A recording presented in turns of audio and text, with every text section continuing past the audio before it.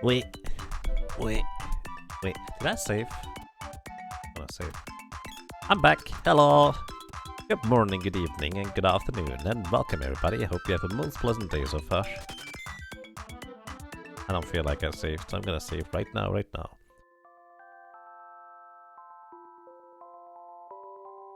Alrighty, so, order of operation.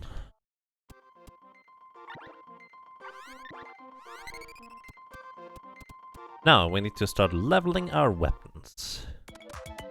Let me get a quick inventory on who the weapon is where. The boy is certainly kind of the furthest along everybody. So I'm gonna give him the pole dart. So the lady, where are you? I'm going to try and find the weapon that is a similar level compared to the sprite. So we have 4 point something, 7.5, or 2.8, 2.8, and 5 point something. Right, where are you here?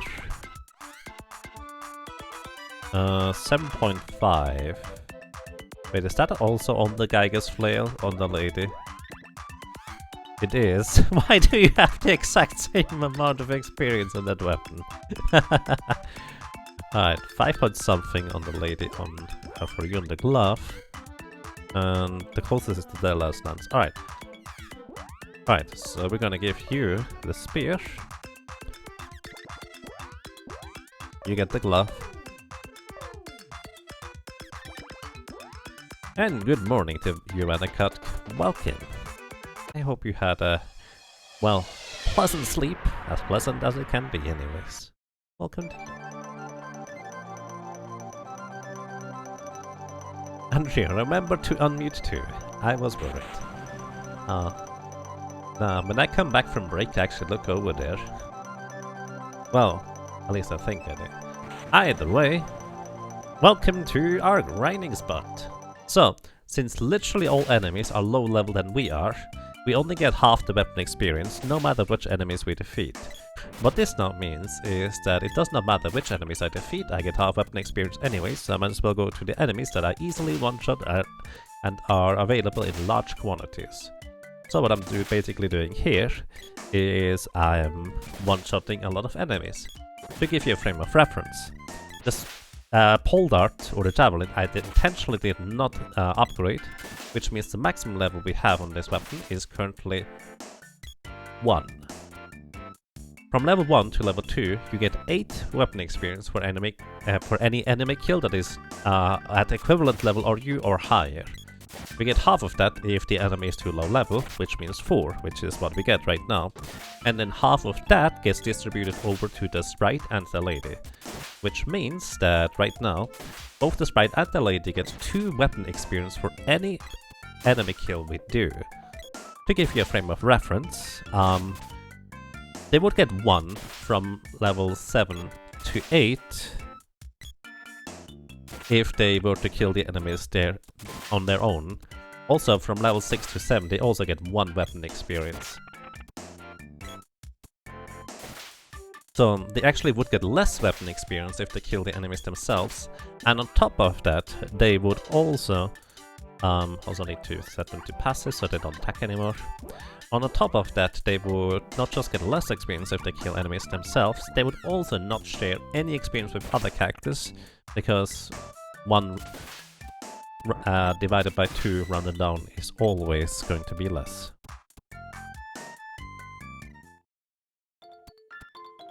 Happy New Year to you as well, Lord Nightmare, and welcome.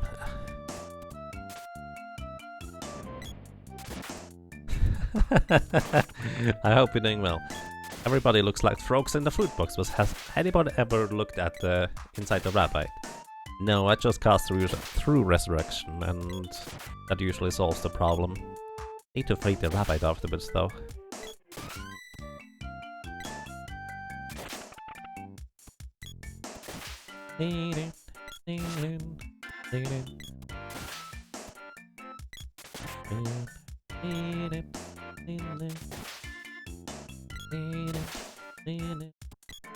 So yeah, I do have the pole dart at the maximum of level 1, because that means 2 experience shared with every party member. And then I have the sword also at the minimum level, which happens to be level 2 in this case, because you are by story required to upgrade it. And the reason why the sword at low level is important is at some point I have to level up the pole dart itself too, right? And the sword level 2 is going to be my leverage for that. Unfortunately, when the sword is leveled up to level 2, it gets only 7 weapon experience, halved because the enemies are 2 level, halved because that's what the allies get, and it's always rounded down, which means 1 weapon experience.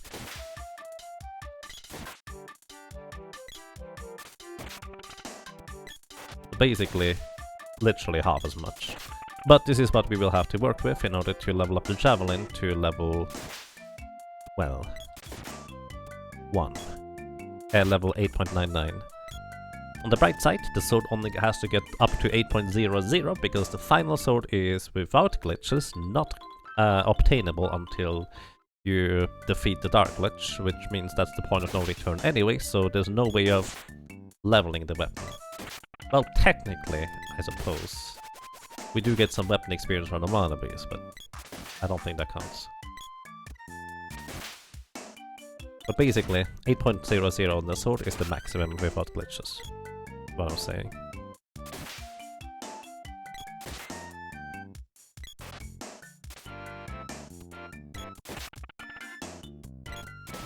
You left here and chatted like 8 PM. I don't know what PM it is for you, but welcome back, Rink.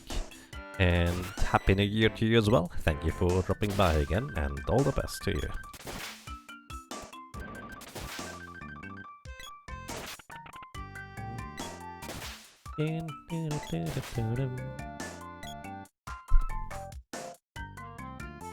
Oh, by the way, question. Was that explanation about weapon experience level within 1 minute? And second, could somebody clip that if it was? That would be nice.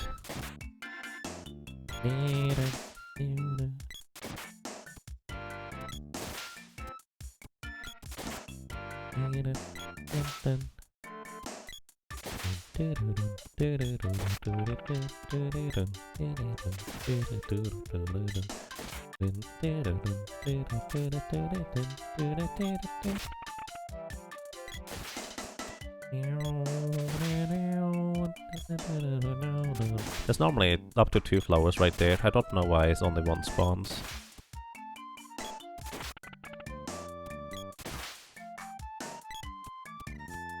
"8 PM France. I see. Good morning to you. I hope you had a restful night so far, hopefully. Or maybe you're still awake, I don't know.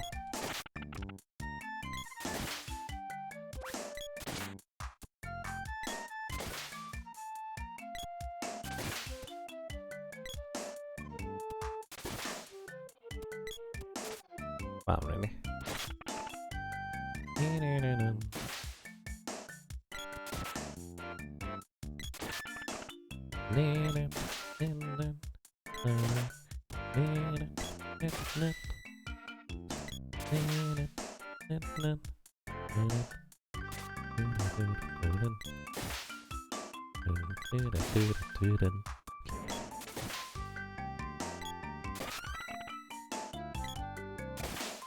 Love is level 8. We're getting the first level weapon towards level 8.00.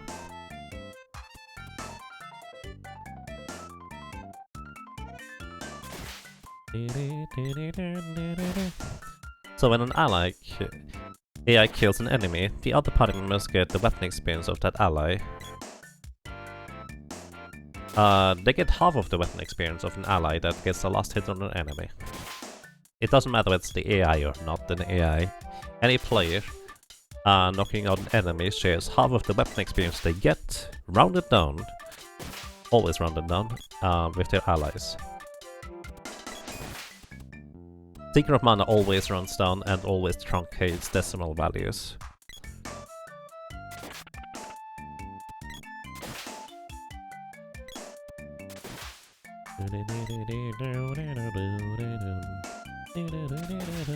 Alright, I finally managed to spawn blowflowers here. Not sure how efficient that is, but I just wanted to see whether I could do it.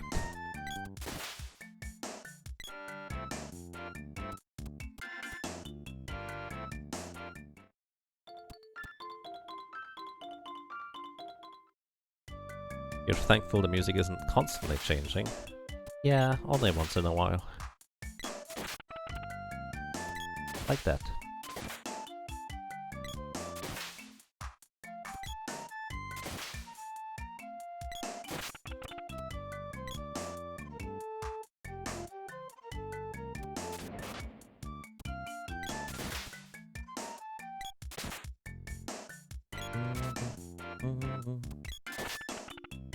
I'm sorry, I don't know that notation.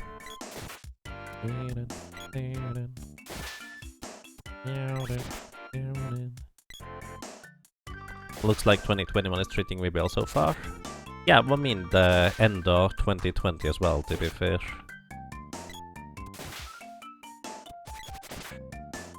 So you could also look at it that way. But yes, I've gotten stupid good luck, honestly, so far, I dare to say. I'm not complaining. I'm just very surprised.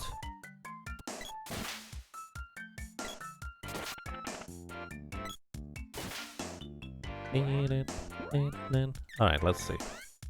You have 5 more enemies. 1, 2, 3, 4, 5. Alright, it right now has the glove of 8.99, and we're gonna continue with the Geiger's Flail, just trying to max out everything. Working with the higher level weapons across the board. I did not mean to swap, sorry. Come back here. What about the lady? How close are you? Did you already get it? You are already there. You probably might have gotten this a while ago, I just didn't register in my brain. And I'm gonna give you the next highest thing, which is not the flail. You're just gonna get the bow. It'll be fine. Sure, it doesn't matter what I give her.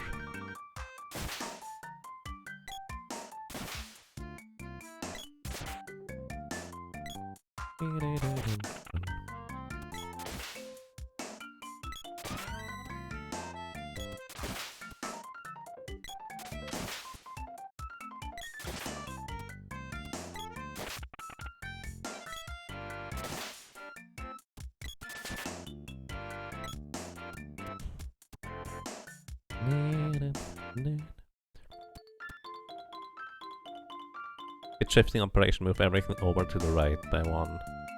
Oh, wait a second. Bit shift means that if you divide it by 1, by 2. I never realized that. For some reason, that never clicked in my head until now. Probably, yeah, actually. No, I think.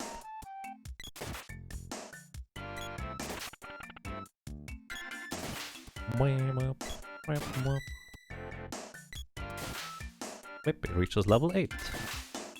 Now, if somebody would like to count to 50, that would be lovely. That is number 2. Not 3. Number 3. 4. 5. 6. I'm gonna be too lazy, sorry.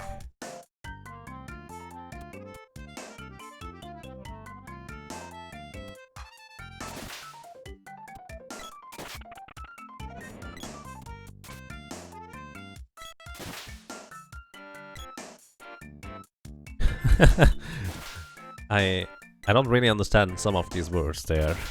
Some games use fixed point math and fixed point decimal point. If you reckon this is how subpixels in Super Metroid work, but you're assuming that experience and weapon experience in Secret of Mana is pure 16 integers, or the level fraction. It's a fixed point fraction. You read an interview about how Nazir coded the original Final Fantasy, and it's absolutely insane how he did it. He didn't use a separate assembler and files, instead You basically live coding the game assembly language in the Apple monitor ROM and built it in assembler, or so I've heard.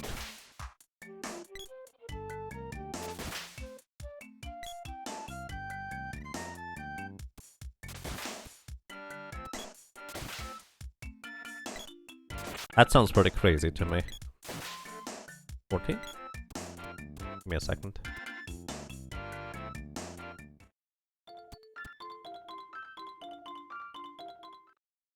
Yeah, honestly, I think Nazir is a legend in its own right, like, unironically. I don't even know much about him, but I've heard a bunch of crazy stuff so far. 26. Alright.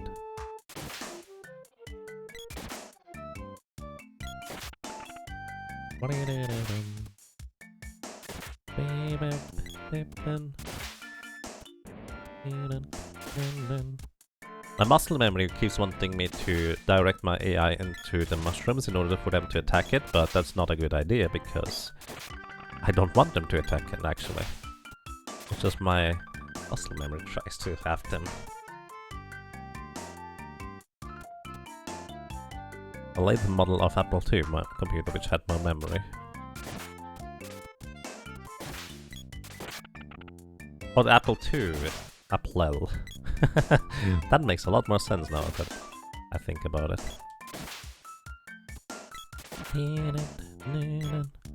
46 through 47. Wait, that means we should be done now, right? With the sprites, whip. 50. Alright, yeah, thank you. And let me see something real quick. How close are you? Can I synchronize these values somehow?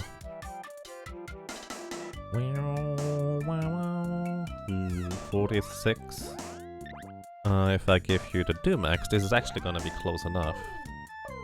I'm gonna give you the Doomax, which means it's one level behind, but almost exactly one level, minus 2 enemies, or plus, whatever. One or the other.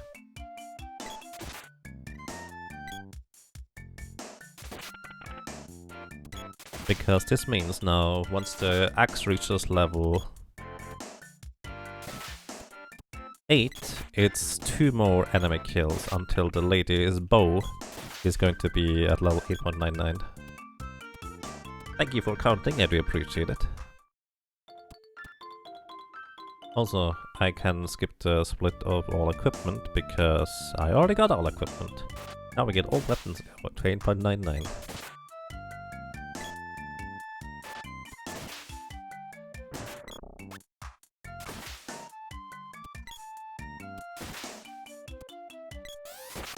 Is this the longest path with enemies uninterrupted? Honestly, I don't know.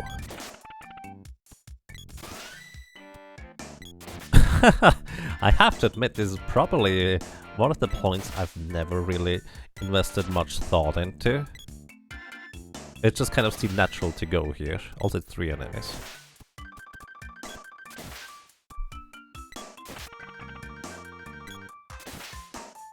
Probably? Like, there might be more optimal paths for all I know. Like, I've considered other places before, but usually most of these have the problem that the enemies are not a guaranteed one-shot, which slows down the pace quite a bit.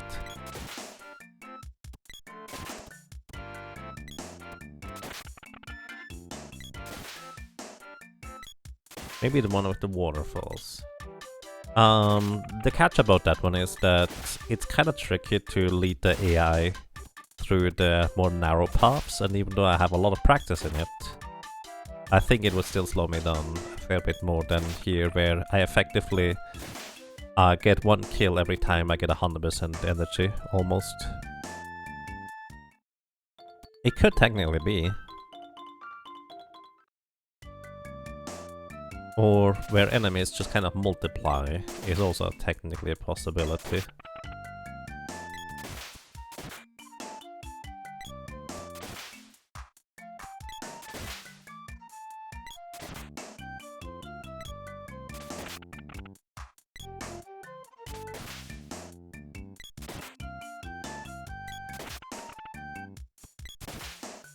Bam, bam, bam, bam.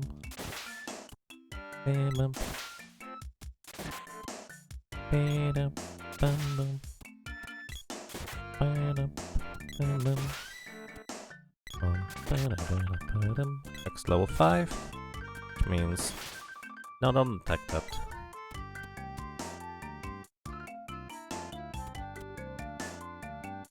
Two more enemy kills here in order to get. Okay, I guess it's more than that.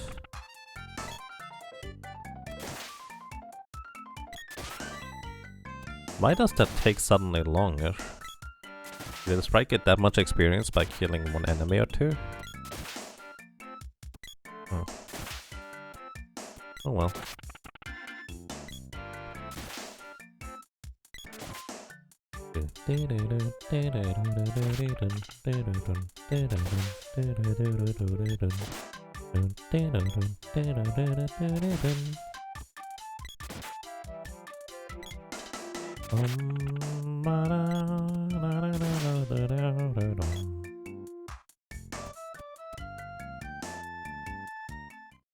Maybe that treasure chest could have been a boomerang orb? I don't know about that. But fun fact, you can't technically upgrade your weapon without upgrading them with a glitch. I've had it happen once ever during one of my speedruns, where I suddenly noticed that my boomerang was level 2, upgraded, without ever upgrading it, after Spring Beak. I was very confused about that. It turns out it is something weird about how the Spring Beak was just about slightly in the air or something like that, and my attack might have just triggered the correct sound and it... I don't know, weird stuff.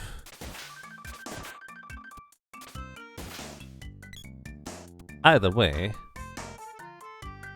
that was the time that I actually ended up grinding out all the boomerang orbs in the Mana Fortress. With all, I mean, I was missing one because... well, I forgot to pick up a chest earlier.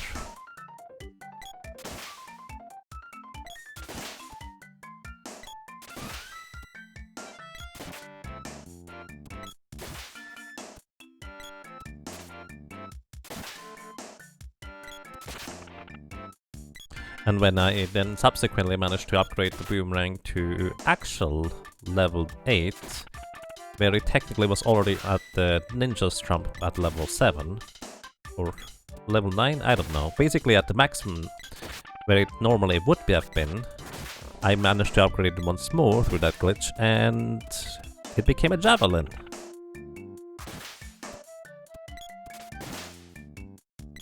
I don't know, dude. Secret Bot is weird. Repeat after me. Frogs are friends. Sure.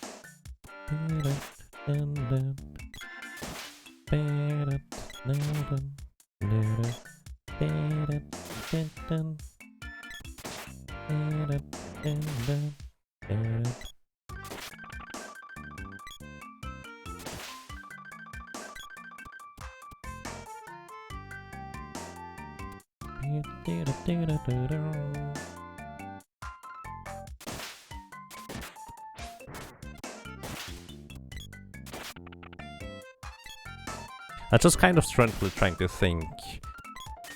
So right now I get 4 weapon experience total per enemy kill distributed among 2 characters with this method. If I were to get 2 weapon experience on a character with a weapon and 1 for both of the other characters, that actually would be the same efficiency in terms of total experience gained. And if it's 3 or higher, I would actually gain more total. So consequently, it is equivalent if I get 2 weapon experience, which means that is 4 or 5 per enemy kill. And it's even better. So 4 or 5, what's the minimum there? That would be literally level 4 or 5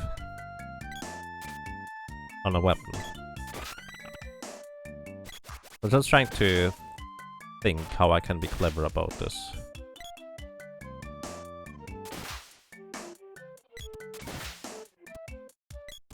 Because I have a few levels that have few weapons that are relatively low level. So the sword at level 2 distributes 1 weapon experience over, but technically itself it gains 3 weapon experience, which would make it more efficient at level 2 and at level 3 by itself.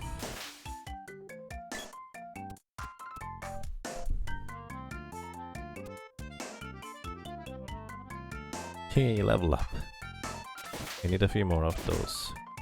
That's right. So at level 3 towards power I get 3 weapon experience. 2 would be 7 halved, 3 rounded down, so it would make a difference whether I had it at level 3 with the sword.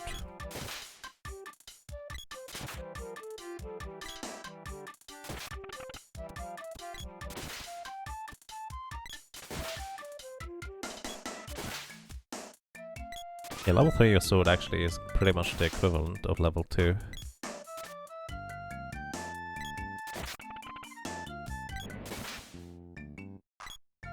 So as long as I use a weapon to level the others that is less than level 4? Level 4 means I get 5, half is 2. Half the other get... Actually, level 5 would still be fine. Level 6 would just be the same thing. So as long as the weapon is level 6 or lower, I actually gain the same weapon experience. Total. Not on the individual characters, but total. Also, ladies should have the thing done. Exactly. Thank you, Mercer Assist. So I'm gonna give her the Geiger's Flail here.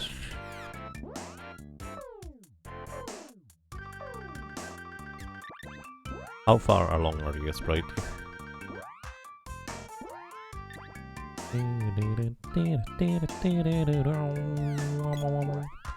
Okay, 116. How far are you, boy? So with my logic, from 3 to 4... Trying to think here. I need to write this down, my brain is not working properly. Hang on.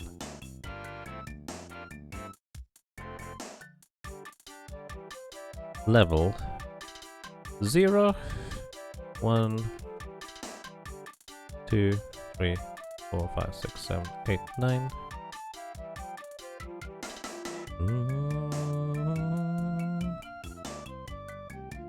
You never would be able to let them stay. I mean, I've opened so many chests now. It's fine. So, this would be 9 experience, 8, 7, 6, 5, 4, 3, 2, 1, as you would expect. That is then subsequently half to 4, 4, 3, 3, 2, 2, 1, 1, 0. And then that would be halved again to 2, 2, 1, 1, 1, 1, 0, 0, 0. Alright. 2 plus 1 makes 3, which is less. So as long as I level up a weapon that is level 3 or less, it's efficient still to do this strategy here. So I can actually bring all of the boys' weapons up to level 3, and it's still going to be technically more efficient. So I should have thought about this beforehand. Routing wise.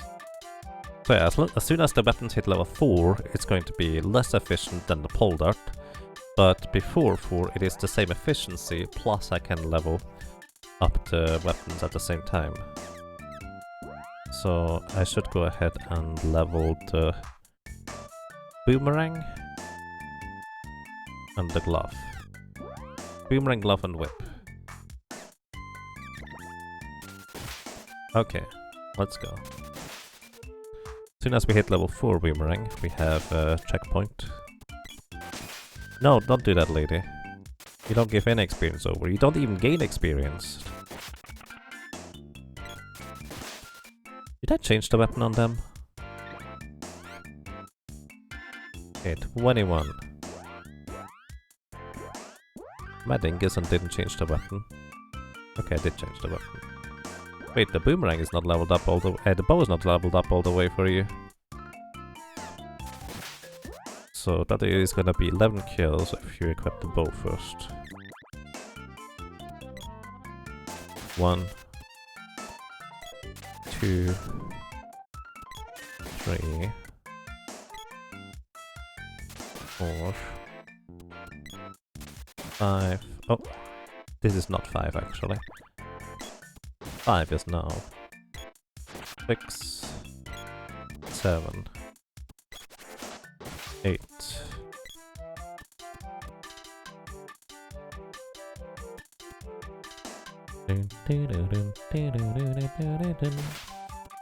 9, 10, 11. So this should level up the lady up to 8.99 on the bow.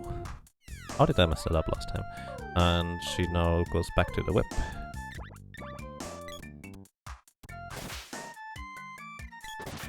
Okay, how much does the sprite still need? 38, 39, 60 more at this point. 1, 2, I'm not gonna keep counting.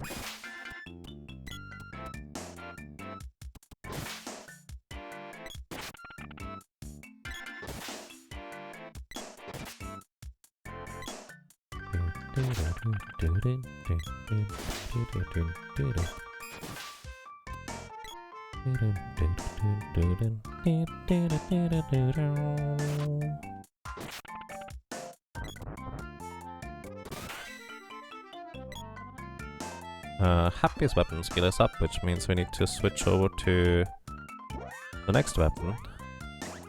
Technically. But I don't have a next weapon.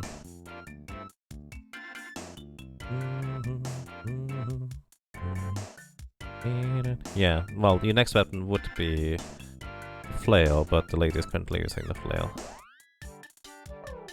So I'm gonna go back to the pole dart, I guess.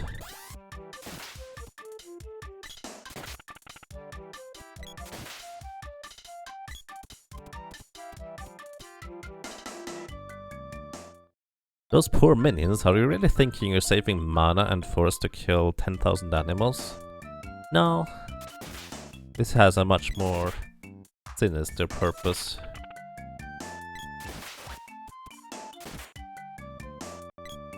You see, if you think about it that way, if there's nothing living anymore,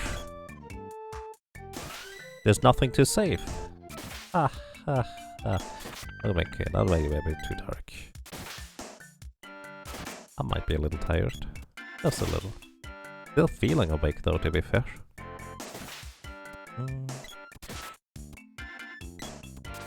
Also,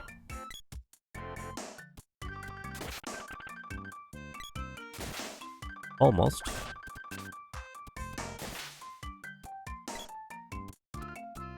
And hey Tyrion, I have been taking breaks, yes. I did plan this originally to be a 24-hour stream, but with the luck I'm getting, there's probably gonna be a lot less.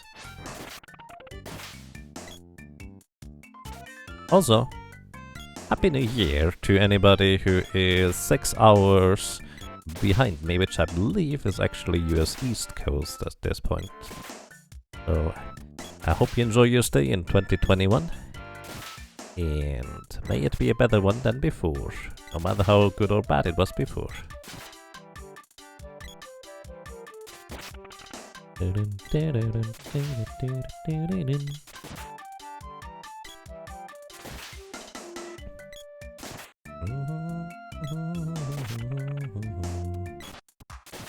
Also, when is Newfoundland, anyways? I don't know whether we have any viewers from there, but just kind of crossed my mind right there.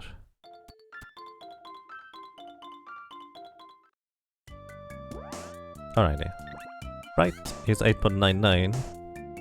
And the other weapons are actually surprisingly low, so I'm actually gonna use those to leverage the other weapons of the other characters instead of using anything on the boy here. So the boy is actually gonna use the high level weapon that is close to high. So axe, bow or spear.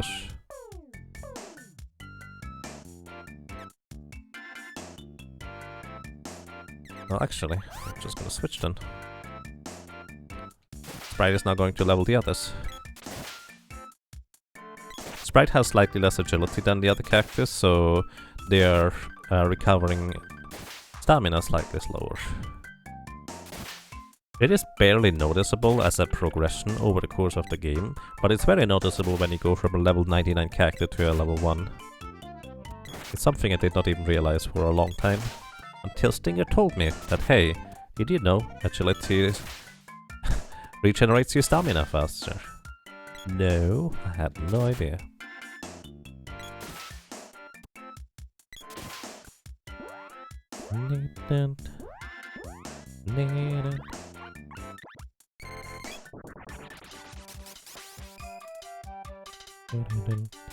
One, two, three.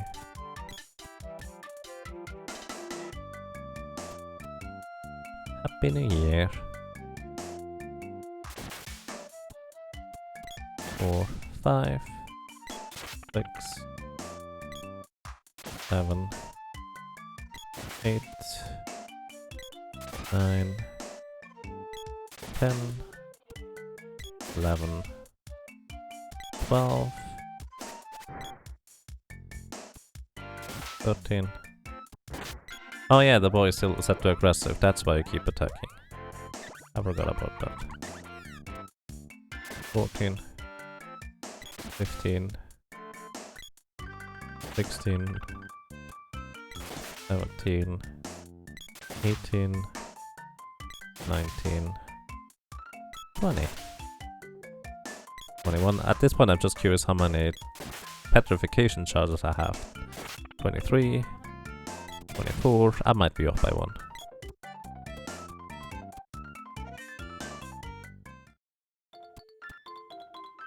Goodreads reading challenge. You're currently in the middle of a really good book. Nice. What is that book, if I may ask? Happy New Year to you as well. And welcome everybody. I hope you have a good start and stay safe, stay hydrated, drink a lot of water, and stay hydrated. I might have said stay hydrated about 3 times, but hey, who cares? Alright. What level are you here? Axe is almost level 8. Lady, where are you? Your whip is actually all the way now. So I'm gonna give you the axe actually. That's the weapon that makes the most sense. Oddly enough. Alright, boy. You can leverage the other characters with the whip until you hit whip level 4. And the sprite... well, actually no. You have nothing to gain from that. Instead, you should go for... spear. Alright, Spritey. You're going to switch over to...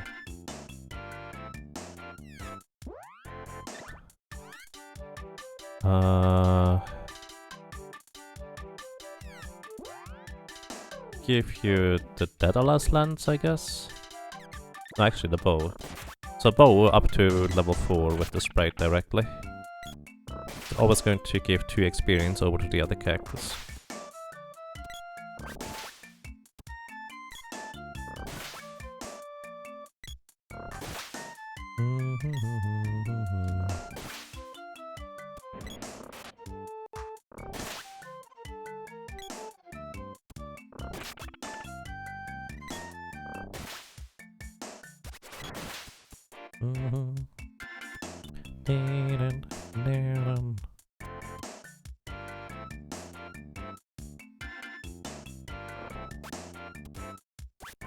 Salamander eats hexes broke.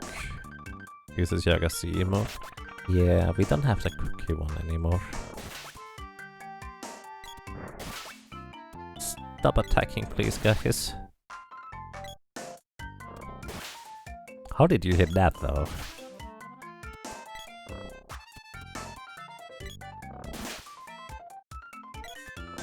Okay, I have to admit, hitting with the bow is pretty awkward.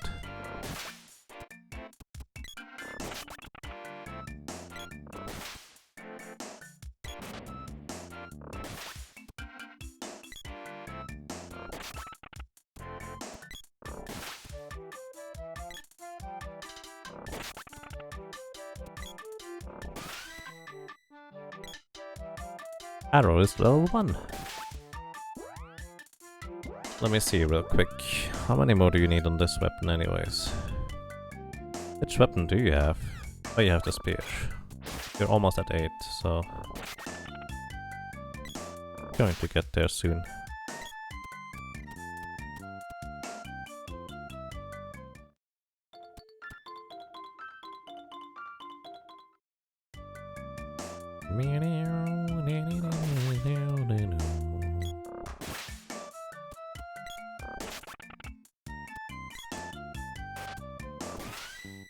Okay, that is a level 8 weapon. That is level 5x.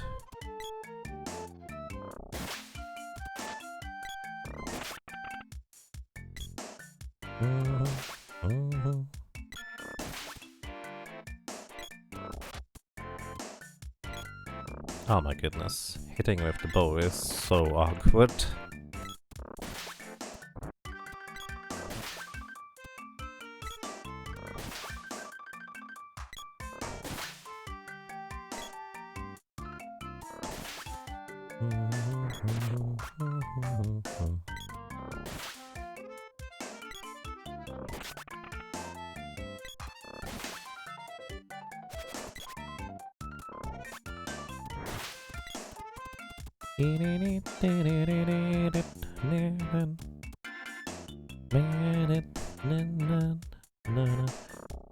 Wait, actually until level 5 it is still efficient to leverage the other weapons, not just for... I could go for one more with the boy across the board. But then again, the sprite needs to catch up a lot. So it makes the most sense to go with the sprite here, I think.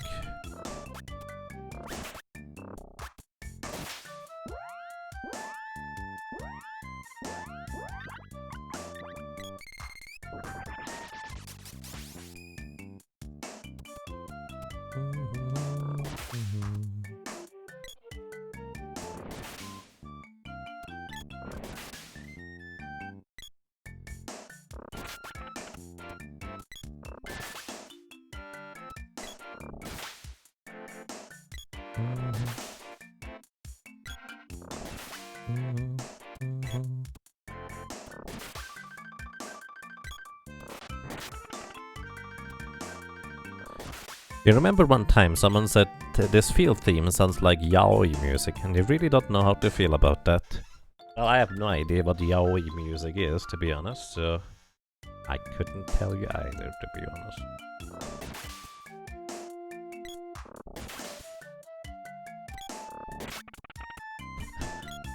Wow, amphibian horde? Guys, those are frogs in the back of my yard in a pond. Please don't grab them from there.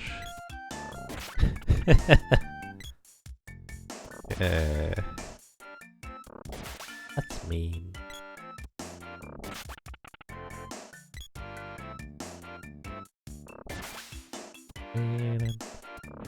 I don't have to know, really.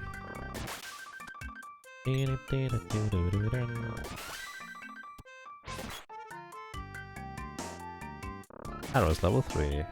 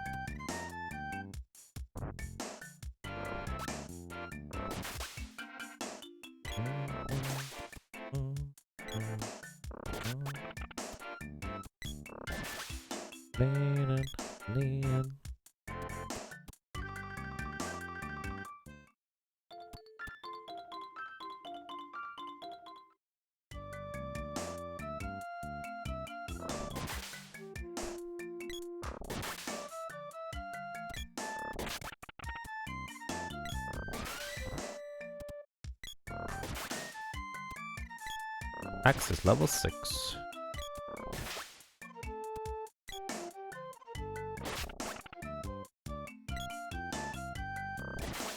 Where was the boy with the spear again?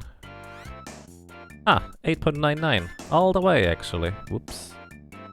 Could have changed that up a little while ago. So you're gonna get the bow. Wait. Ah, sure, you get the bow. This is fine. The sprite gets whatever else. In fact, the spear is quite alright. At least it's easier to hit enemies with. A lot easier.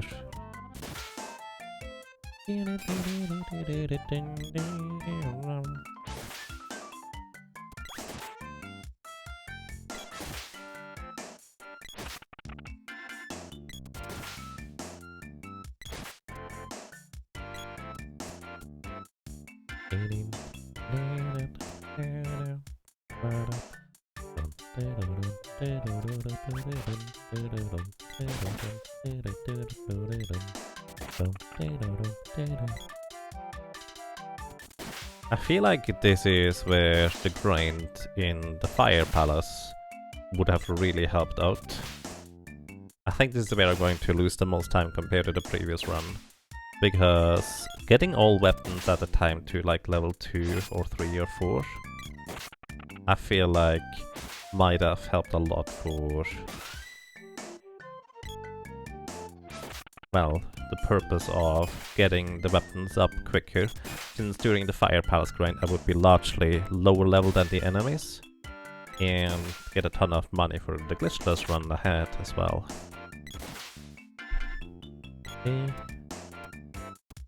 Alrighty, well then, I hope you sleep well, rest well. Thank you so much for dropping by in Kings Mashington, and until next time, good night.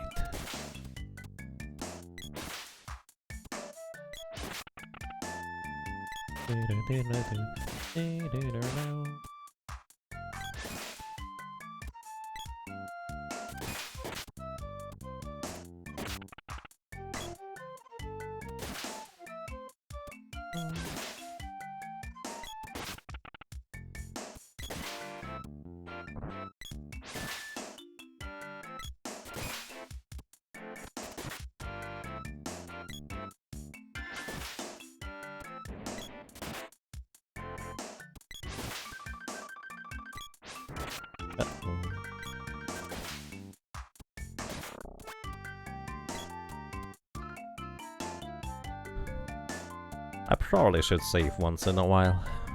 That would likely be a good idea.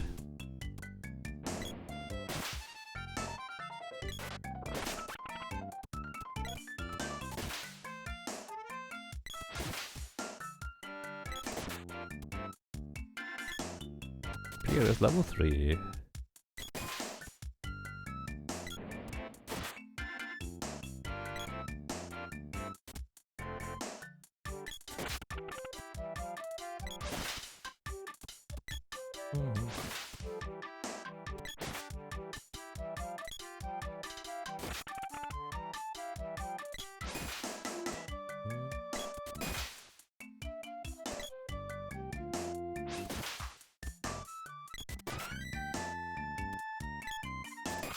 Axe is level 7 and arrow is level 8, which means as soon as the axe reaches level 8,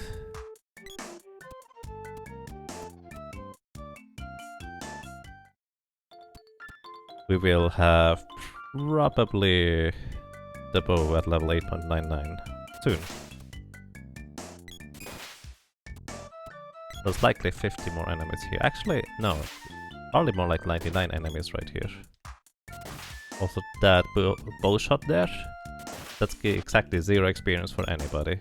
So the boy should really try to not hit enemies. That would actually make it a lot quicker.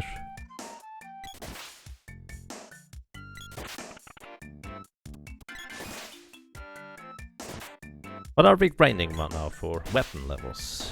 Basically, we are too high level for literally any enemy in the game to be higher or equivalent level than us.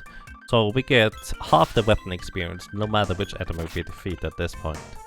Which consequently means I might as well go to the easiest area for enemies to defeat them in order to get the most amount out of my weapon experience. Also, this is level 4 spear now, right? Yeah, alright. I also want to check real quick, just to make sure. You should get 1 weapon experience every time I defeat the enemy. I did not check how much that was. 225. 26. Alright, you do. So I was actually correct. Until level 5, not level 4, like I said mistakenly earlier. The others still get 1 weapon experience per enemy kill.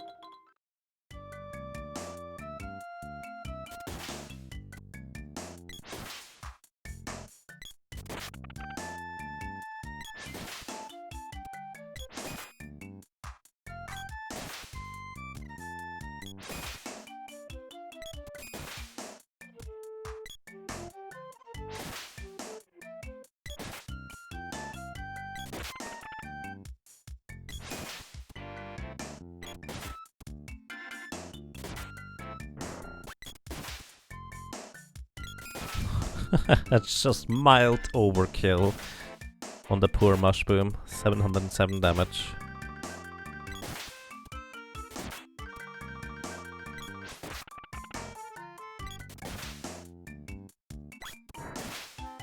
No, don't do that, lady. You don't get the experience for anybody with this. Actually, you do get 1 experience for yourself right now. So never mind. Technically, you do.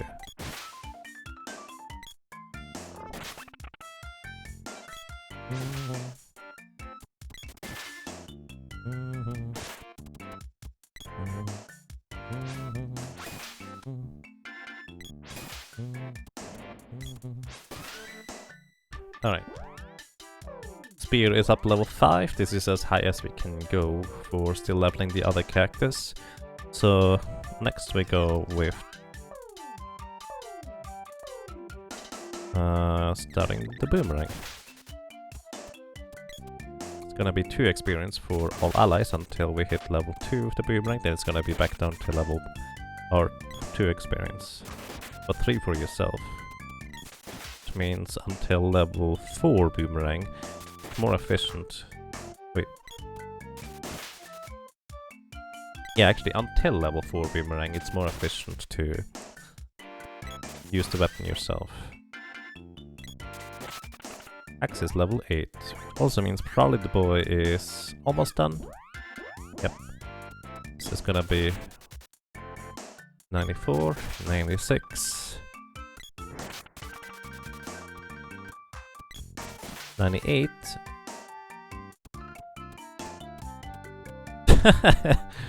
The boomerang came out of nowhere. And 99. Just double checking already. You have 2 weapons, 8.99. And you would like to get the...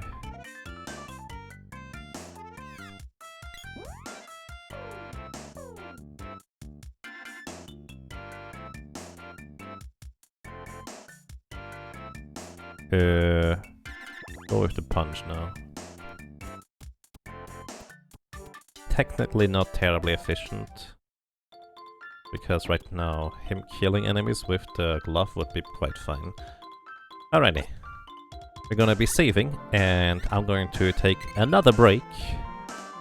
It's gonna be a slightly longer run than before, but effectively I will want to make a sandwich because I've run out of sandwiches, and get up, stretch, walk around, refill my water.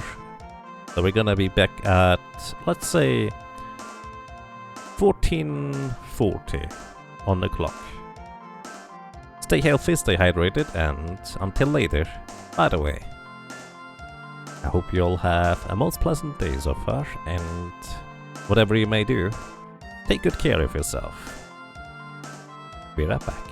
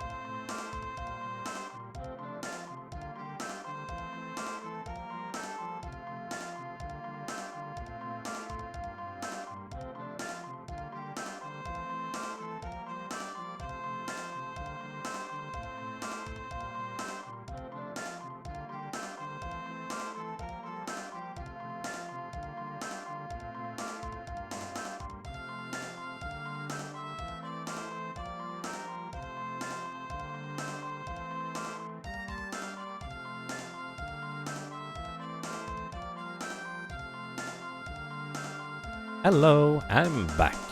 slightly early, but I've kind of been sitting here like 2 or 3 minutes already, if you're wondering. Should I just keep going, or... Well, I don't think anybody's really missing anything. Let's go, because we're still grinding. It's gonna be a theme for a while, let me tell you. I'm actually gonna be curious. If somebody watches the highlight of this and hears me, I would be curious to know how long did this take? Like, could you just briefly check the VOD and timestamps and stuff? That would be great. I think Sprite has actually nothing to level from low, isn't it?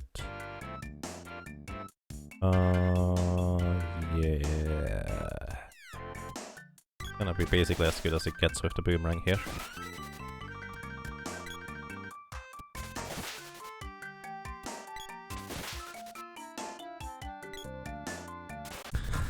Aren't you a bit on the level for this area? Be careful! No, I think we're good. Hey Mega Weasel, welcome! Happy New Year to you! How are you doing today? And thank you for the welcome back. Wait. How did you not get knocked out there? Happy New Year. Fine. Checking the ladies' level real quick. We need...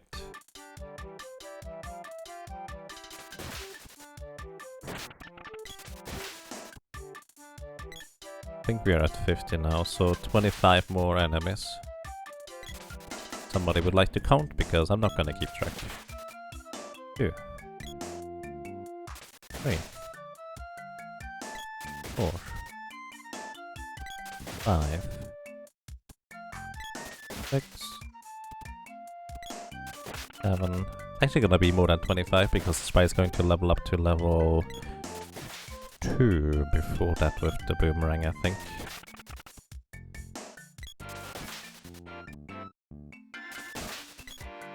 We still have 2.5 hours to go. Well then, we still have 2.5 hours of comfy grinds ahead of us anyways. And welcome to you, Ice Builder. I hope you have a good evening so far.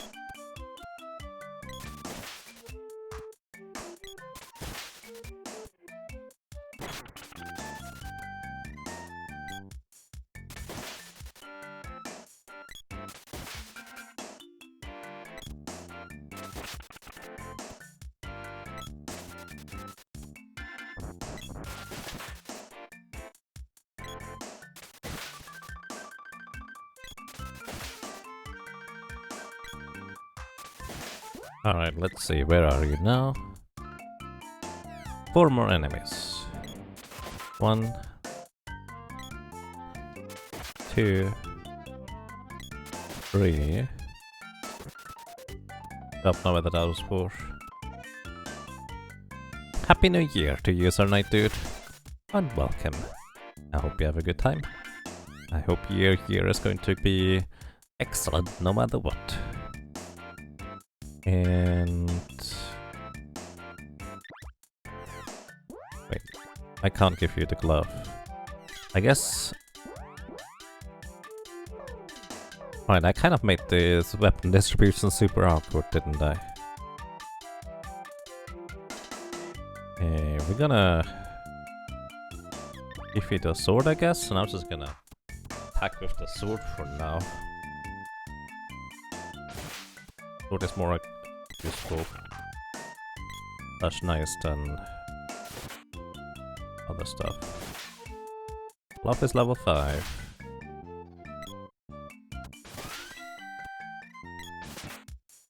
Sword reaches level 1. Sword level 2 will be maximum anyways, then I will have to switch over.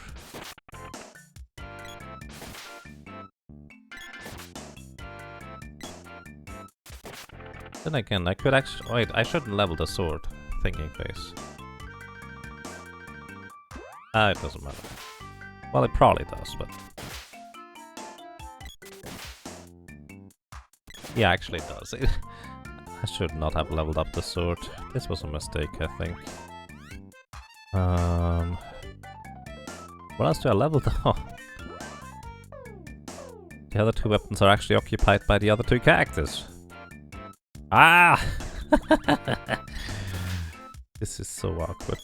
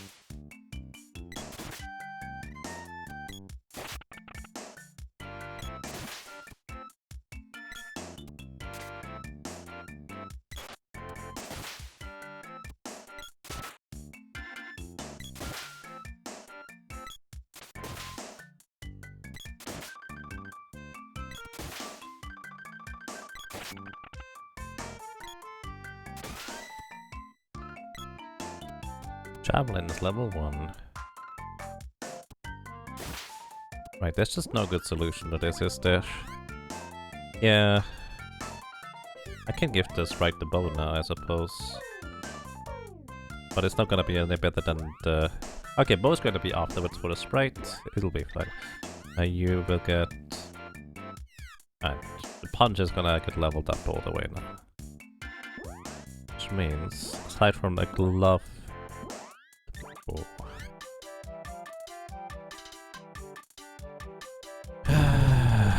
Aside from the glove and the bow, there's basically nothing that you need, so I guess pole dart it is to get 2 experience over to the other good characters. Because you also need the glove and the bow. Glove and the boomerang.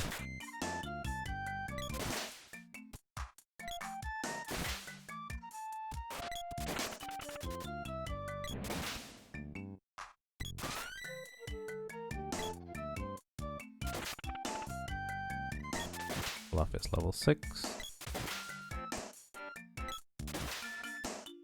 I feel like there is so much optimization that I could do for this leveling part here that is just completely eluding me right now. Actually mildly annoying to think that if I just planned ahead, I could have optimized this part probably by at least half an hour, maybe more. If I just did the appropriate weapon grinding and thinking ahead for this part. Oh well, if I don't forget about it, maybe next time. Then again, this is not supposed to be a super competitive and fast category.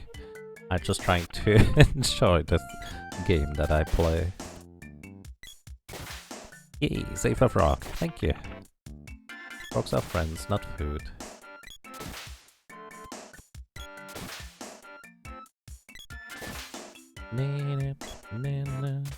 Oops, weird.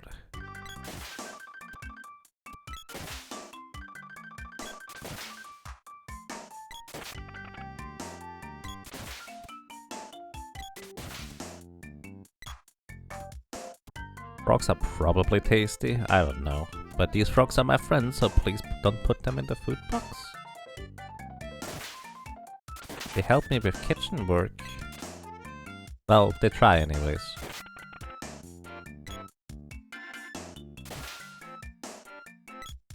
It's like Grimer trying to clean your clothes. It looks adorable, but... yeah. Has anybody seen that picture? Where Grimer tries to clean the clothes? It looks so cute. It's trying to help.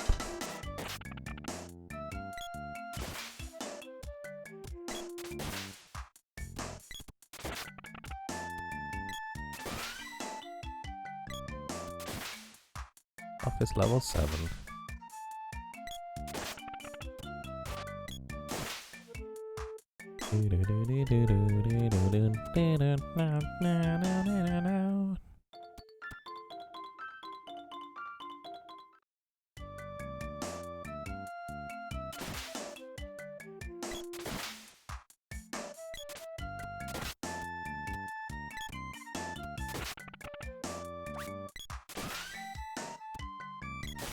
Boomerang is level 5.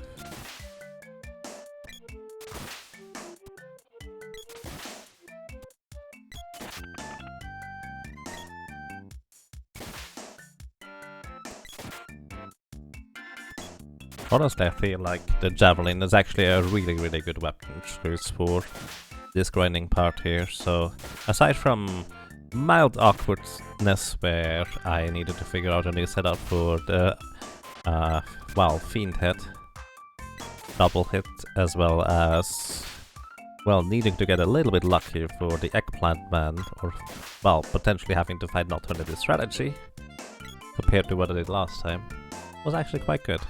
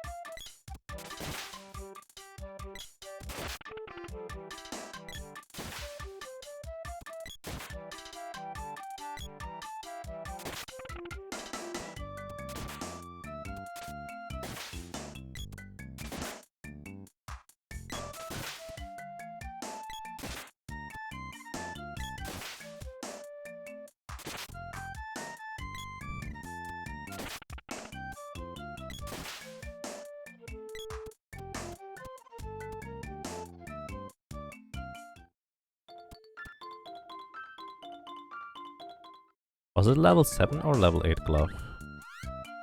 Ah, it's gonna be level 8 in just a moment here.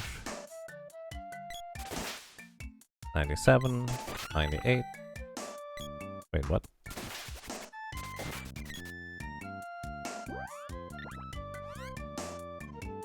Wait. 2, 7, 9, 11. That's the numbers I expect. Why was it quicker than this before? Wait, does experience actually carry over like that though? It shouldn't. At least I don't think it does. How much longer do I expect the grind to take? Like, no joke, probably 1 to 2 hours. This is just kind of the nature of weapon grinding in this game, unfortunately. If you're too high level compared to the enemy, you only get half the weapon experience. So I have to pull some tricks in order to speed it up just a little bit by keeping one of the weapons at a low level. And then at the end I need to leverage that weapon via the sword for maximum efficiency.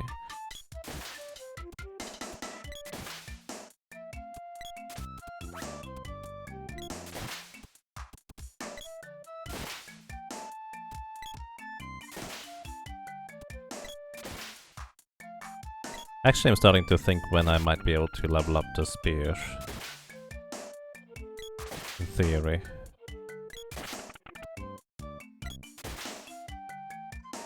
Am I going to switch location at some point? Well, where else should I go, to be fair? This is just the most efficient.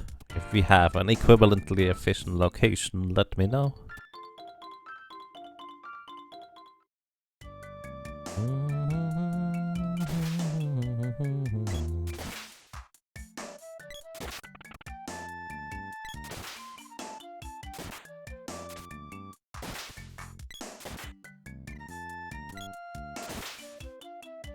Not no, just to switch it up on music and environment wise. Yeah, that's fair.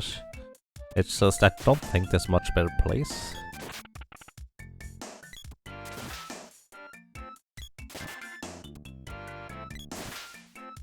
At least not a reliable place to one-shot enemies.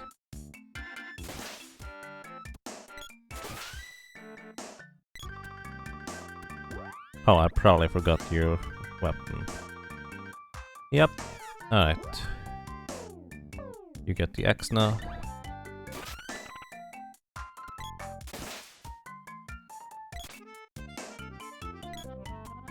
Hello, welcome to your Skipsy. Thank you for the good luck. I appreciate that.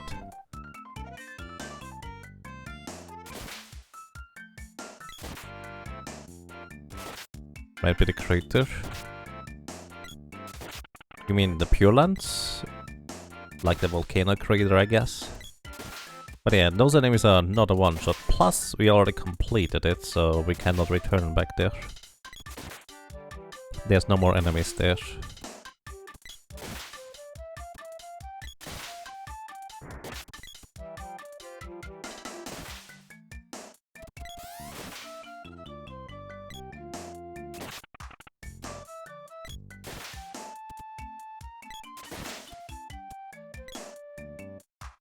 It would have nice music though.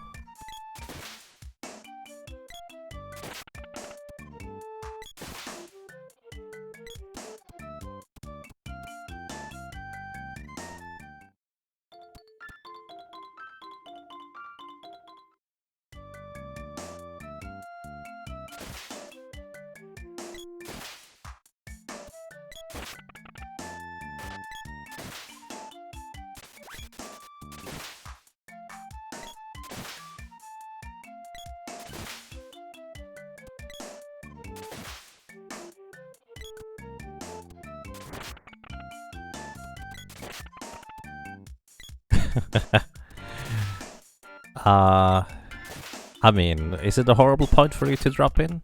But yeah, Skipsy, I wish you a happy new year, no matter how good or bad it has been in the previous one. I hope it's gonna be better next year, or actually this year, I suppose. Thank you.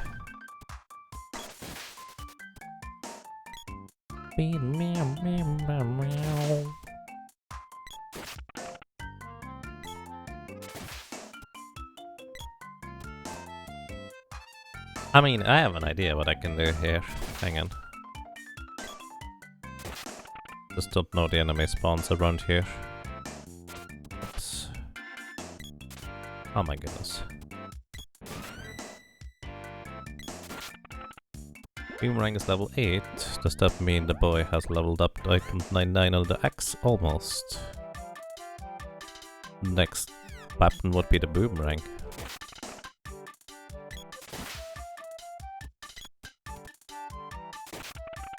Yeah, I think the X is basically done.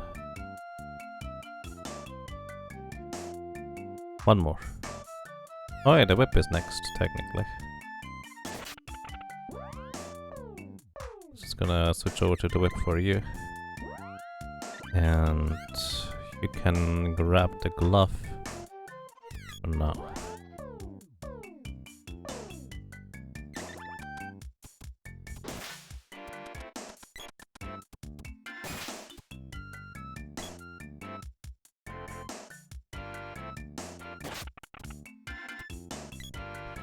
Downside of not using a ranged weapon anymore. Can't hit these enemies. Across the gap.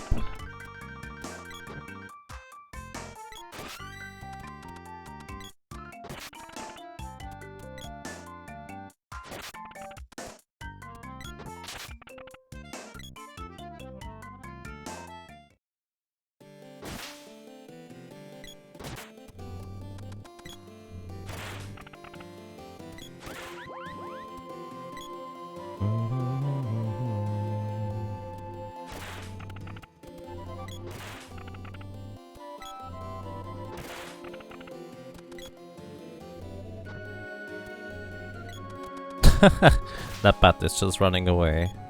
Can't say I blame you.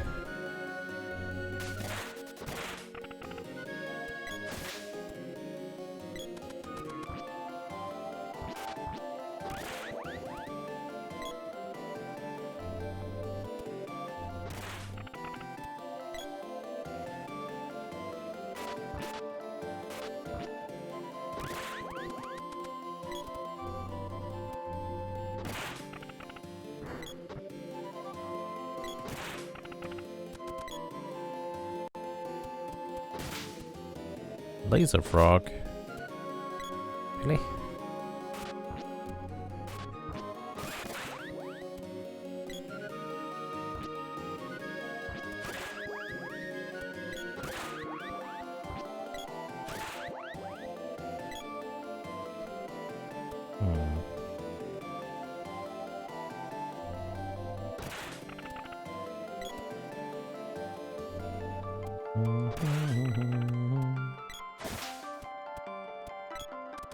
Lost our level 4.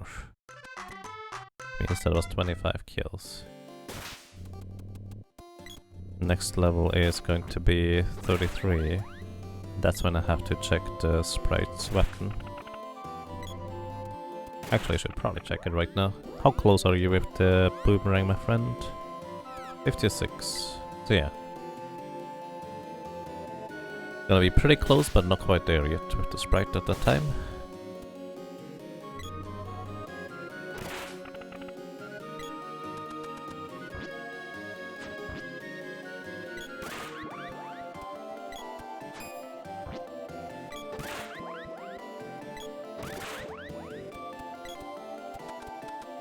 I wonder how efficient it is to try and go back and forth here. I feel like it can't really hold a candle to the other area where I just basically get one enemy kill every time I reach 100% on the bar.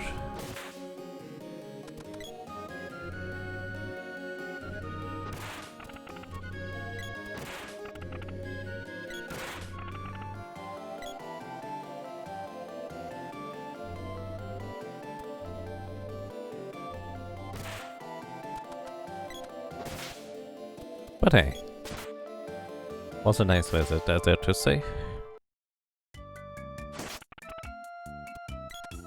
I needed to level the axe or the sword. I would actually also go into the other place, but I don't need to level the axe or the sword. I'm just gonna skip out on that for now.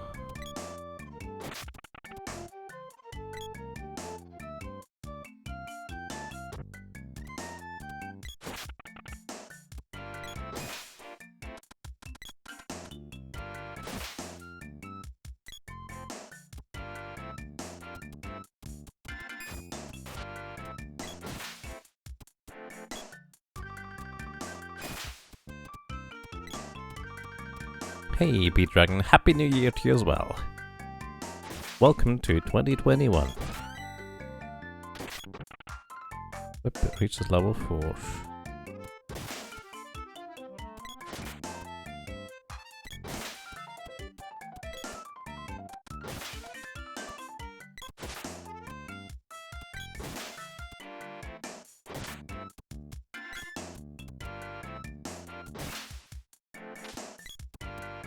And I hope you have a good start into the new year.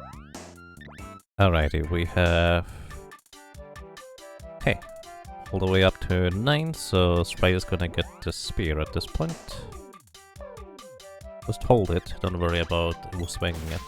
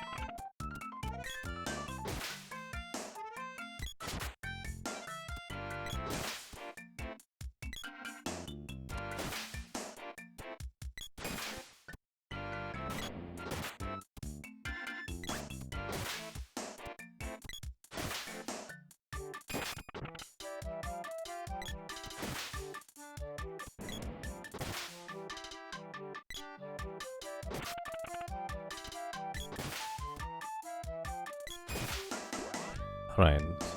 What level are you with the glove at this point? Wait, you are past 5. I'm a dingus. The others don't get any weapon experience at all this way. Should go over to... Just checking. You did not get experience, right? You did! 49. 50. You do. Huh. So it's until level 6. 53. 53. Okay, now you don't get experience anymore. Curious. It is until level 6 actually, rather than 5. My list is wrong. My brain is wrong probably about this entire thing. That's alright. Let's go to the boomerang.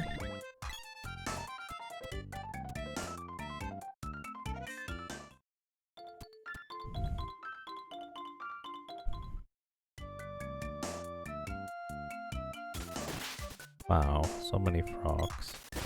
Please save the frogs. Frogs are friends, not food. Save the frog. Frogs deserve to live in the pond.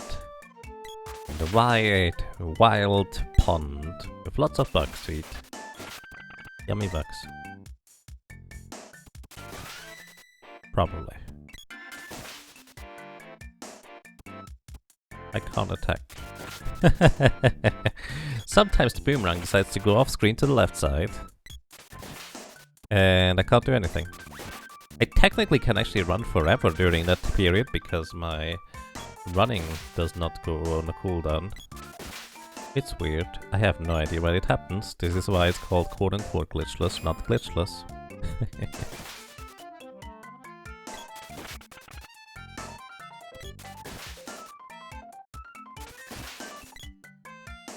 Let's see. 6 is 4, 2, 1. It actually makes sense. I don't think it was 5.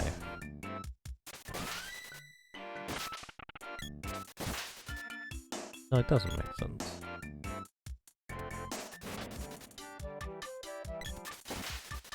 I don't know, dude.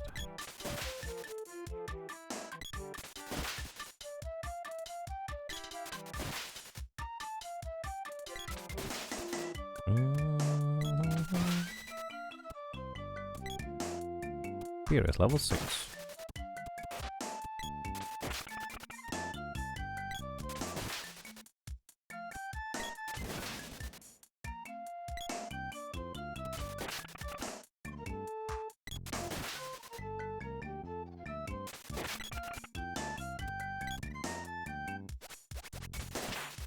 I'm going to do a thing here where I go back real quick to get both plants. Not sure whether that was efficient, but it worked. Oh, I can actually run out of stamina, I guess. While my boomerang is gone. Fish are friends while frogs are food. Just say no to fish. What?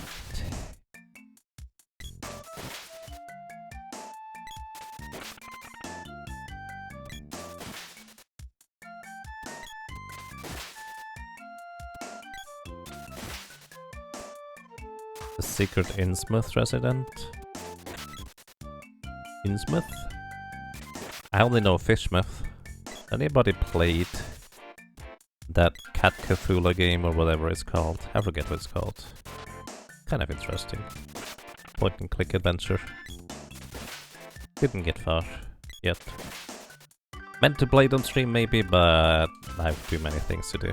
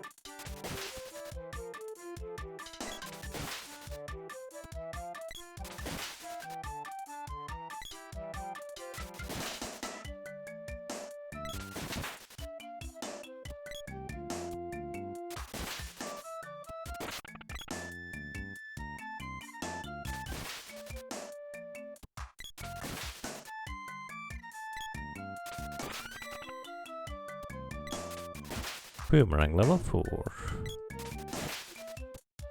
And there goes my boomerang again. Come back! I don't know why that happens.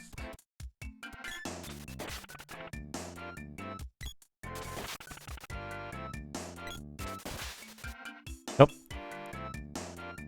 I think I might have just figured out why that happens. Maybe?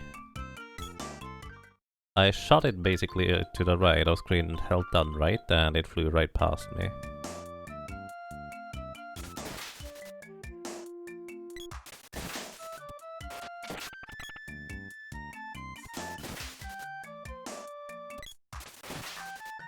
The boomerang might be the one weapon where you can attack and then run, rather than the other way around.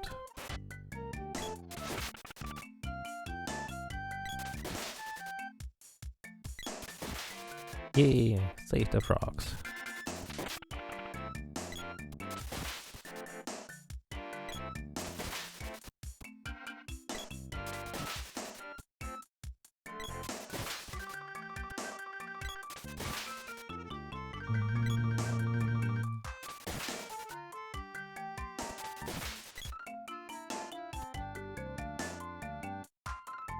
Yeah, I think it's basically when I shoot the boomerang and then hold down left. Sometimes I don't catch it for some reason.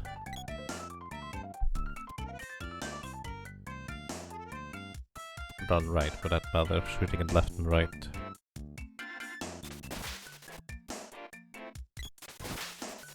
Like that. Huh. I'm not supposed to use glitches, but this is kind of interesting.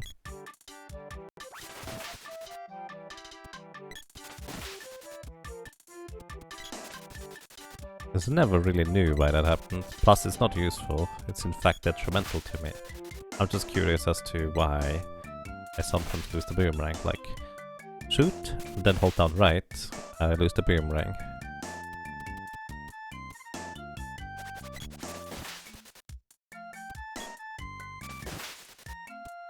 Wonder whether that would be useful in a tool-assisted speedrun. Then again, so far, nobody has been really interested in making a tool-assisted speedrun, a new one. The old one still stands like a monument. Oops. I need to stop doing this on accident.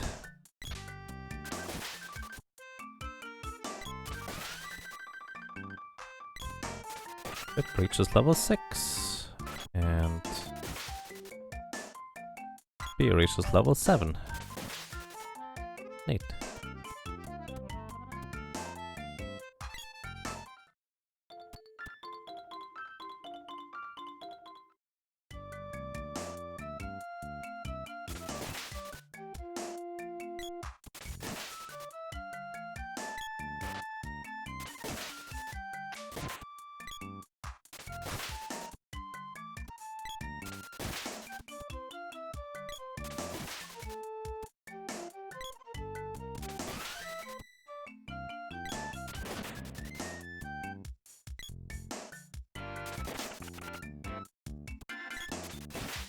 Up to level 6 with the boomerang, I guess.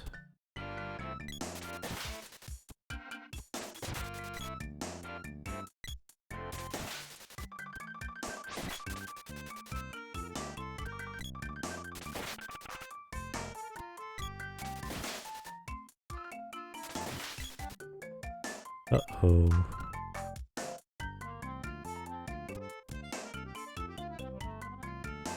No eating my characters, please. I still need them. You can eat them once we're done with the mana beast.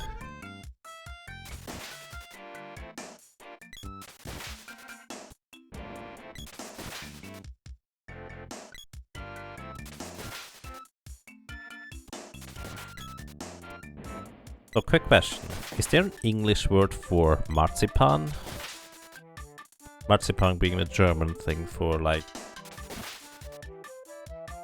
a sugary mold type of deal thingy. Almond paste? We also call it marzipan. All the same thing. I see. Alright, so basically, for some reason, my first thought was, man, please don't eat my cactus. I said, I bet they taste like marzipan, because that's kind of how they look to me, I guess? Give me my boomerang back, please. Thank you. I lost my boomerang again. This is so stupid. Marzipan is a candy made out of almond paste and rose water. I see. I have honestly no idea what it's made out of, but that's interesting. What is rose water, by the way? Does it use literal roses? Like, I genuinely do not know.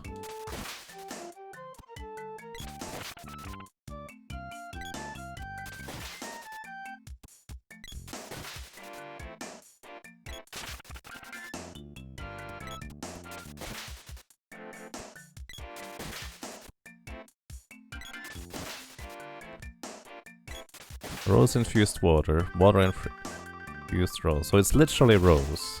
Huh. Interesting. I wouldn't have guessed that, actually. Well, I mean, I wouldn't have guessed that marzipan contains, like, roses? I didn't even realize you could use roses as an actual, like, part in cooking, aside from just scent. Boomerang level 6. That's interesting.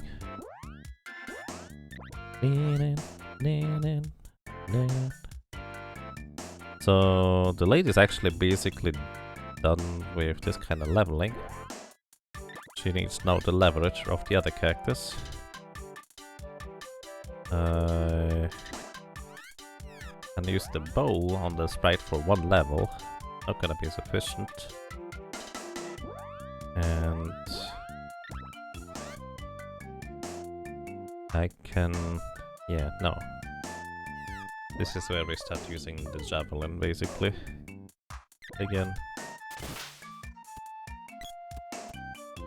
Rose waters are used in a bunch of Middle Eastern dishes, especially dessert. Huh.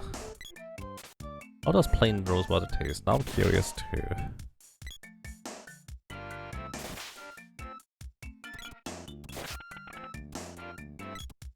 Marzipan comes from Spain, which had a rich Moorish culture back in the 1500s. What is Moorish, if I may ask?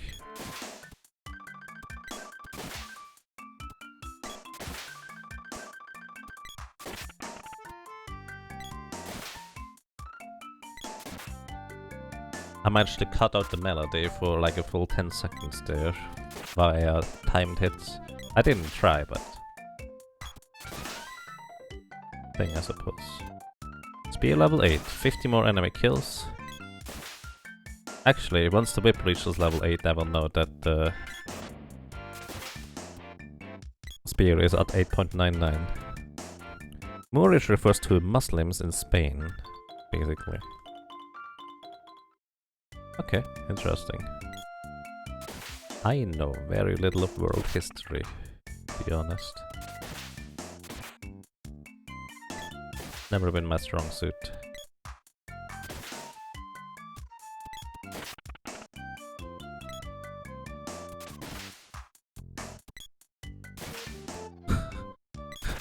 The cousin of the moobs.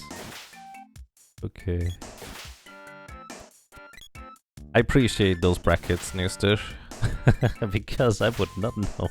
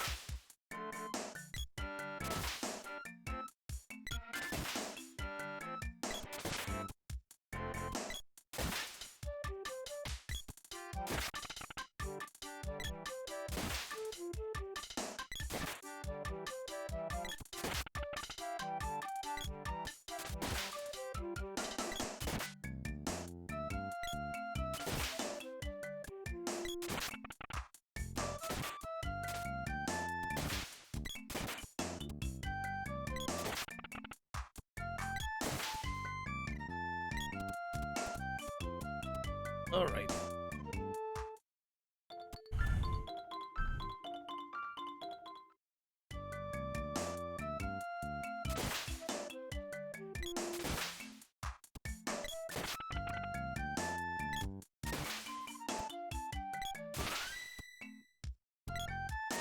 Alright.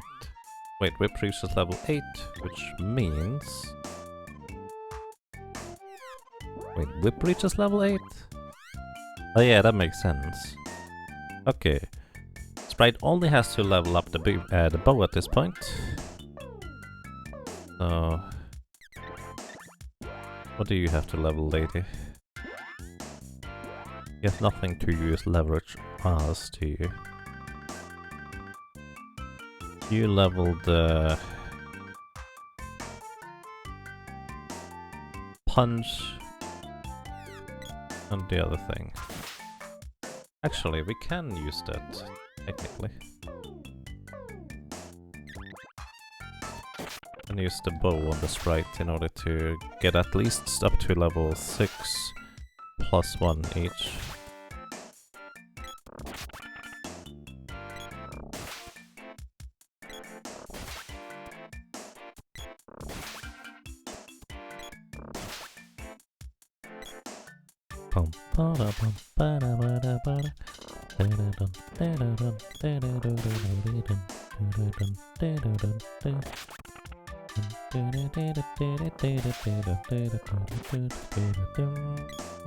Oh, ladies and gentlemen, everybody else too, make sure you hide your food, hide your sandwich, hide your boots, hide your keys, hide your wallet, because everything that is just bite-sized for a rabbit, which is a lot, is just going to get rumped away, because the rump rate has arrived.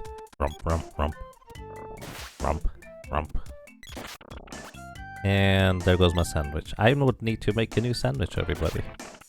He's gone. Might have been gone before the rump rate, but hey.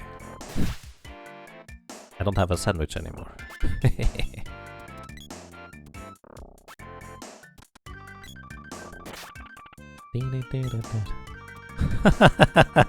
Okay, that's kind of funny, Anfi. But please don't squish rocks. Rocks are friends, not food. Not squish material. That's your sandwich. Oh, rip.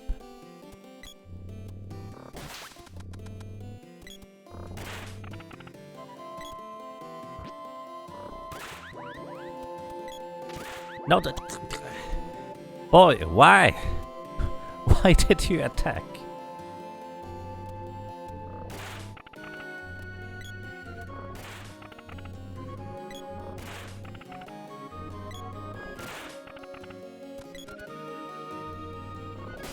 The rump rate ruined your phone. Oh. Hope your phone is okay again. Stop attacking, guys. Maybe.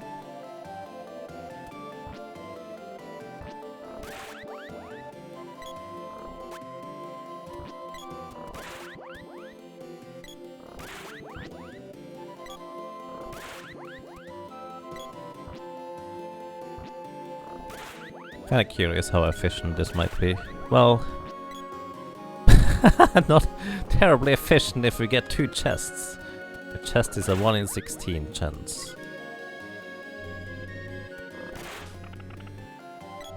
Gotta download more RAM. Reminds me of the disc that had supposedly RAM on it, that you could load onto your PC.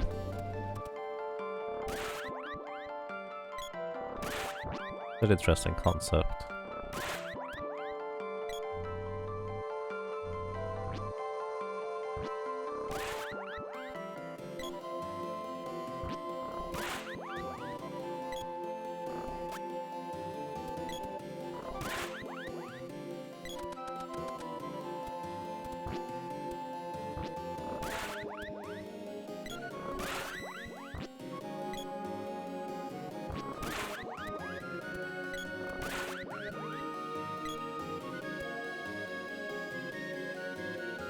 Flop. It doesn't want to split anymore. I don't know why, but at some point some enemies just stop splitting, and I have no idea why.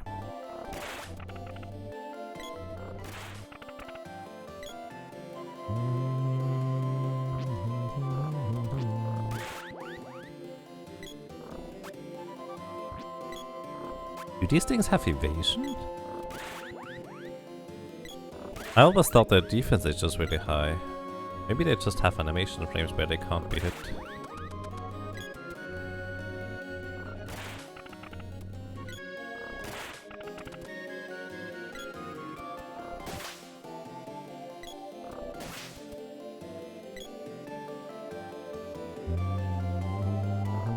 Oops.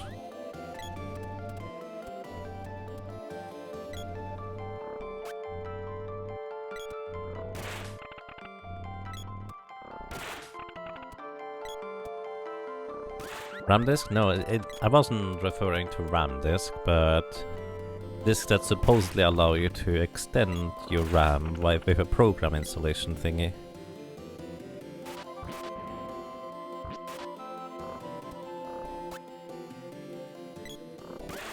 Basically the scab thingy, I think. 2 more chests, really? Stop.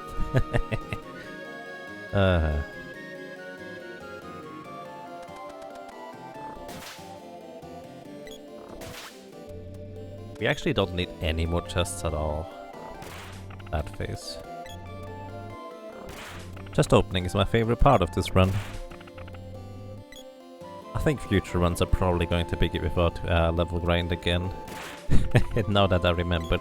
But I kind of wanted to have a really long run for New Year's, honestly. That was literally my goal.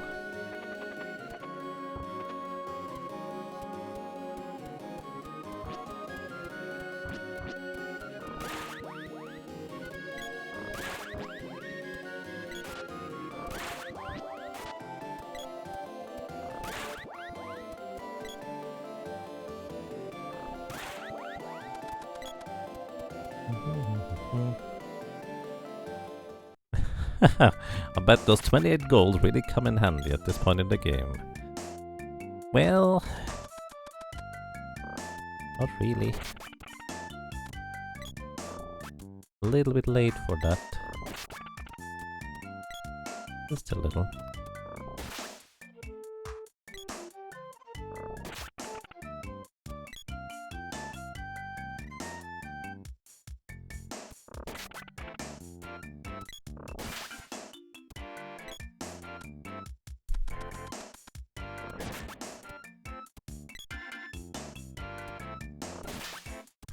Love reaches level 7. How far has the whip along? Ah, 8.99. Probably since a while. Whoops.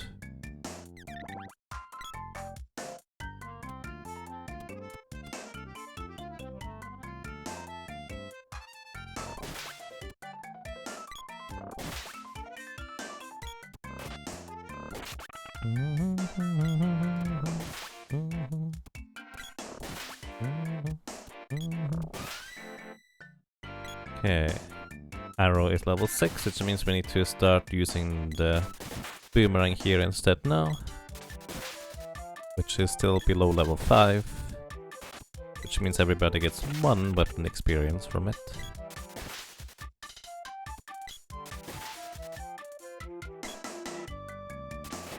Although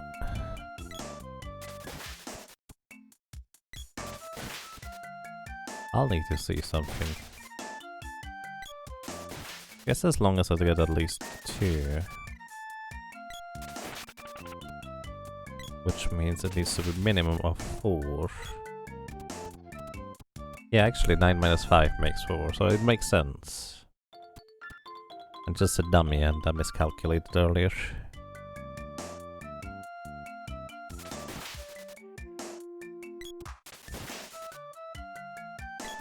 Frogs are bite-sized, does the rumper rate ravage all the frogs too?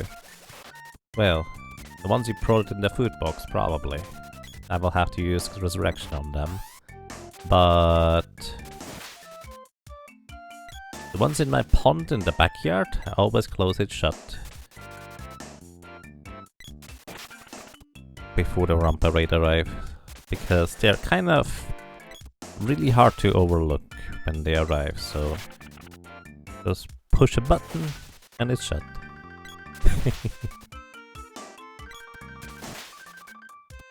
I may have no idea what I'm talking about.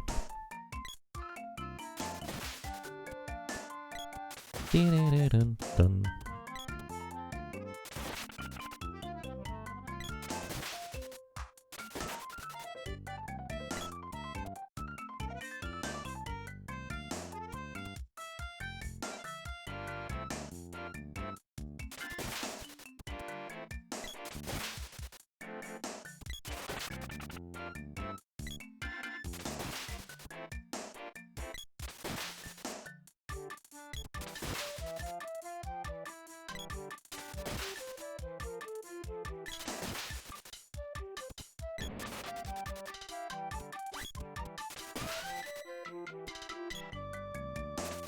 Boomerang level 5. One more level and then we are...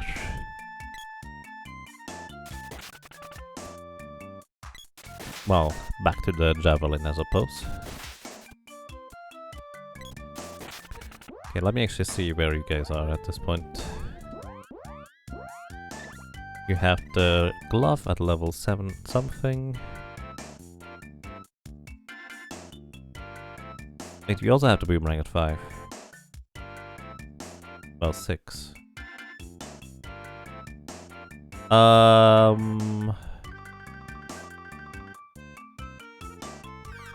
Wait, this is awkward. This is super awkward. Sprite is gonna be the only one who does not need the boomerang anymore, so I should pair the Sprite with the other two characters, but the Sprite is already the last weapon here anyway, so it doesn't matter. Yeah, I kind of messed that up. I kind of messed it up.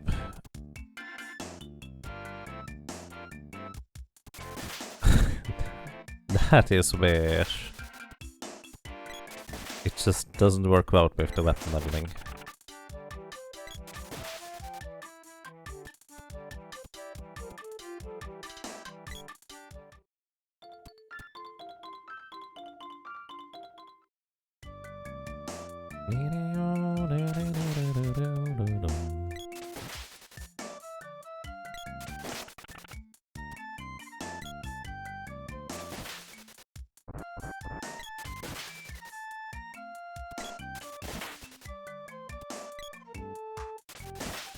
There's 50 enemies total in order to get the boomerang from level 5 to 6. And then you need leverage from the other weapons. Well, I don't technically need it, but there's not much of a point to keep using the boomerang because the others don't get any weapon experience at all.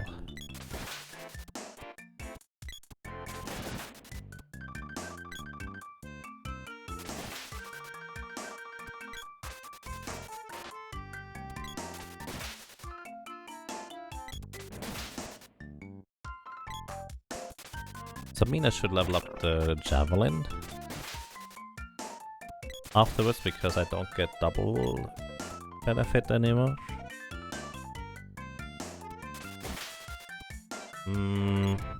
Maybe.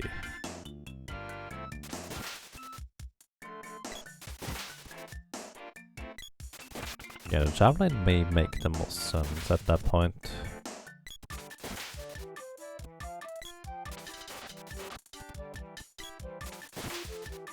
Yeah, I think I should level up the javelin now. Love is level 8, 99 more enemy kills.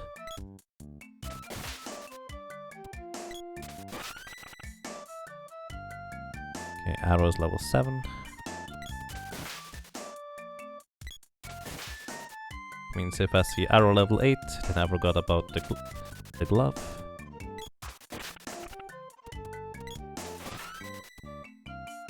There is the boomerang level 6.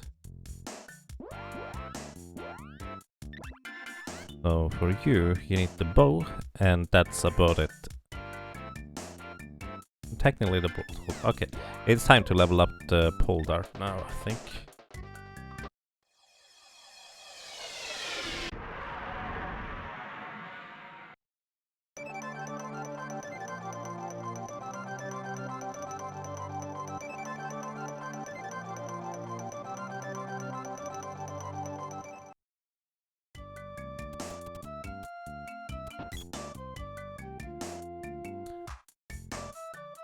Ooh, that's some climber.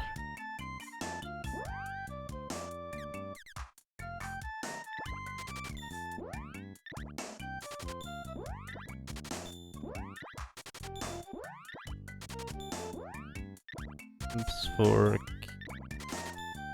Easting, Dragon Dart, and the Valkyrian.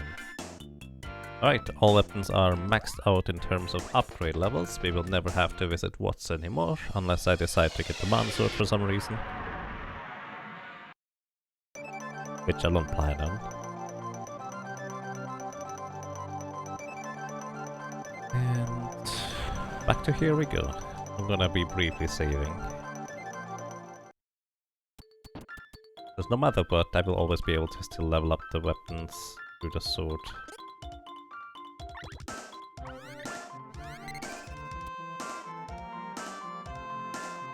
How much weapon experience from the sword do I get for the other weapons? Leveling it up to level 3, 4, 5 and 6. 5 and 6 is effectively 100. 3 and...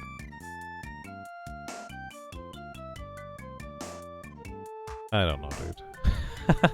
I can't think right now properly, sorry. Alright. Not leveling up the javelin.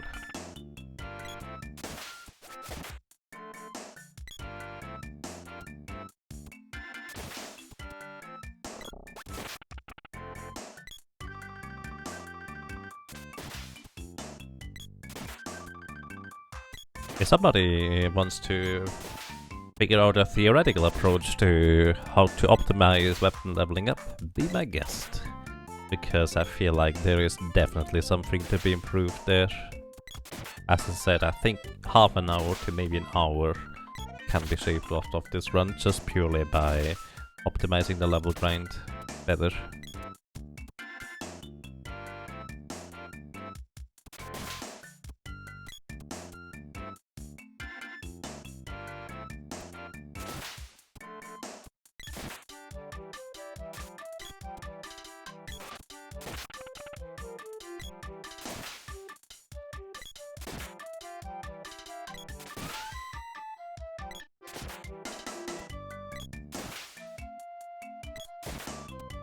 Now, at level 2 Javelin, you still get only one weapon experience, right?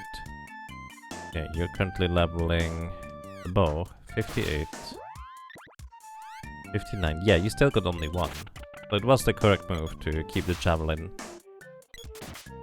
at a low level.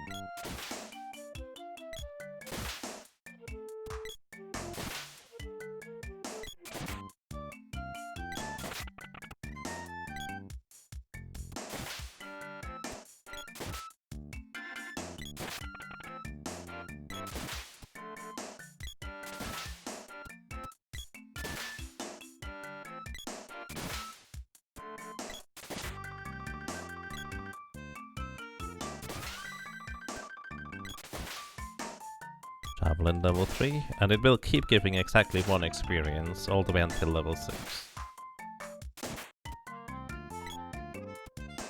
And hey Mendinzo, I think I'm doing mostly fine.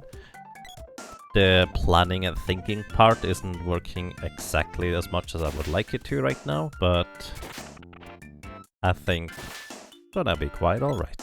How are you doing today? And welcome. Good morning.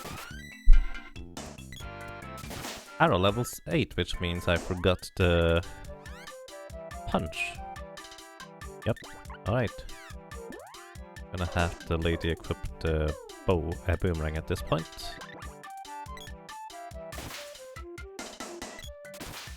And once the boomerang reaches level 7, I need to switch out the sprite's weapon.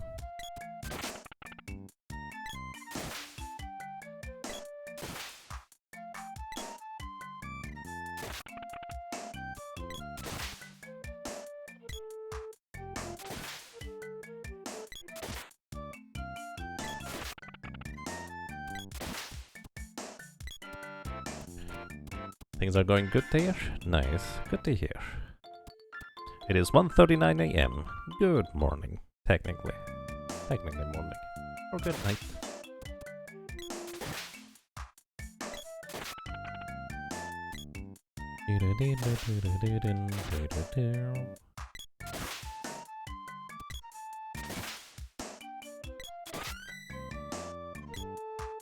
Tablet level 4.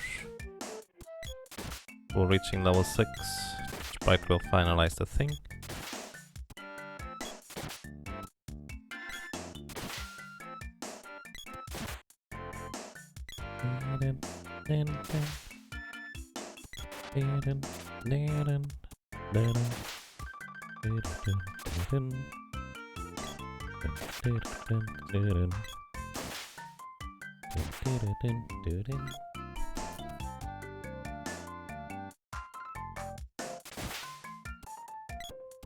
I don't know whether that flower is even worth it up there. Probably not. But hey, grab it anyways.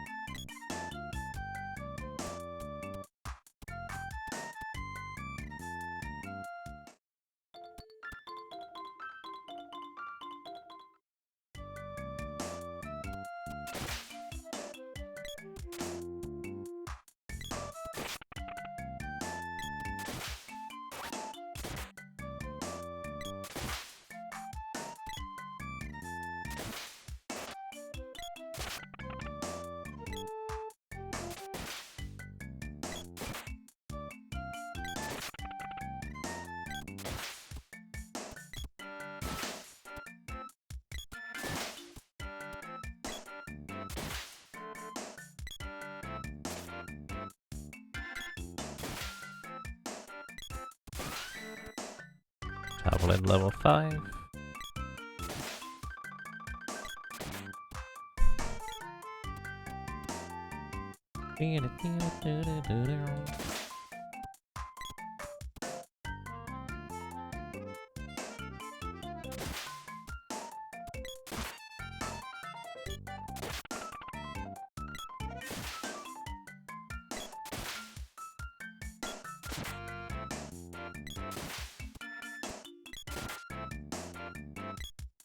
Oh.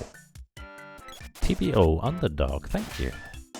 Thank you so much for subscribing with Twitch Prime, or about Prime Gaming nowadays.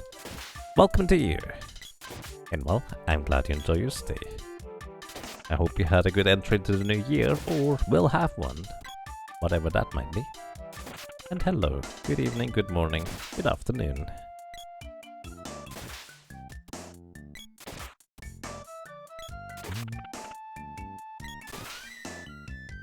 Alright, so this means the sprites should be done with everything except the spear.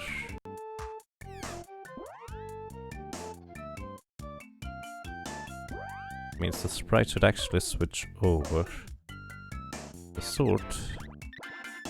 And let me use the sword instead of the spear, because... But actually that doesn't make sense yet. Well, it makes sense soon. How close are you, lady? Level 7 it was just now. But everything else is still the same. Everybody will still need to level up the spear and the sword. It's kind of individually.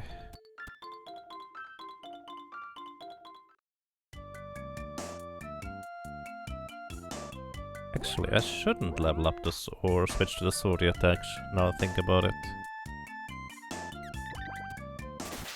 Yeah, no, I shouldn't. Should I? Because I don't get to multi-weapon anyways very soon. Because I think...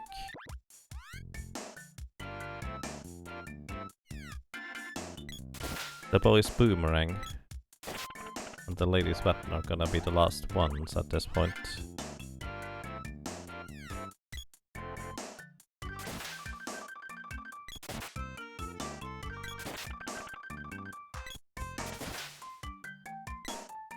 Until level 5 at least, this is gonna be fine.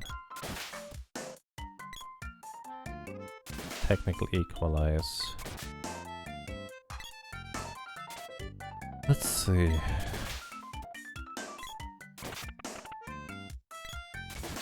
That is 100 experience from level 2 to 4, 5 and 6 too.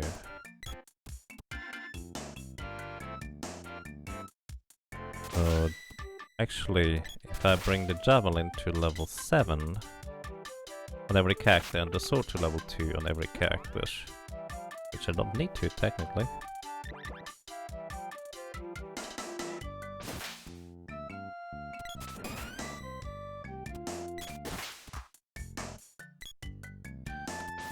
Then that's all I need in the end.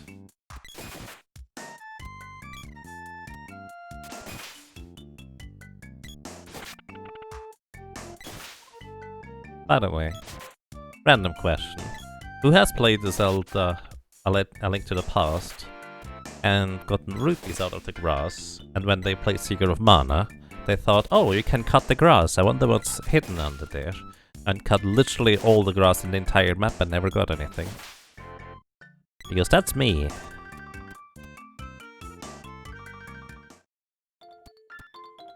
That is me.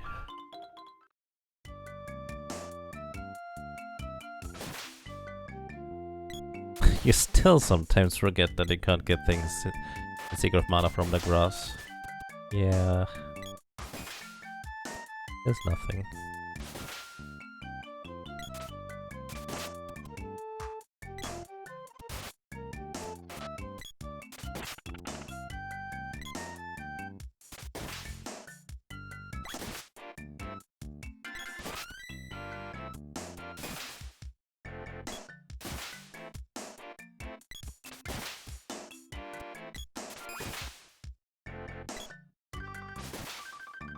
I guess I'm gonna aim to get the javelin on everybody up to 7 at this point.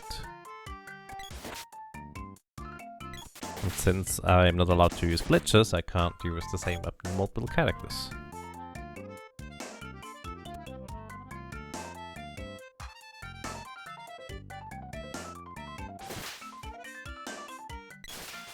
Does 100% mean I always need to 100% cut the grass too?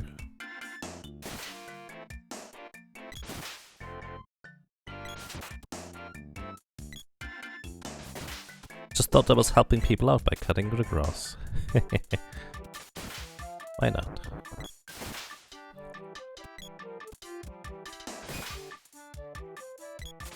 You also did wonder why you could cut the grass.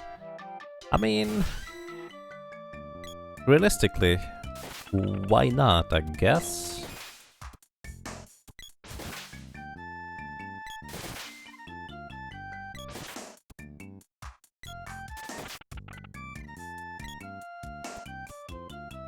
It's nice in terms of just kind of environmental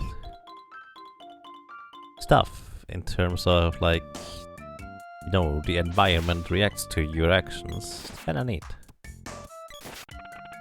But unfortunately it's also a bit misleading. As nice as I think it is. And hey there, like, how's the luck been today? Kind of ridiculous, I feel. It feels like that anyways.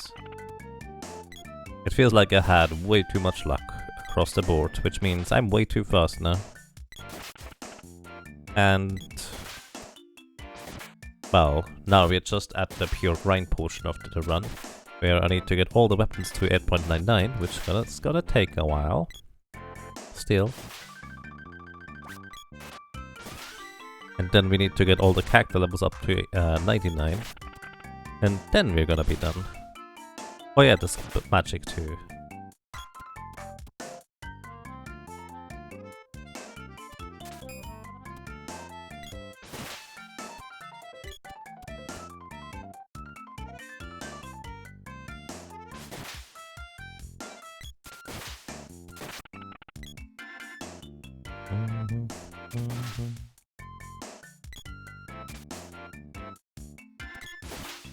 Badger. Badger. Badger. Badger. Badger. Badger. Badger. Badger. Mushroom. Mushroom.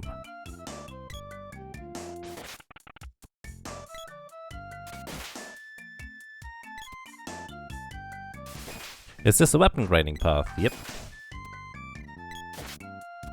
Might not be optimal, but this is the best I can think of.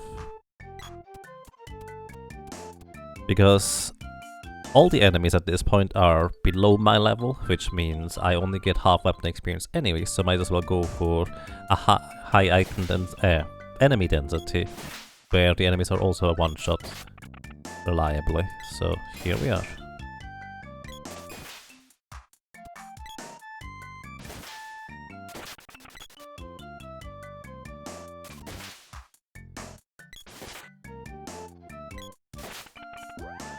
How close are you? 8.62.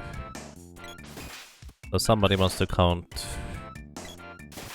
65, 34, 33 more enemies now. He'll be my guest. That's how many we need.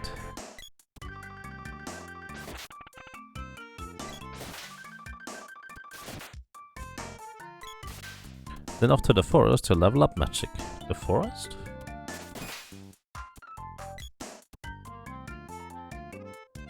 Which forest, if I may ask? Kinda curious.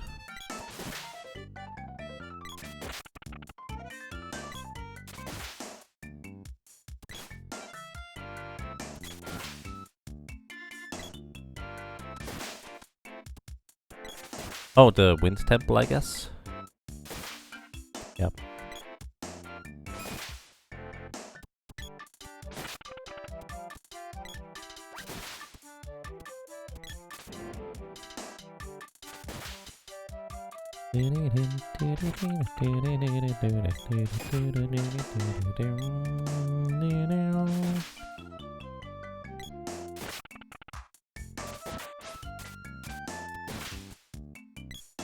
Use Grandpa's MP region, yep. That's exactly what I do too, generally speaking.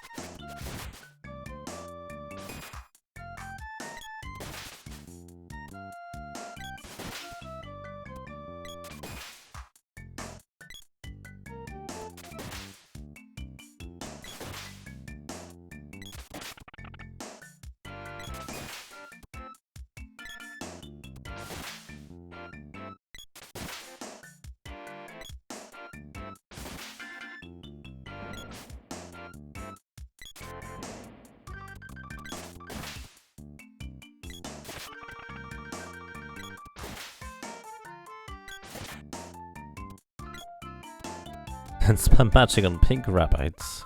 Well, that's one way to go about it.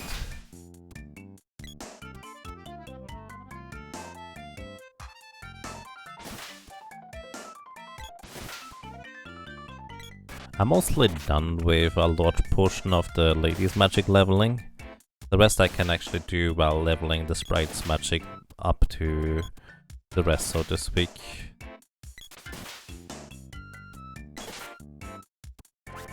Which I will actually focus on using the sprites' magic in order to level up, I guess, in the Mana Fortress to level 99. And the ladies' magic will be secondary there, to be fair. Okay. Javelin level 8? Wait. You're already 8? You were supposed to only get to 7. When did I miss the 7? I was thinking this takes a long time. Oh no. I mean, it doesn't matter in the grand scheme of things. It's just silly. Alright. You need to level the boomerang. The lady's almost done with the boomerang at this point, I think. She is done with the boomerang. Wow, I missed a bunch of things, didn't I? The lady only needs to level up the spear at this point, so you can just swap. Does the sprite need to level anything? Only the spear. Okay. This means we're actually effectively on a mission to get the spears up to level 7.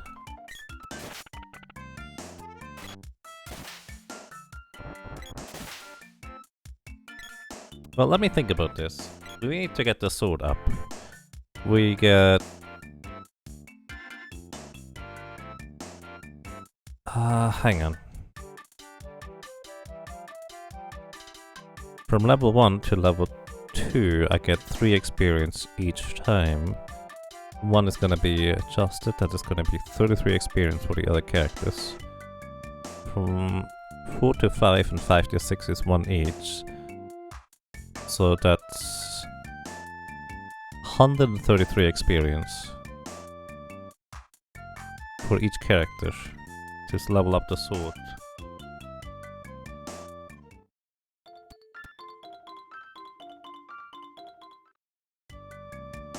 So I actually need the javelin to go that high.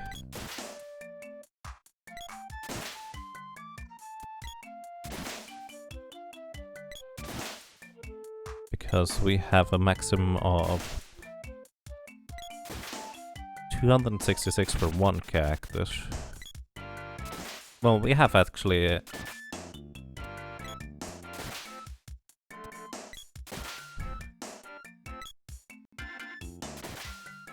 I keep the javelin on the same character. I can't do that actually.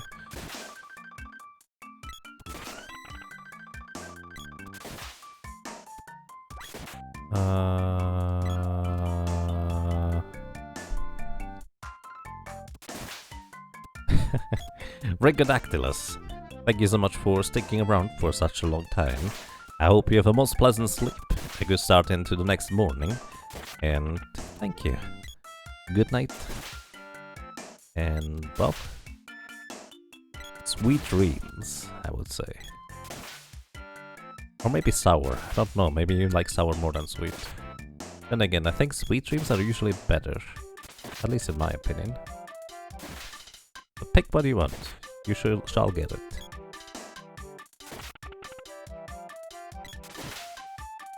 I'm mostly thinking of food right now. So either way, we have 3 characters to level up the sword. There's a grand total of 399 experience we get. Maybe technically more, but oh well. Let's say 400 for simplicity's sake.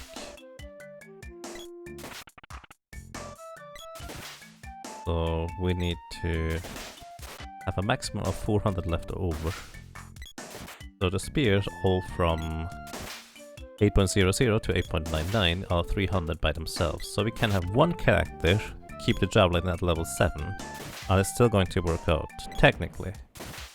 Practically, I don't trust myself enough to be not much or a massive derp, so I guess we're just gonna level the javelin all the way up to 8-0 on everybody, honestly. That seems like the correct thing to do.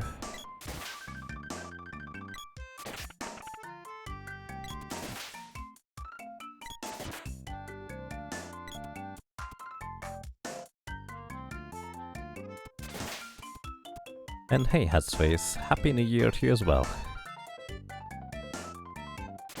And, well, best wishes to you as well. Thank you so much. Welcome to the next year, or something like that. Thank you for sticking around, greatly appreciate that. Wait, did I maximize the boomerang on the lady and the sprite? Just double checking. Okay, the lady has everything except the javelin. I believe the sprite has everything except the javelin. Yeah, it's just the boy who still needs the boomerang too. How did you fall behind, dude? Well, he was leveling the javelin for us, so I suppose that makes sense.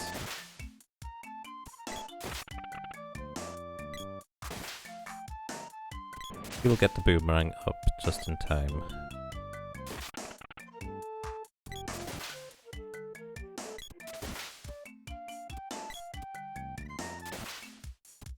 Well, I guess more than just in time, because the sprite still needs more javelin experience anyways. You're hungry? Well then, I hope you enjoy your food.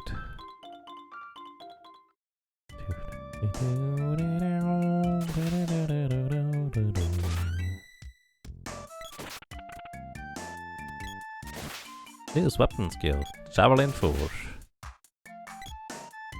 We get 2 weapon experience per enemy kill until level 6, then it's gonna be 1. Which means that's 100 enemy kills for level 6, another 100 for level 7, and then another 100 for level 8.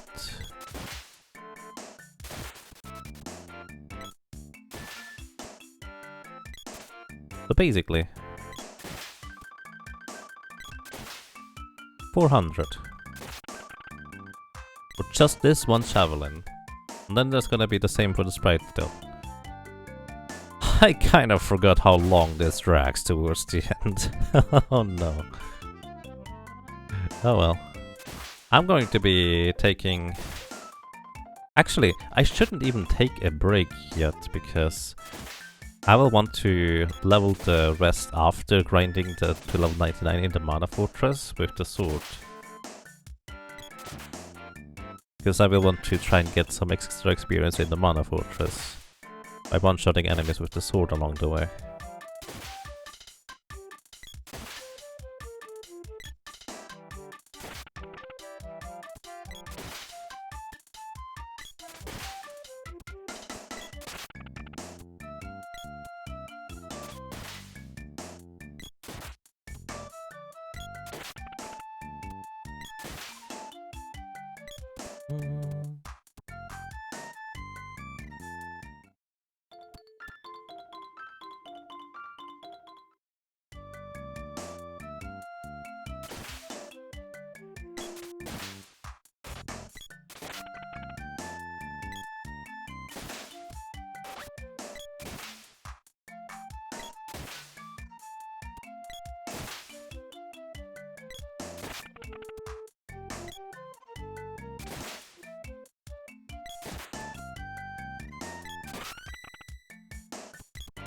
Level 5 Javelin.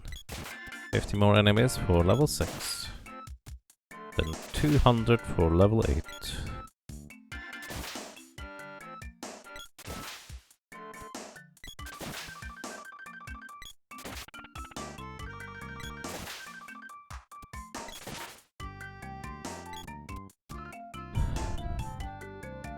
Glitchless, you were wondering if I was going to extra sword orb.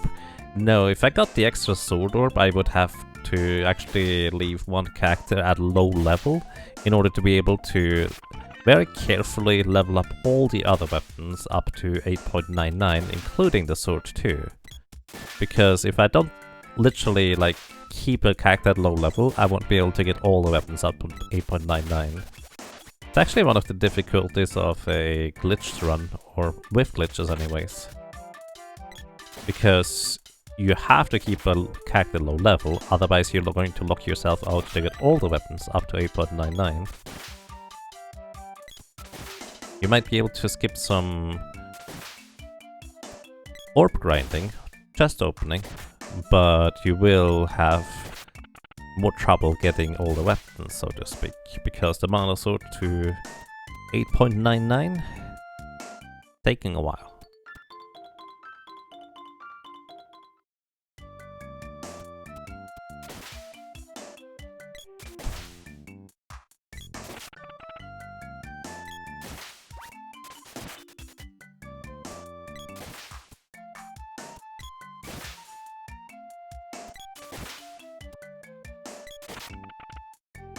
Actually, at this point, no, it still matters.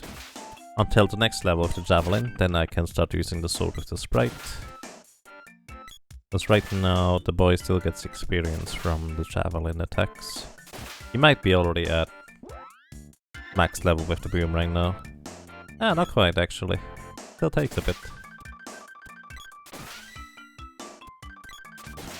There it is. Now I switch over to the sprite for the sword. This gives both the lady and the boy 1 weapon experience each enemy I kill. Which means the boy is going to get all the way up to 8.99 on the Morningstar as well. Morningstar? Sure, it's a Morningstar now. No, the boomerang.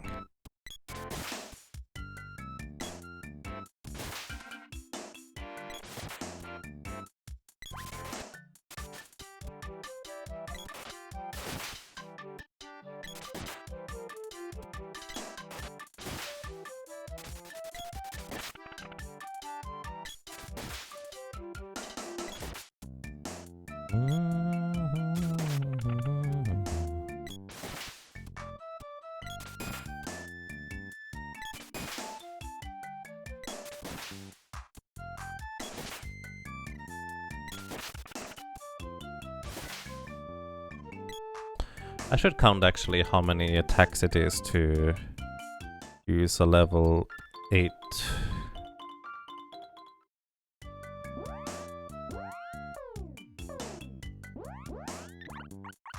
Sword attack, stone saber here. Because I'm curious. 1, 2,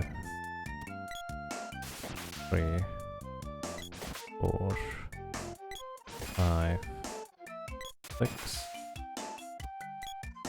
7, 8, 9, 10, 11, 12, 13, 14, 15, 16, 17, 18, 19, 20.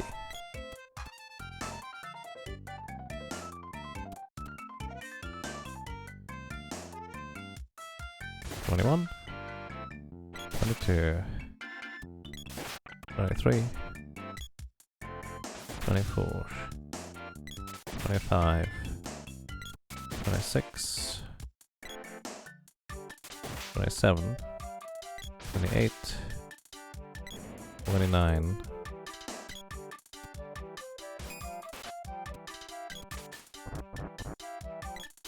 $30, $31, $32. Okay, 32 slashes until the magic wears off. So if I use 3 spellcasts, I'm gonna have approximately 100.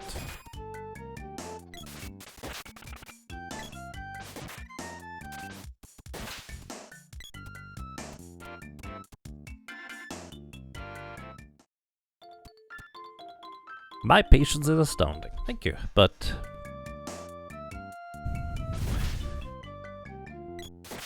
I'm not sure that's patience. It's more like having a silly idea and then trying to complete it.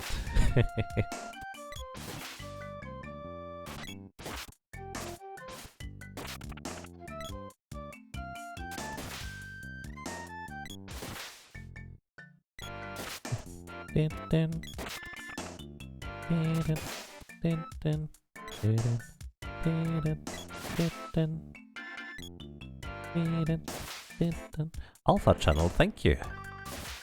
Thank you so much for the 250 bits. I really appreciate those, and I'm glad you like it here. Thank you.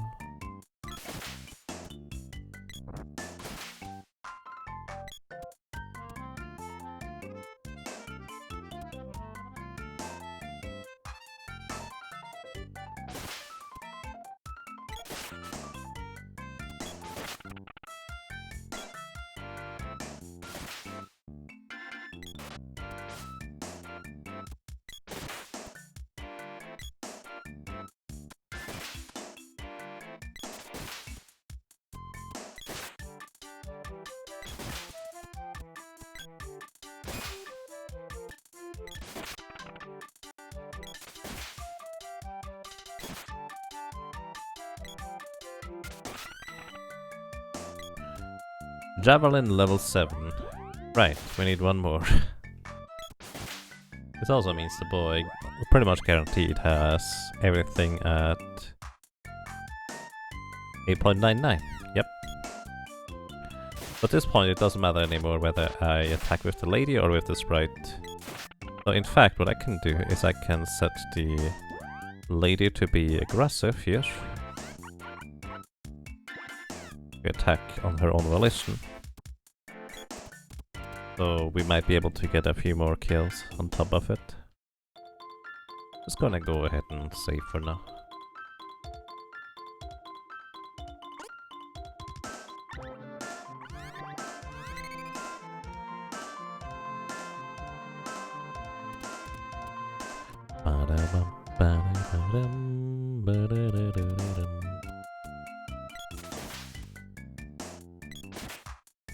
Maybe I should do it the other way around.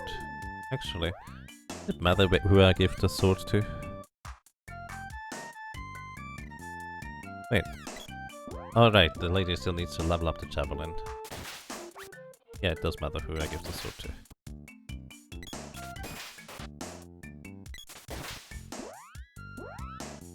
So, actually, I'm gonna set you back to being shy, and the sprite is gonna be full aggressive here.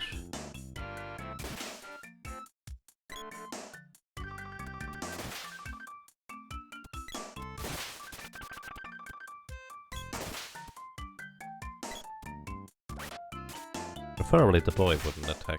I'm gonna give the boy a really awkward weapon to use with the boom, with the bow. So hopefully the boy will not, well, be able to hit anyways, even if he attacks.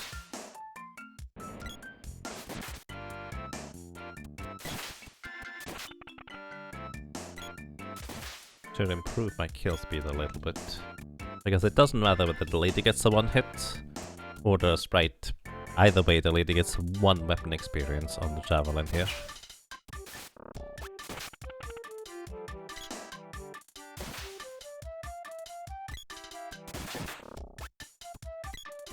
Yep, I think this works pretty well overall.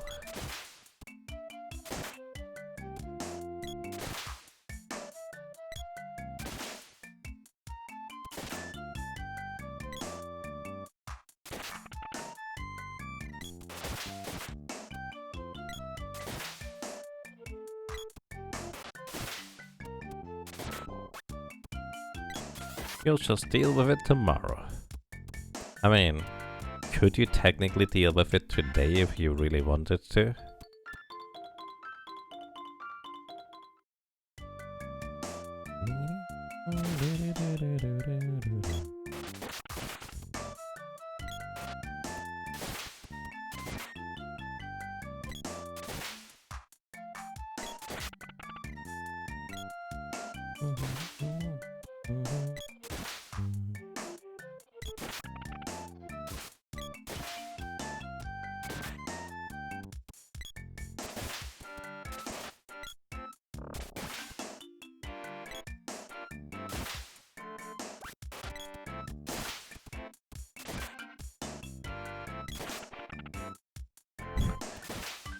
In other news, you finished your first game of 2021.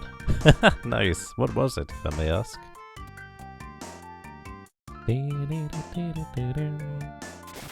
Tweet for 213. Can't really deal today. I mean, today is the first of 2021 in that case. Unless if... Well, I suppose tomorrow is technically also when you sleep afterwards. So that's fair.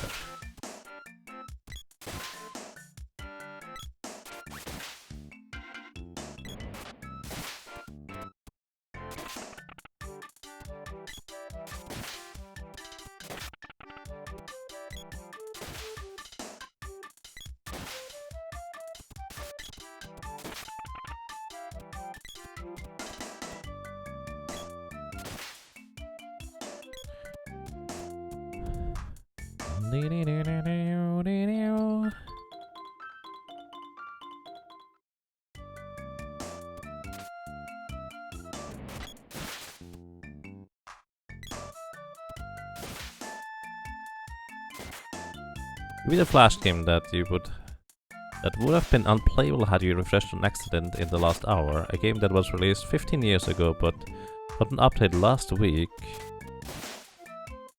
Sting Command 20x6. Why would it have been unplayable if you refreshed an accident? I may ask. Okay, this is our Javelin level 6. Just one more well, level 8, excuse me. Just one more Javelin level 8. We're gonna be fine. No, boy, are you still set to aggressive or something like that? No, why are you attacking, dude? Stop attacking, please. Because Flash support ended as of today. And Chrome would probably not open it. Really? I figured it's just not supported anymore, not that it wouldn't run anymore.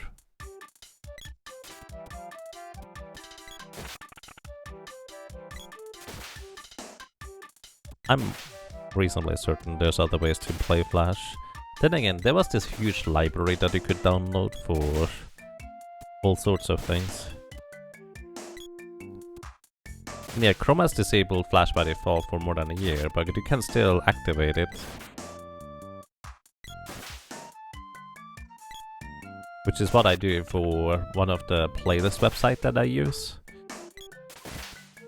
Because that has really nice music, in case I would just not want to just listen to music. It happens to be a Flash player. Kinda curious whether that still works now though. It will be blocked in Chrome and other major browsers now. As of today, you wouldn't be able to enable it anymore. Really? Weird. Okay. I'm sure there's workarounds.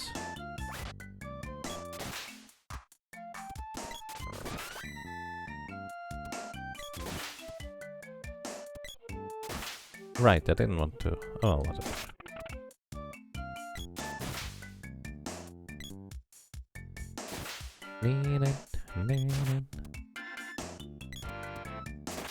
Good old Flash games, yeah. There is that gigantic library that you could download. Some people compiled of a ridiculous amount of Flash games that I downloaded a while ago, so I guess that one should still work. Why am I letting the lady kill stuff? I'm so used to the sword actually being useful here, but right now I'm getting significantly less experience if I let her defeat the enemies. So I shouldn't do that. You still wanted to play this one last hurrah to Flash. That's fine. Makes sense to me.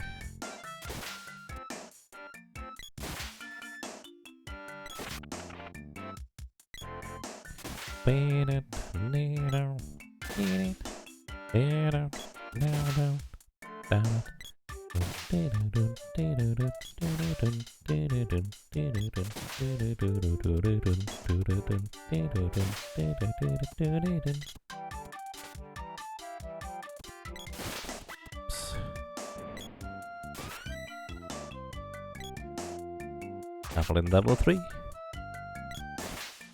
Just 5 more levels on this javelin, and then 3 times 0.99 more levels on each javelin. Stop attacking.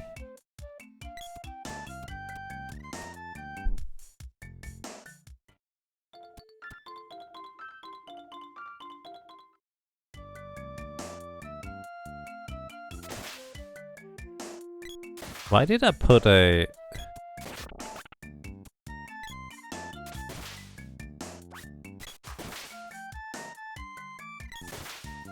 I don't know what the English word is anymore. The double points in the on the ceiling of the text. Why did I put that symbol in front of the 100 there, I wonder? That doesn't make any sense.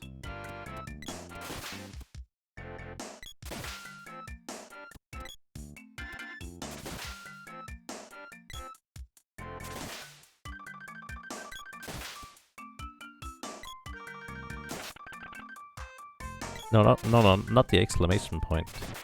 For some reason I put like the quotation marks, there we go, in front of the 100 for the command. I'm not sure why. There's probably plenty of people who told me about it and I just didn't notice. Oops.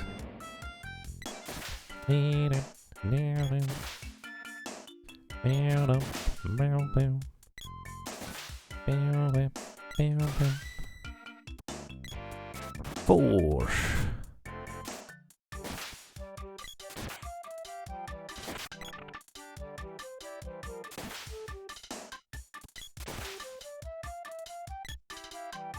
Now it's 100 enemies to level 6 and 200 more enemies after that to level 8. Wait. That takes a while.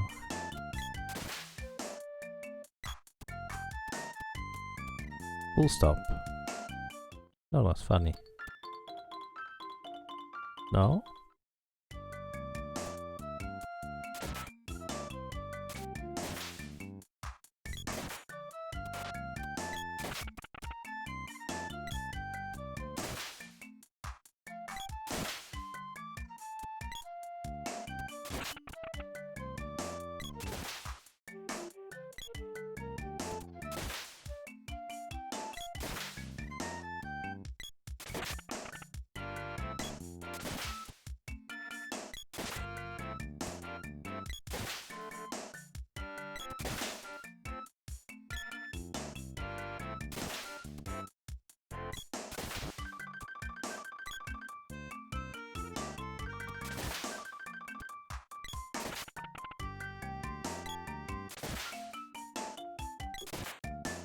An interrobang? Wait, what now?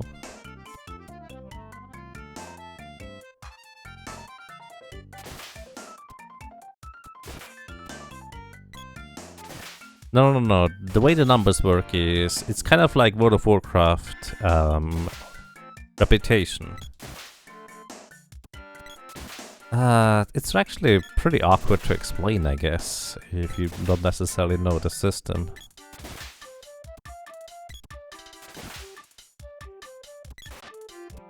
There's a bite to display Flash content. Recently downloaded the standalone Flash player from Adobe.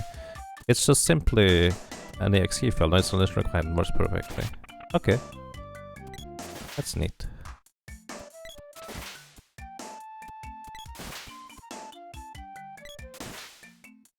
This is an interrobang. The normal equivalent is a question mark and exclamation mark. I see.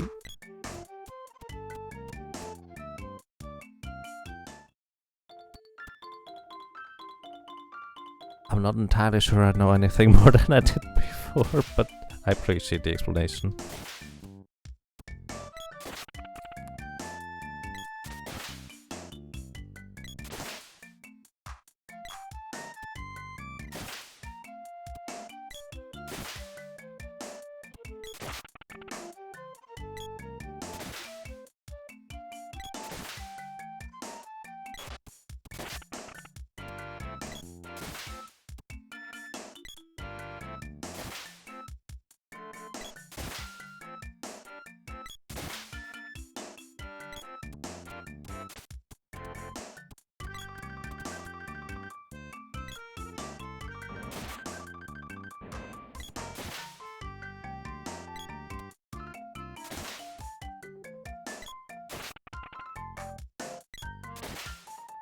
Used in English when you feel exasperated or dumbfounded, such as discovering the symbol. Right.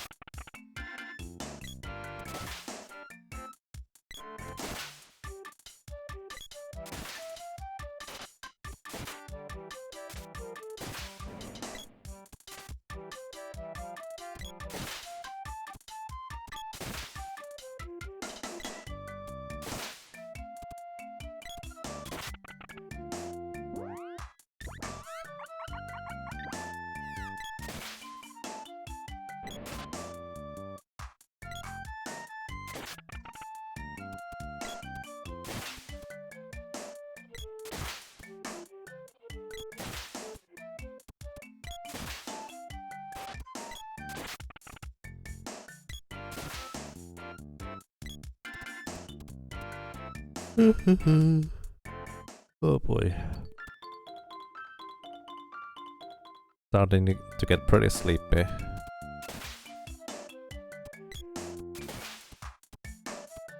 Yeah, hated is the lowest reputation point you can get.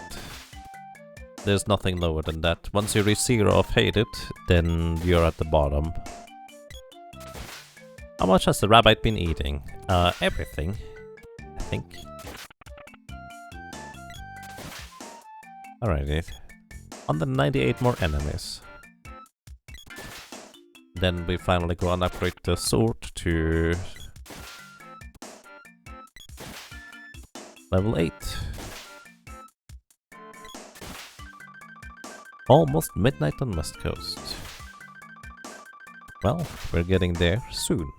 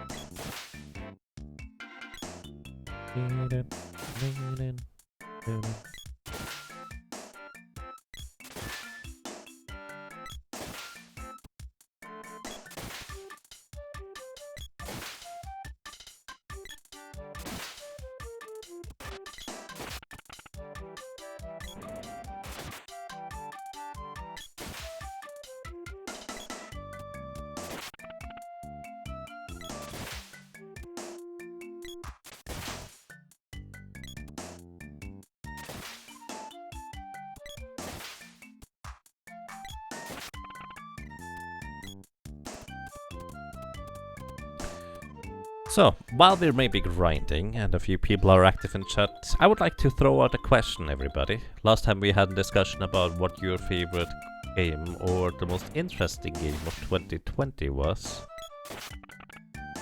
And now I would like to ask, what game would you be looking forward to the most currently?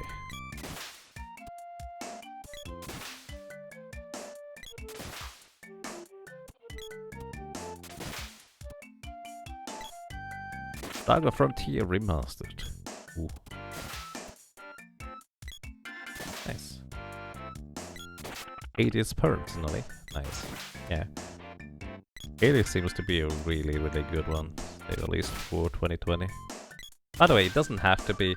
If you would like to tell me what you think is the most interesting game of, well, last year you played, it doesn't have to be specifically from that year, or your favorite game from that year that you played doesn't have to be from that year either. I'm not restrictive, I'm just curious. Released Age of Calamity, unreleased Saga Frontier Remastered. System Shock 3 gets released, you'd be happy.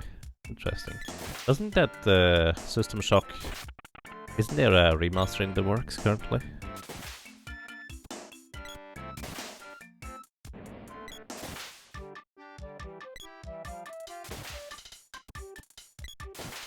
Sky has 6. Oops, I did not mean to open the chest.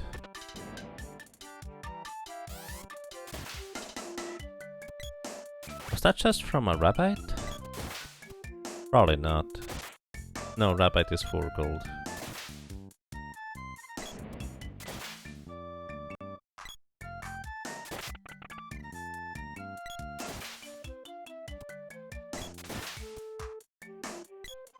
You're looking forward to Nirvana, the sequel to Valhalla, but with lots of ones and dashes. Half-Life Alyx made me excited for the future of VR. Nice.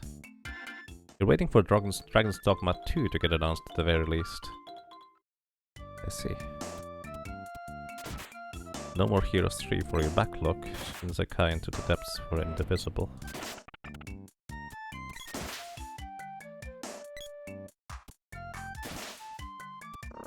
Interesting. Alrighty. And greetings to you. I will be Naruto. Good morning, good evening, good afternoon. And welcome to 2021. Maybe now or maybe soon. I hope you have a good time so far.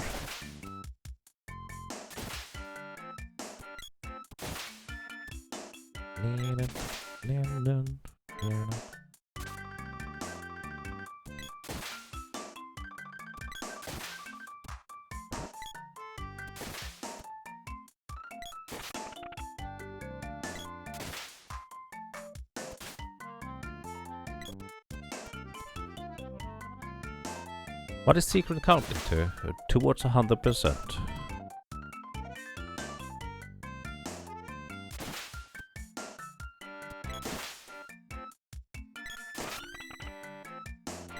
Level 7, 100 more enemies. Then we're almost there with the sword. But actually we'll want to level up the javelins via the sword before I go back into the Mana Fortress for the last level grind. Yeah, that makes the most sense.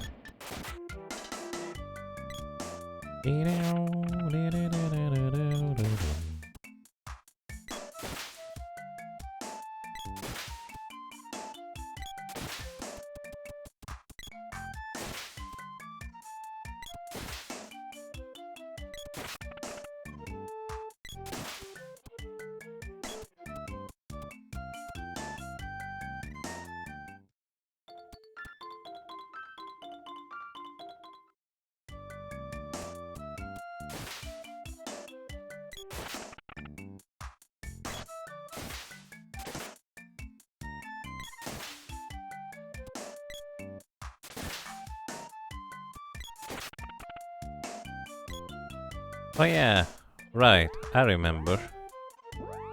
I could have the lady be aggressive now, in order to speed up our process here, slightly.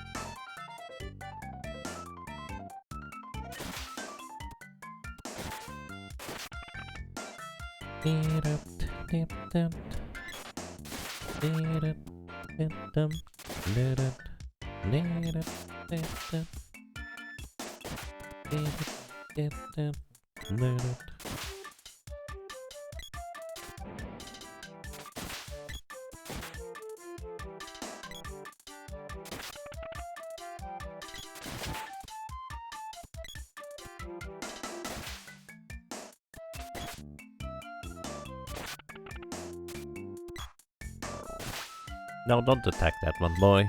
You're not invited to the anime knockout period here. Sorry, buddy.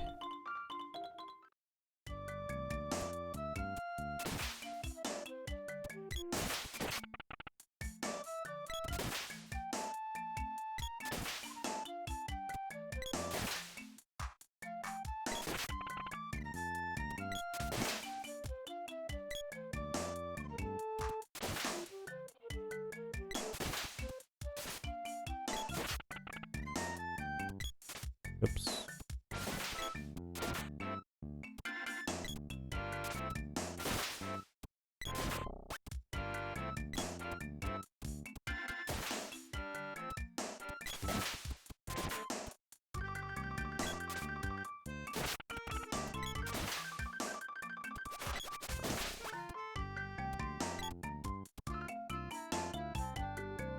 You actually just finished making pasta carbonara, so that's a bit spooky.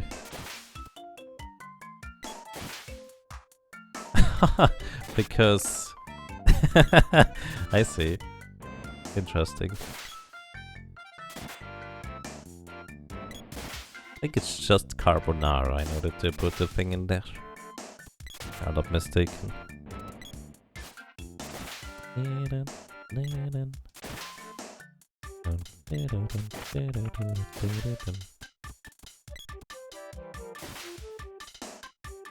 I should be almost done now with this ride, I think.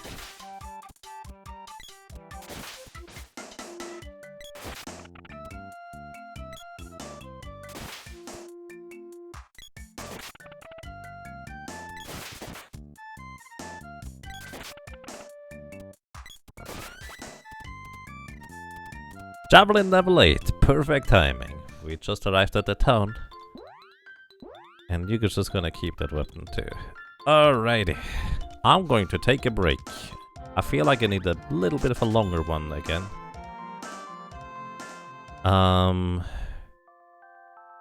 Let's go and listen to different music during the break.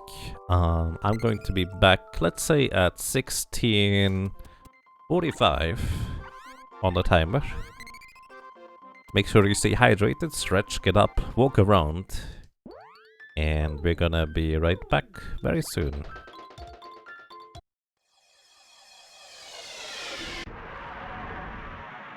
I mean, you could secret while I'm gone. And I'm gonna lose all my keys and wallets. I have more than one.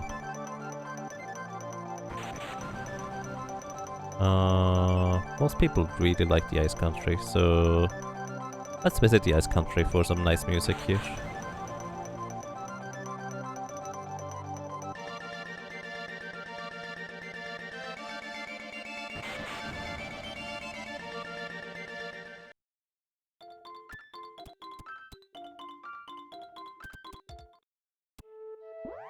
Alrighty, be right back. Break time.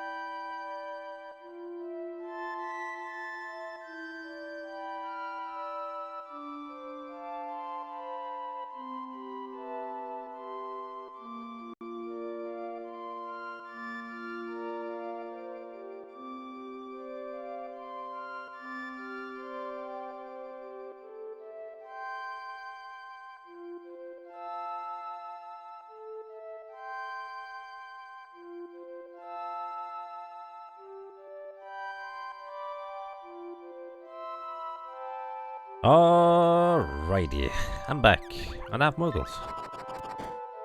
I don't know why. I have Muggles still. Alrighty, order for operation. I need to level up the Javelin to 8.99, that is going to be the most important part, and I will do so. Why am I... I'm landing literally 5 feet to where I started. And I will want to do so by leveling up the sword at the same time. I'm a time traveler, indeed. Sorry, I'm just kind of a little bit... I want to get stuff done, let's put it that way. I probably should just wait in case somebody is coming back. So yeah, I'm gonna wait here real quick.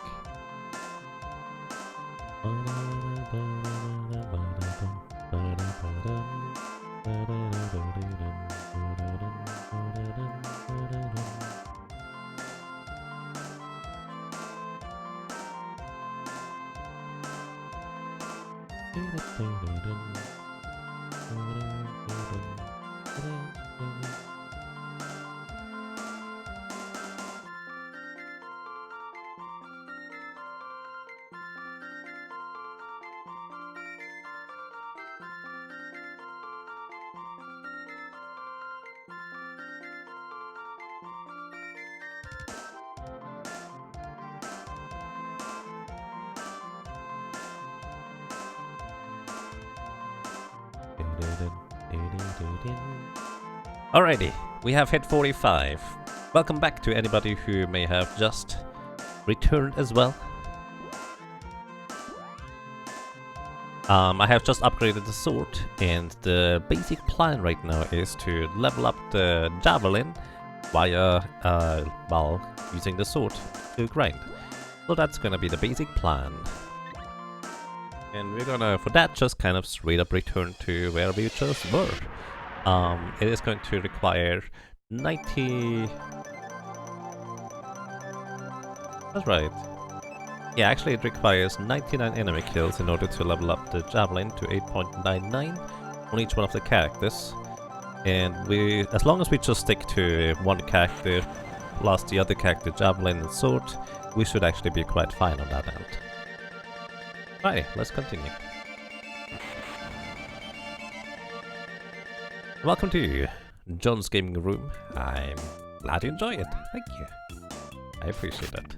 Alrighty, so now the sprite will gain weapon experience for the Javelin, 8.1 right now, and the lady gains weapon experience for the sword.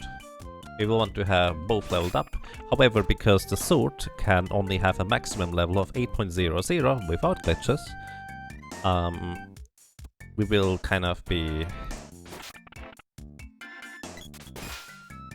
leveling up the sword last, because you can always get your weapons up to 8.00. However, there's a restriction on whether you can get your weapons up to 8.99.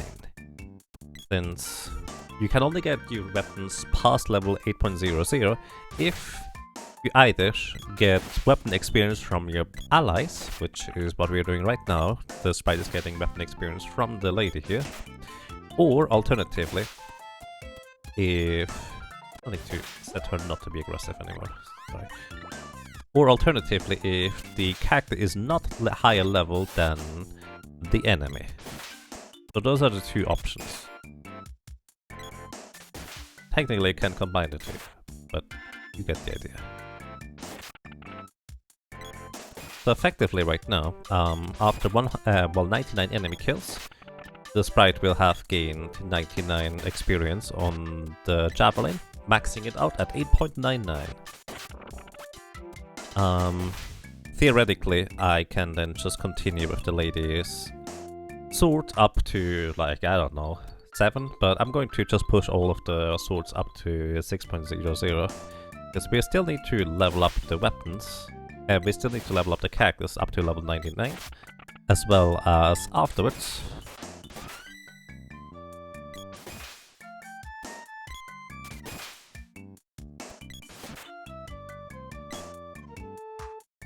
Afterwards, we need to level up the well, level up the spells up to 8.99. You can always level up the spells up to 8.99, there's no restrictions there. It's just the weapons that have the weird quirk that if you're too high level and... well, you literally don't get any weapon experience anymore by killing enemies.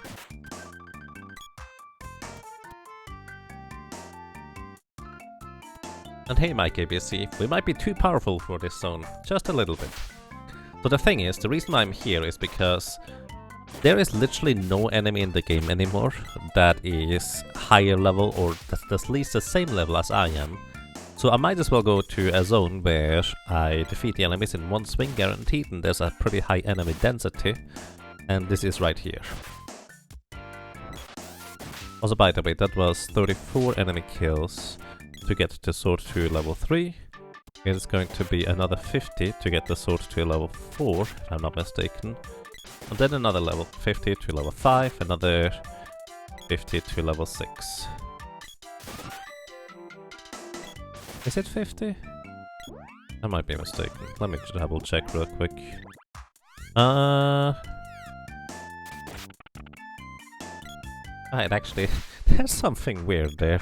That doesn't seem quite... Actually, 66 and they probably killed 3 more enemies somewhere. That still doesn't make sense. I don't know. Weapon experience is weird.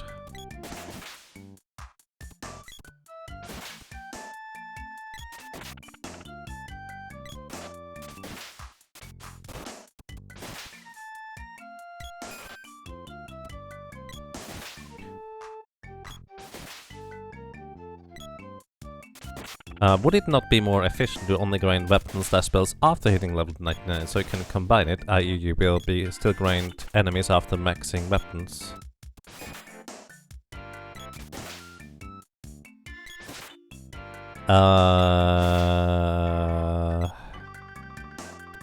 Hang on, I'm trying to understand what you want to tell me.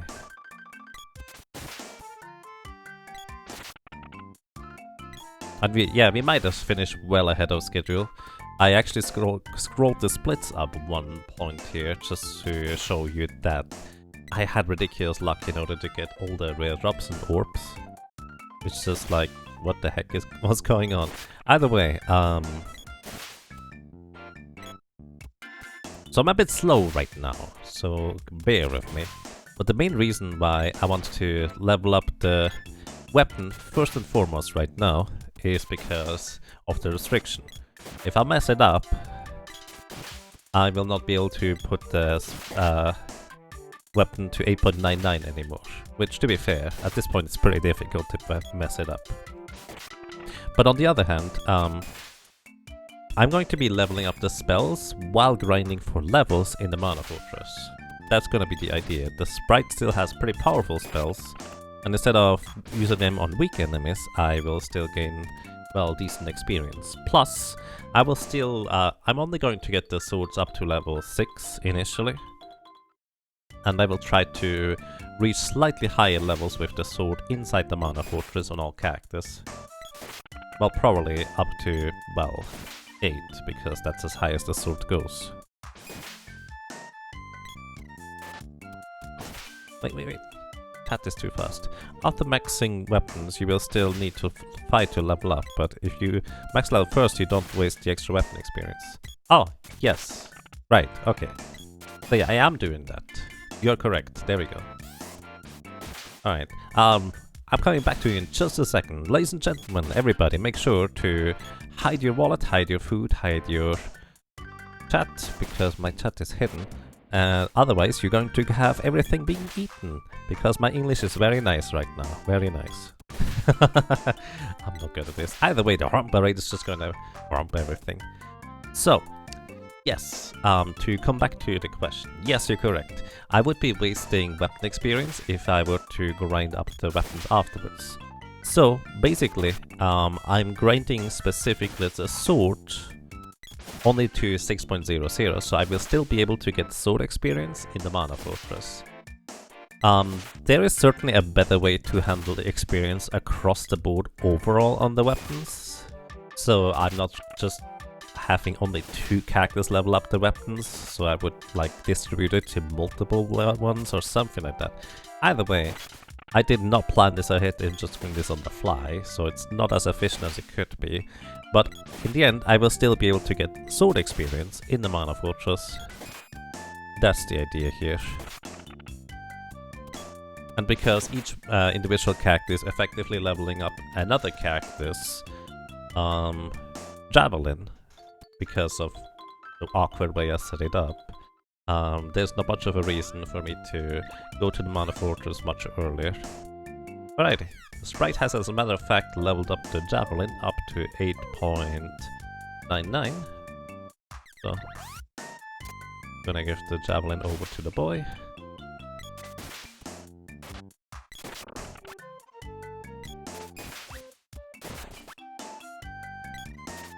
Rump. Happy New Year! Snapshot, thank you. Thank you so much for 13 months of support. Welcome back. I'm glad you enjoy your stay. I hope you're doing well so far, and I hope you have a most pleasant start into the new year. May it be even better, no matter how good or bad it might have been. It could always be better than this. Alright, level 6 on the lady here. I'm gonna switch over the sword to the sprite. And then at the end it will just be the boy leveling up the sword.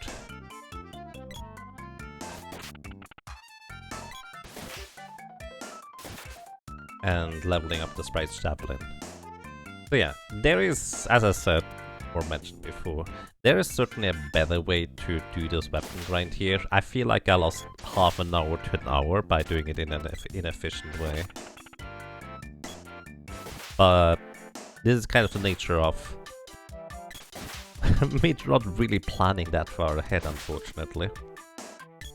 Because this run was mostly kind of a thing like, you know what would be awesome?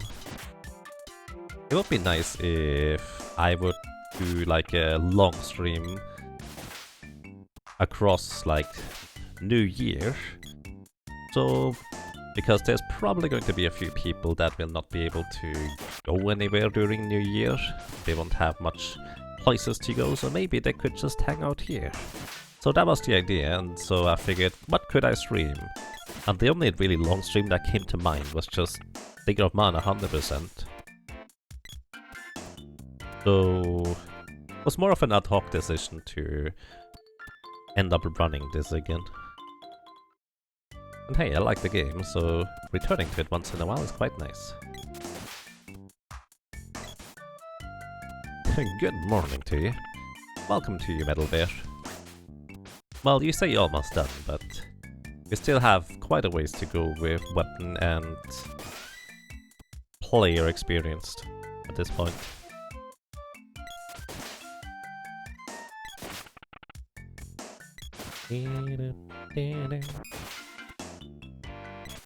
It's a little bit deceiving, I dare to say. Just a little. I might actually just put the sprite all the way up to 8.00 on the sword right now. That way the sprite is done with the weapon levels. Since the sprite will unlikely get much weapon experience, since I'm going to be mostly using them to just cast spells in the Mana Fortress to maximize spell casting. Is the Mana Fortress the best place to grind experience? Yes. The second place, or another contender technically, would be the Pure Lands, but you can no longer go into the Pure Lands once you clear them, so it's not an option either way. In fact, what is the highest level area that is still available that is not the Mana Fortress, I wonder? Without glitches, that is. I can't technically go back into the Underground Palace, but the Grand Palace. But... huh. What is available, actually?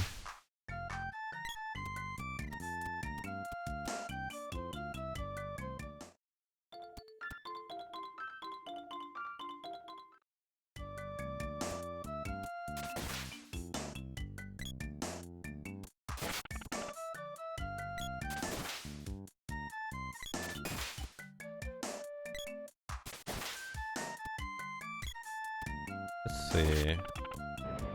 The gold tower is empty. Palace of Darkness is empty.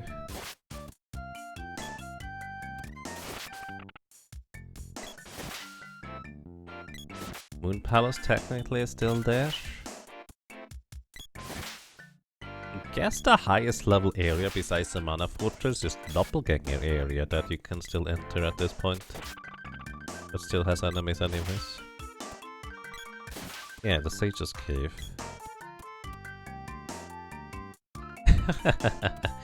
You have a strategy to survive the final boss encounter at merely at level 99. Well, I might try using Polymorph. Maybe I can turn it into a bunny rabbit. And we feed it some carrots, and hopefully it's going to be less angry afterwards. Also, I'd like to point out that we are pretty close to, I think, the west coast of the USA being built in the next year as well. Finally catching up. I'm just... Hello. But yeah, I think the Sage's Cave is the last good high-level area. And the thing is, the Sage's Cave is not a good area because the green pumpkins have ridiculously high physical defense. So killing them is relatively inefficient.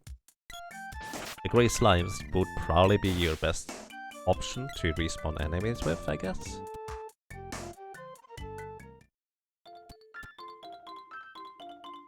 Confirming that, indeed. Alrighty. Happy New Year to all the PST people, Pacific Standard Time. I hope you have a most pleasant day, morning, evening, afternoon, a good night, a good awakening, and no matter how good or bad the year may have been, a much better year this time around. So if your year was great for one reason or another, I hope it's gonna be even better next time. That would be lovely.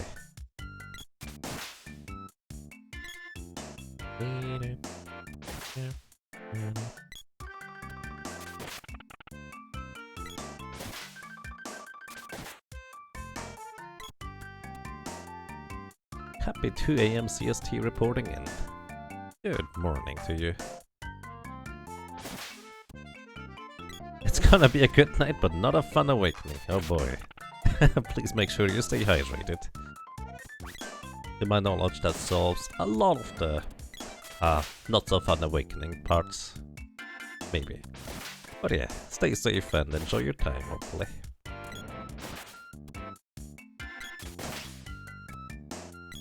Did I call my cactus Happy New Year? Yes. That was a suggestion by Chaz Kwangshi because I still did not know what to call my cactus when I was about to start the run. I was like, huh, yeah, that's a good suggestion, we just roll with that. It is finally time.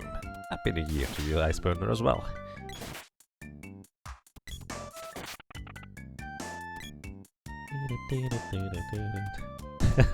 You know what would be the funniest part? If you were to grind up to these levels that I am at, in here, just in the grass. Which, by the way, please don't try that. We have calculated that if you try to reach maximum level before the first boss in Sigurd of Mana, you would probably have to pass on your legacy to the next like 3 or 4 generations in order for them to finish this task. Literally.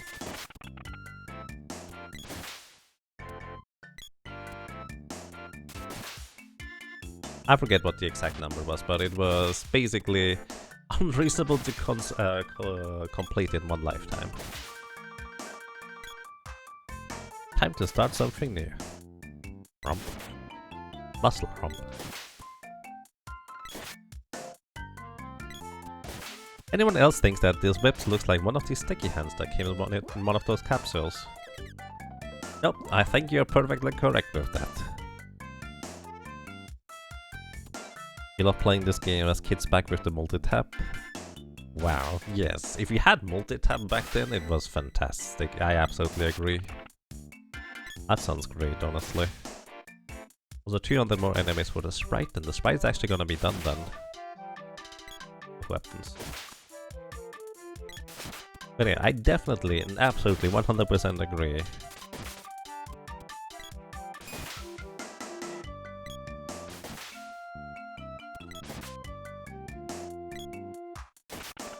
I actually had the Nintendo 64 for a while, when my parents actually managed to procure a multi-tap for Secret of Mana, and I ended up still playing this game quite a lot with my friends, even though the Nintendo 64 at the time was the hot new thing, and they even had a PlayStation 2 soon after. Wait, was that soon after? I don't know, dude. Either way, we played it still a lot. It was great.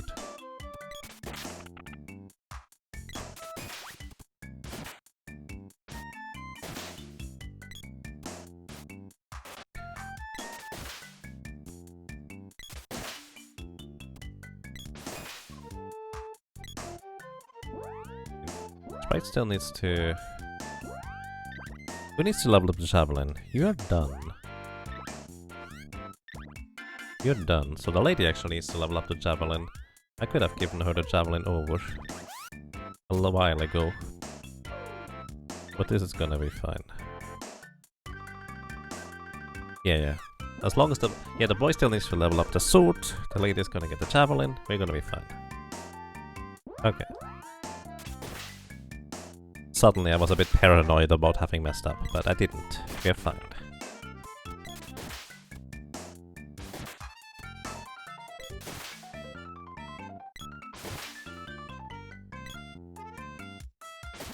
And hey Lemon Kitsune, how are you doing today? Happy New Year. Did I see what Intrek is running now? No. I know the name, but I have to admit I don't follow them. So... I don't know. Hey! Why are you here? Yes, we are grinding for weapon experience here, because no enemy in this game is higher level than we are anymore, so no matter which enemy we defeat, we always get only half the weapon experience. So I'm just here in order to defeat the enemies in one shot. That is the quickest way I can get the remainder of the weapon experience here. So from level 7 to, or 6 to 7, it's 100 enemies killed, and from level 7 to 8 is another 100. And since the sword caps out at 8.00, that is perfectly fine, because I don't have to go past that.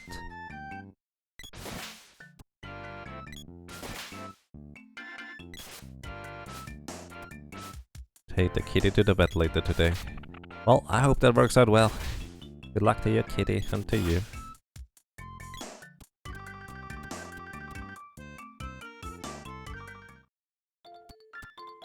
When Bomberman came out on the multi-tab, I actually don't know whether Bomberman was even released in Europe here. I don't actually know whether there was any other game aside from Secret of Mana that had multi-tap capability. Maybe Zool. Didn't Zool have multi-tap capability? But that was about it.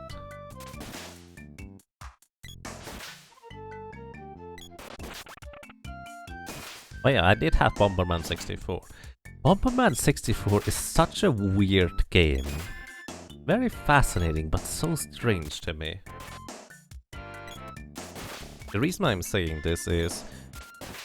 it still boggles my mind that an intended mechanic in Bomberman 64, the way you were supposed to find some secrets and explore places, felt very, very much like abusing mechanics instead, where you just bounce across bombs. It's still so strange and fascinating to me that this is how you were supposed to get to these places. I want to play that game again now.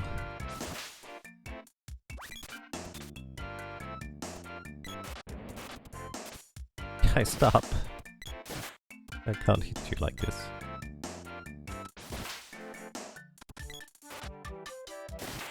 One thing on the Nintendo 64 that bugged you was the Crystal Chronicles Required GBA. That was GameCube, yeah, but... the Crystal Chronicles was really unfortunate, because... me and my friend at the time, we did manage to get those cables to play Crystal Chronicles together. I still have those somewhere, actually. And... we played it. We both individually like Crystal Chronicles, but we couldn't play that for more than like half an hour because a little D-pad on the GBA was really not a good fit for playing Crystal Chronicles with. Our fingers started hurting after a short while.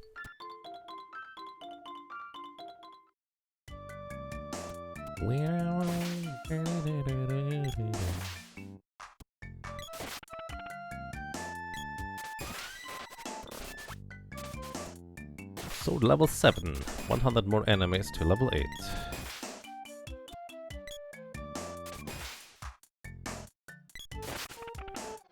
There was no good reason to require the GBA, it was just to sell cables. I don't know, who sold the cables anyways?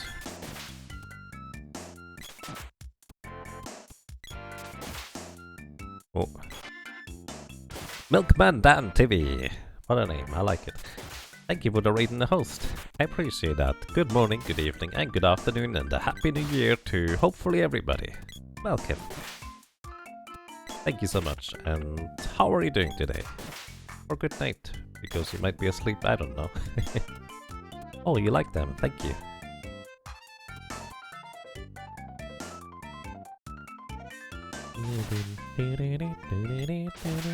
Oh, thank you so much for the 100 happy rabbits, that's really kind of you. Thank you. And welcome everybody. So, anybody who may have joined us more recently, this is Seeker of Mana 100% by my own definition. This is not technically an official speedrun category. Nobody else aside from me is, well, silly enough to run this. But, well, here we are. My goal is to get all the This is glitchless, by the way. My goal is to get all the weapons up to maximum level, which means 8.99 on every weapon except for the sword, which the maximum is 8.00 without using glitches.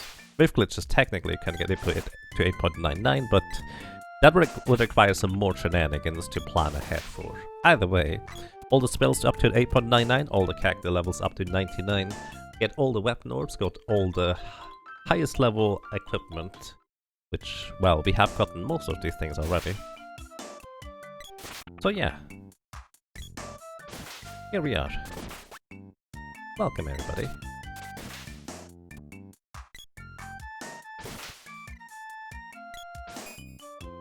How do you get to 8? You thought the character can't be too much higher than the... Yes! Wow, I haven't been put to sleep in ages. Some people don't even know that these flowers can put you to sleep in the first place. Either way, so the way weapon leveling works is you're correct. If you're higher level than the enemies, you only get half the weapon experience. So what I did is I effectively left 2 weapons at low level. One is the sword, because the sword can only get up to 8.00. There's no reason or risk to, well, not be able to max it out in the end, because 8.00 you can always reach with every weapon. Now the trick about reaching level 8.99 on every weapon is you just elevate them with other weapons you have. So what I did is I effectively equipped like an 8.00 weapon on one character, and then killed enemies with a weapon that gave more than 2 weapon experience per enemy kill still. Like for example, a level 2 sword gives 2 weapon experience to the character and half of that to his allies. So each ally gets still 1 weapon experience past 8.00. So it's a little bit of a mess, but if you just keep like a javelin or so, which what I did, at level 1, without ever upgrading it, you can actually transfer 2 weapon experience per enemy kill over to the other characters. Which is what I did until I had most of the weapons up to 8.99, and now I'm just training up the sword. The last character who does not have the javelin at 8.99 is the sprite, well, the lady actually. And this boy still needs to level up the sword up to, well, level 8. So while the boy is getting the sword up to 8, the lady is going to get 8.99 with the javelin, basically automatically. And that's the entire plan. Is it possible to get all characters to 8.99 experience with all weapons? Yes, I've done that. That was what I did in my very first 100% run, which honestly I think is more of a 101% run, because I made it glitchless except for getting the mana sword early, just so I could level it up to 8.992. So, spoilers for anybody who may want to watch the run as to how I did that. The way I did it is I left one character, specifically the boy, at the lowest possible level. All the way until I had all the weapon orbs in the mana fortress. And yes, that took a long time. Then, once I had all the weapon orbs, I revived the boy, finally, and just kind of had him leverage all the weapon levels of the other characters very carefully up to 8.99, and also his own levels all the way up to 8.99, all the weapons, starting with low level enemies and just slowly moving through the levels on the next lowest enemies in order to get up to 8.99 in the end. So it just kind of started on rabbits, then eventually went to job in herds, etc. So yeah, it required a little bit of planning ahead, although to be fair, I still did most of the things on the fly. So you keep weapons low weapon XP to get the experience? Yes, this is what I did here. For the other run, as I said, I just kept the boy at a low level in order to get the final set of weapons up to 8.99 as well. Which, by the way, fun fact, I reached level 99 on the sprite and the lady before I ever got level 2, I think, on the boy. Maybe it was level 3. Because you do get level 3 or 2 automatically when defeating Tropicalo.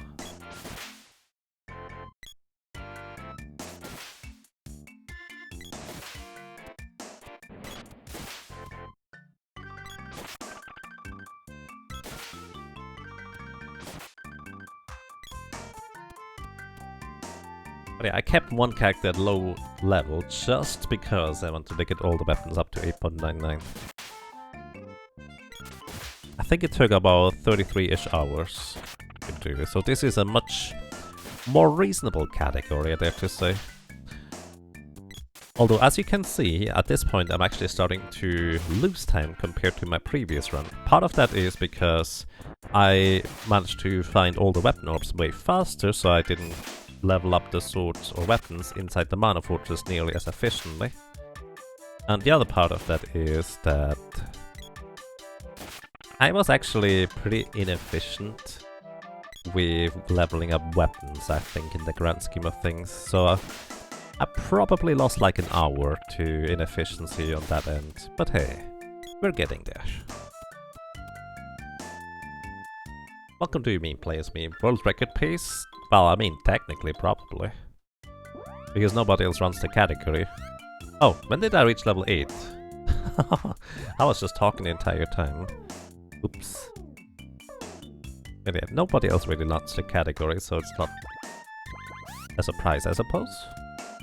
This is nothing optimized in any capacity. Alrighty.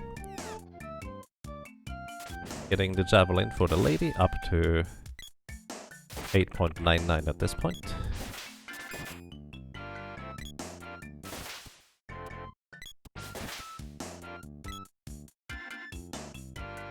Is magic done? Nope, magic is not yet done. The lady still needs to level up a bunch. We have a few spells already maxed out at this point. Do I need to stick around here actually? I don't think it matters, no. Actually I can go to the Mana Fortress now. I don't need to do the grinding here, I can just go to the Mana Fortress now.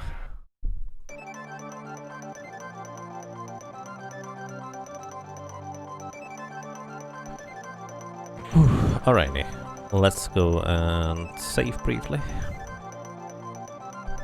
Good morning, Ice Spirits, and welcome. How goes the grind? Quite fine. Slow but steady. For item drops we got ridiculously lucky, so here we are, a little bit ahead of pace. The splits are a little bit misleading though, to be fair. Just a little.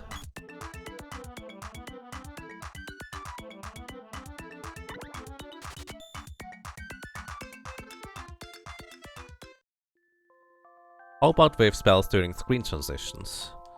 You would need... So here's the thing. Technically, that might actually save you a bunch of time in the long run. Practically, I'm not awake enough in order to time it properly, so the spell goes off before I hit the screen transition, but also not too early before the character locks me out on actually moving forward.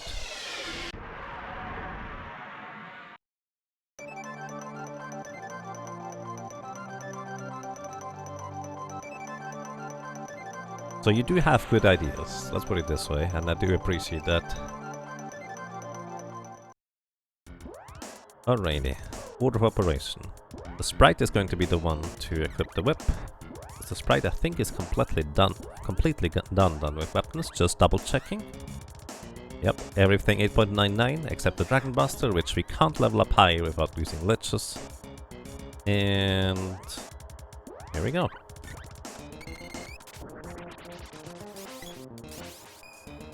Giving the boy guaranteed critical hits. I'm not gonna worry about these low-level enemies to cast spells on them. I'm going to start casting spells on the higher ones. Actually, I'm not gonna just go further on either way. Oh, I do have a wake-up drink. I'm more awake than I was like 10 minutes ago. 20, 30, something like that.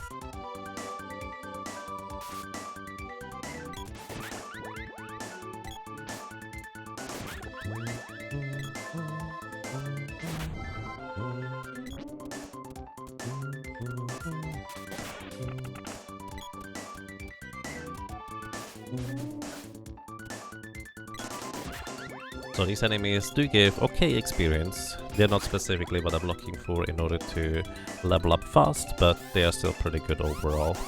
I do want to specifically have the boy kill the enemies, however, rather than the sprite and the lady in these cases.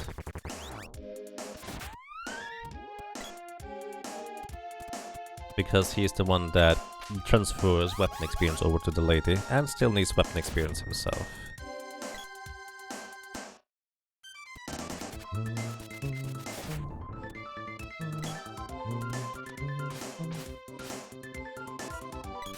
But no, I'm not at 8.99 yet. Thank you for the reminder though. I can't split yet. Well, I mean I could, but it would be not quite accurate. Yeah, I'm not done with weapon yet. I'm just going to go into the Mana Fortress because I need to grind for experience anyways. So here we are. No Shadow Zero. In the chest or as a spell? I suppose maybe both. Either way, yeah, we didn't get a Shadow Zero, but you only get Shadow Zero if you get traps. And I disarmed literally every single trap, so there was no chance for a Shadow Zero, sorry.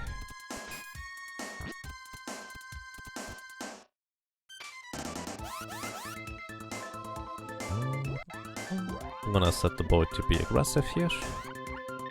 No reason not to.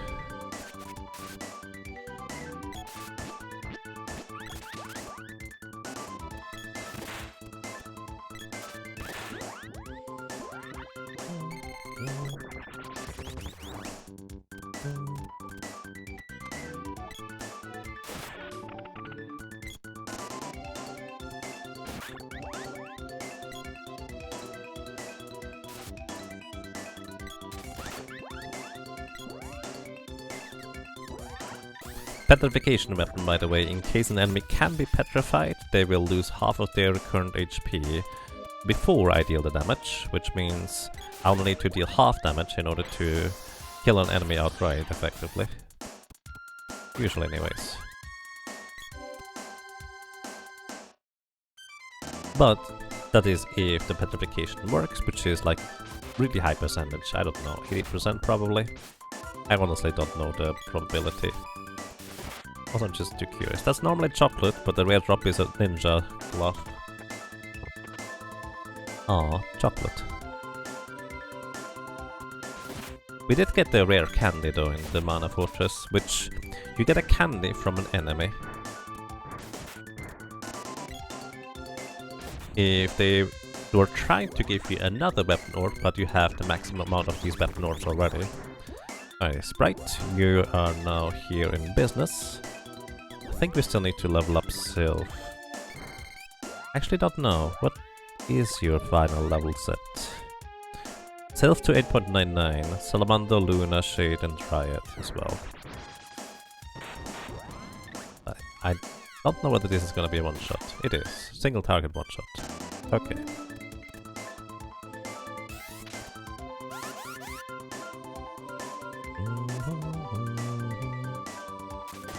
Well, the only enemy I don't care about killing are the...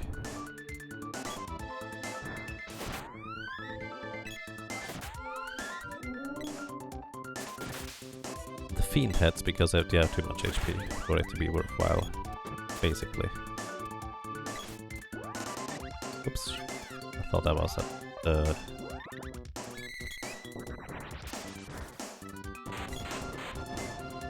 fancy animation. I still want to stutter step in order to...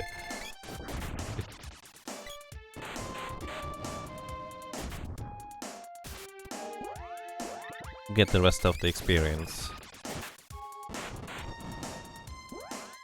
But that's not how it works right now.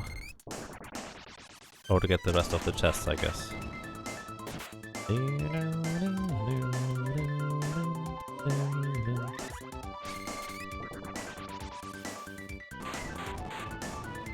While the fancy animation is happening, I cannot actually cast any more spells.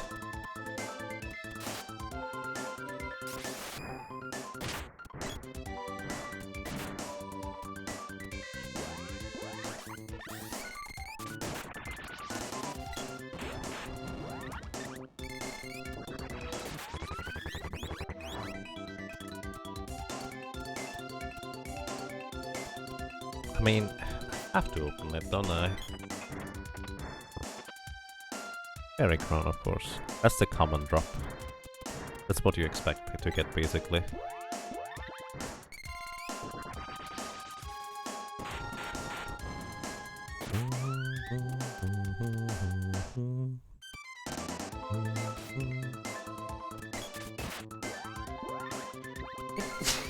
Excuse me.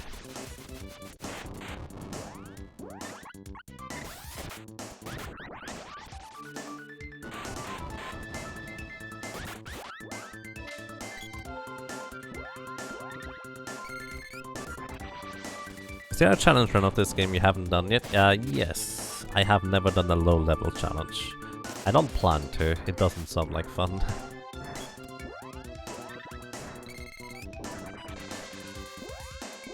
Alright.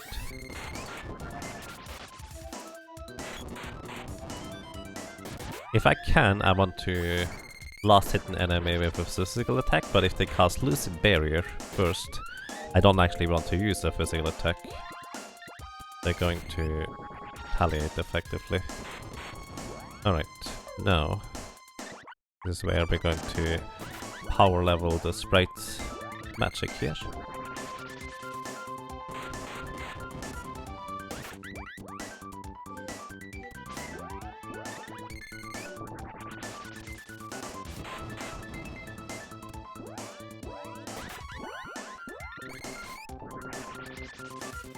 Now I think about it, I actually don't want the boy to be aggressive here.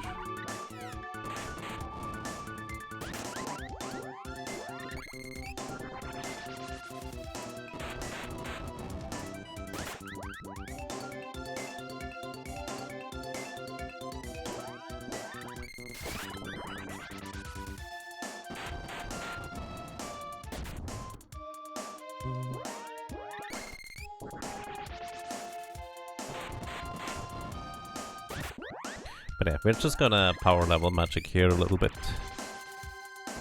This is gonna give me actual experience, as well as, well, magic experience. Those are not the most efficient enemies to knock out with spells, but they are pretty good nonetheless.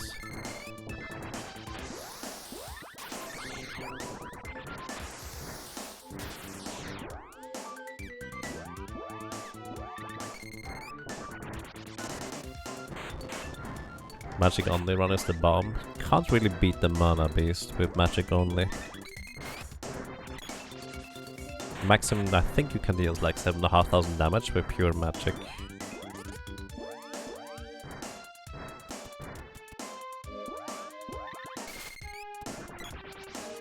Lucent Beam can kill him. The mana beast? No, it will deal 1 damage. Dark Lich is no problem. Mana beast is the problem with magic only.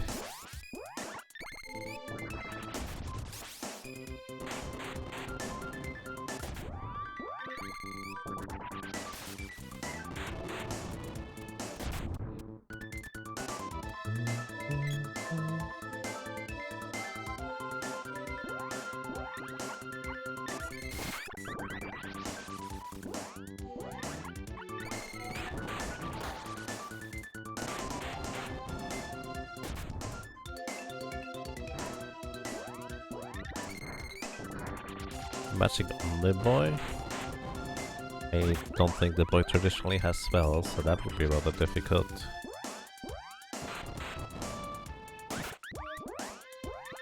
But with all the glitches that I know and can implement, to my knowledge, the maximum damage he can deal is like 7,500. That is 1 damage at a time. Alright, 2 more Sylph spells and we will be maxed out right here. Okay, all Sylph spells are done. Now we're switching over to Salamander.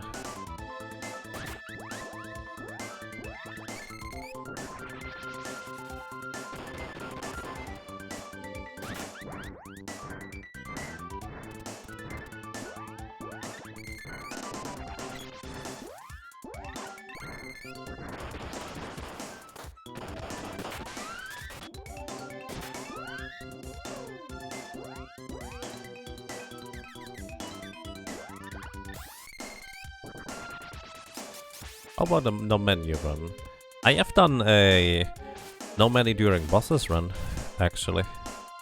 If that's up that idea.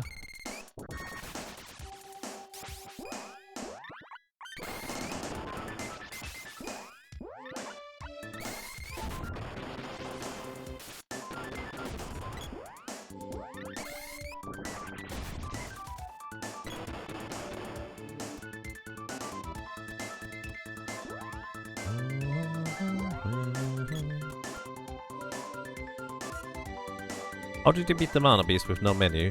Well, leveling up a bunch, good equipment, and buffing beforehand. A lot. I don't know whether I highlighted that run, to be fair. I don't know whether you can find it in the highlights. Maybe, maybe not. Was interesting, but actually not that difficult, curiously enough.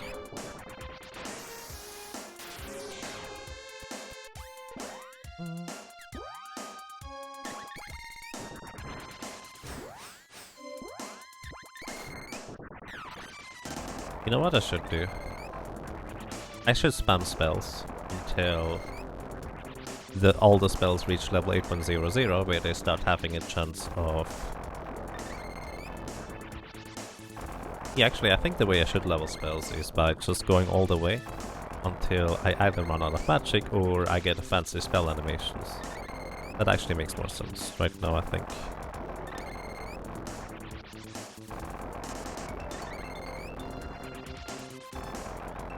What I can do in the meantime too is I can have the lady cast as well.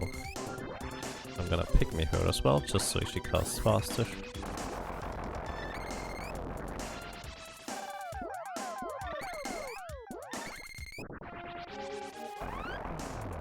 Because the lady still needs to level up Sylphid.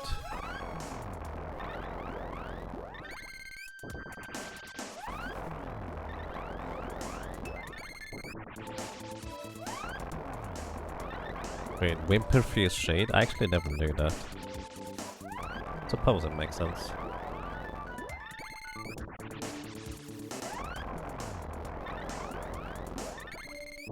Yeah, the Mana Beast uses Lucent Beams against you. It is kind of its most dangerous attribute to throw at you. when you're doing a solo character challenge run.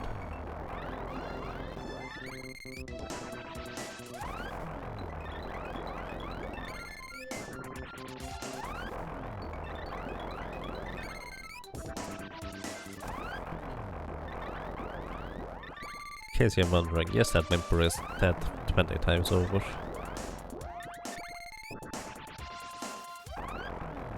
Basically, I'm just starting to level spells here.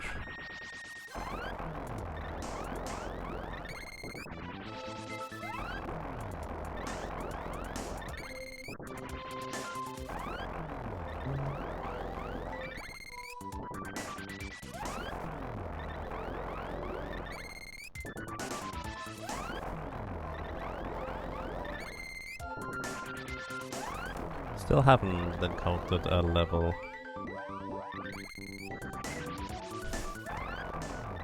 Oops, wrong one. Still haven't encountered a level 8 spell yet. Been going for quite a while now.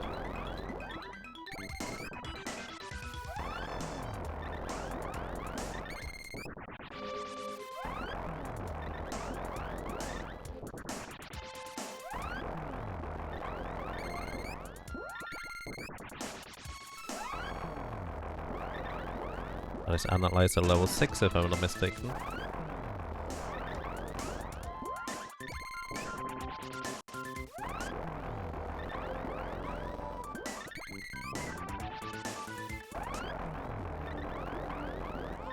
Really surprised that I'm not running into the final spell animation. I wonder whether it even can happen until we stop. Ah, there it is. There is the really long Dark Force animation. Going to kill that poor fellow outright.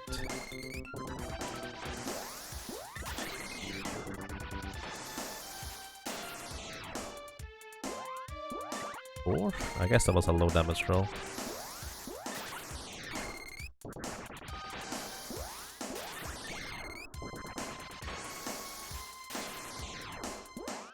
Alrighty. Nice. So how far did we get here? Shade got to level 24 before we ran into the special animation there. Right, we continue right here. And we already immediately get an animation here.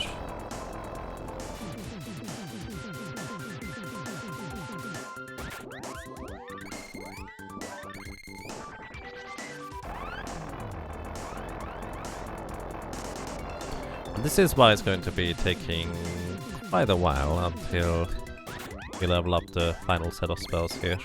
To be fair, what I could do is I could use this spell magic instead.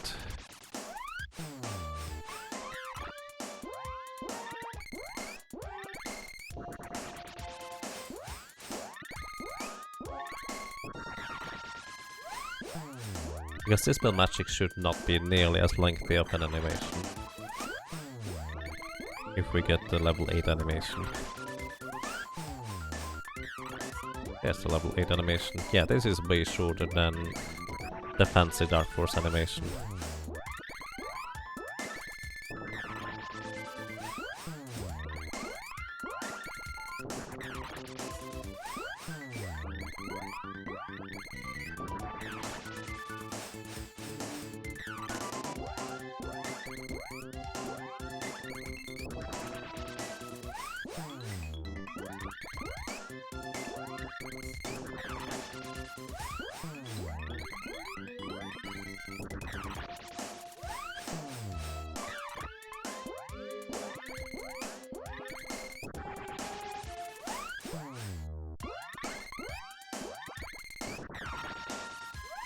Not entirely sure what I was thinking about trying to level up the spells this late in the dungeon. I guess I could have just done this outside. Not that big of a... Well, I suppose dealing damage at least gives me experience here. If I want to level up through certain spells. But, well, I suppose specifically not Dark Force in this case, because that just takes ages until the spell resolves. We have Analyzer level 6.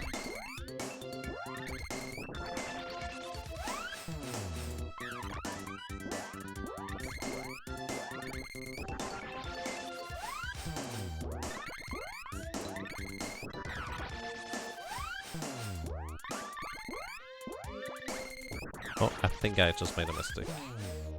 Yep, the sprite has no MP remaining. That's not good, because all the fairy walnuts were thought to be for the lady.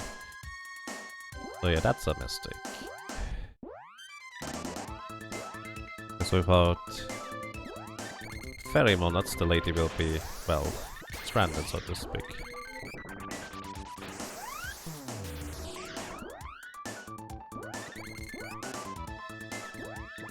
Whereas the sprite will be able to just continue casting spells regardless.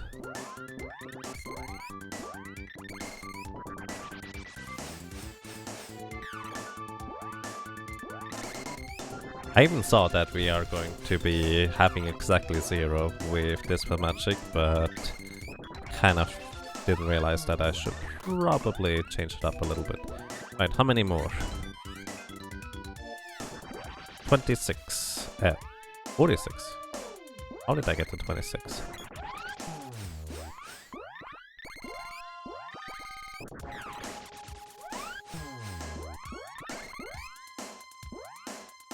Gonna use one Dark Force here, purely to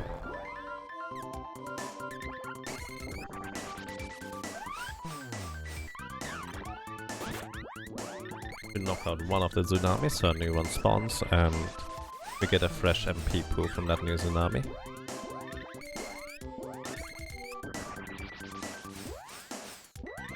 Dark Force, until it gets fancy, is very chainable, yes.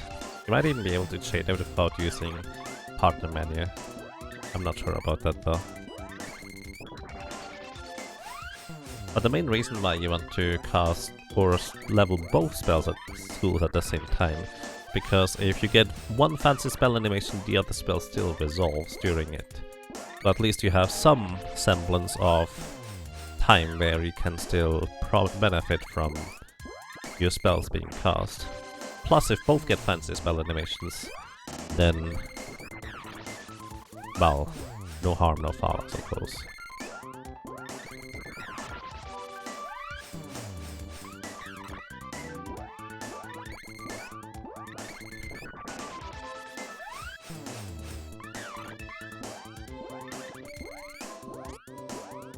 Okay, that's gonna be the last MP for the lady. Gonna refill it right here.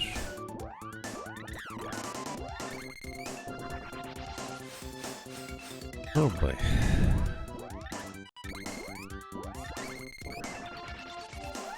Tsunamis are such nice enemies, because as long as you're just the right distance away, they will not even cast spells. They just occasionally walk around, and that's about it. And they multiply in case you accidentally kill one. So nice of them.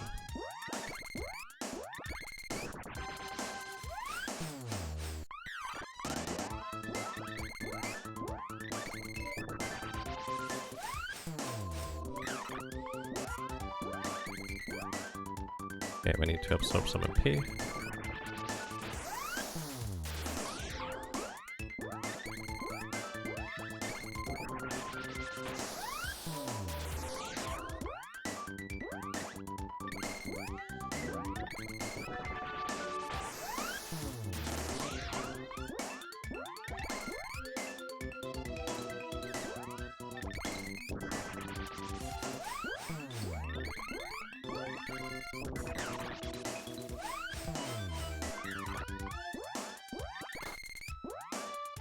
Okay, how many more do we need? 23. 23 times 4 is 92. Yeah, I don't have enough MP in order to go all the way 92. What did I just do? Oh no, I used a fairy one on the boy for no good reason. Oh no. Ah. More wasted fairy walnuts. The lady's not gonna be able to.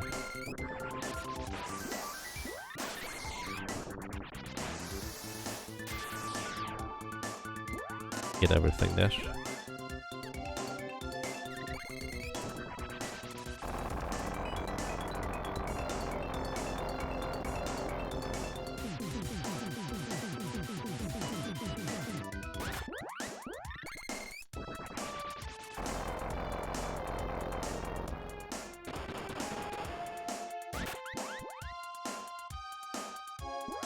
Alright.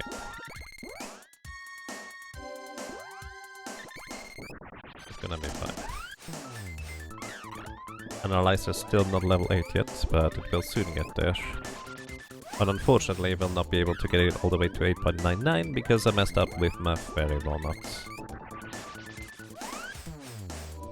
And none of the enemies around here drop fairy walnuts to my knowledge. Maybe a little bit further back.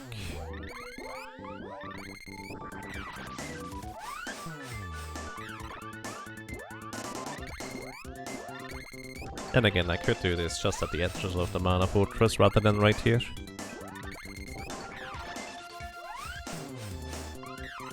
That would actually make a lot of sense too.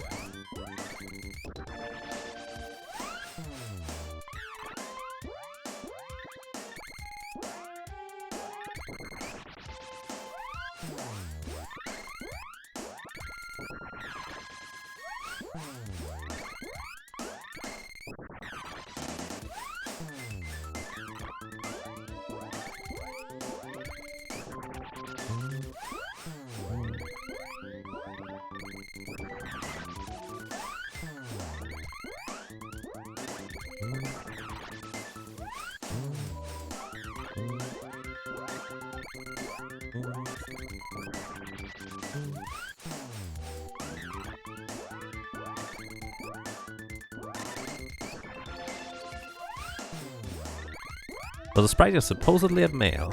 Well, it depends on the translation you are playing. In the German translation, for a Super Nintendo version, the sprite was originally female. The English translation, French translation, the sprite was originally male, and the Japanese translation was, well, gender neutral. Because Japanese could do this much more easily, well, at the time of language anyways. So that's kind of the short version, I think. Hey Torgeist, welcome to you. Happy New Year to you as well. Yeah. Basically, to me, the sprite was always a she for a long time, because I played the German version when I was a kid. Level 8 with Sylph. Let's see where we are with Salamander, with Shade. Right, level 8.99 with Shade. Dryad, Luna, and Salamander remain. Alrighty. Gonna go for Salamander here.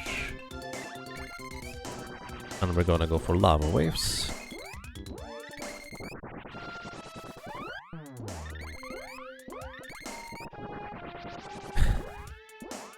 And hey, thank you, same to you, Anchimi Manchi. Welcome and Happy New Year.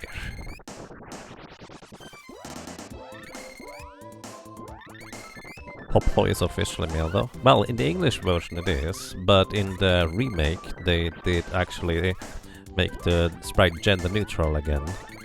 Kind of like in the original Japanese version.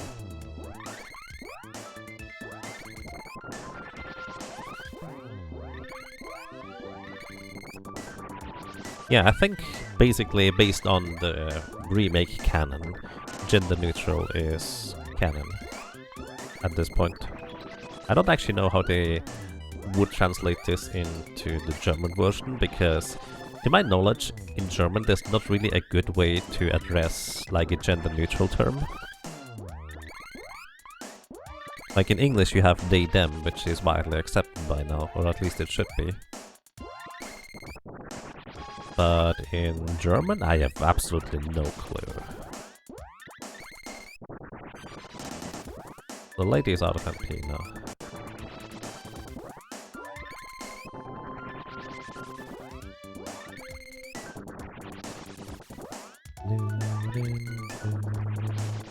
It still sounds very bad. What sounds very bad, if I may ask?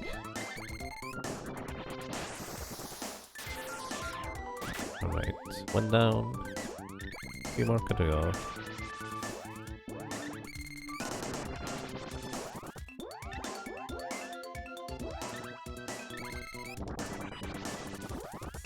Using them always gives away someone really wants to avoid specifying gender. Well, it's not about secret or not. In this case, actually. It's much more, what's the word, nuanced.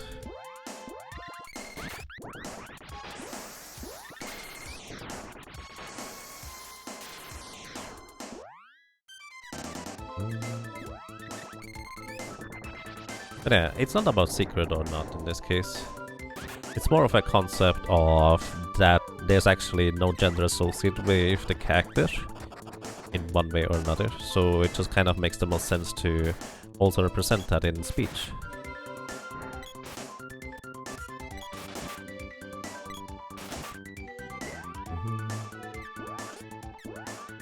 You can have an entire natural sounding story dialogue and then general never becoming. Yeah, in Japanese that's very easy. Nowadays that's reasonably simple to do as well in English, but I have no idea how to do that in German.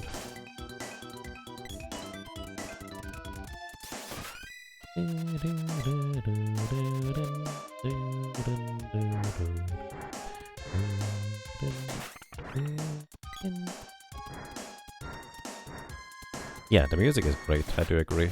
I really like the music here.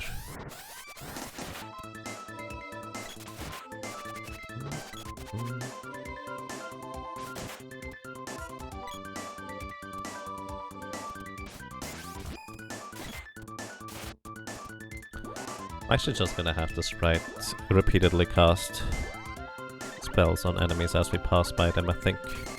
That might make the most sense. So we'll have the boy be back to being more aggressive again in behavior, so the boy will attack on his own volition.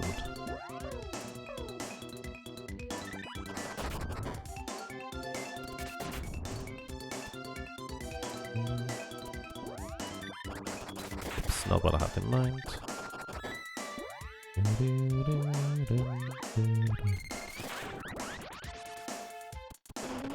Yeah, so here's the thing. It sounds super weird to use they, them when referring to a singular person when you're not used to it. That's true. That is very much true for me. It still kind of is. But at some point, you just kind of start getting used to it. It's more of a unfamiliarity type concept rather than anything else in my opinion.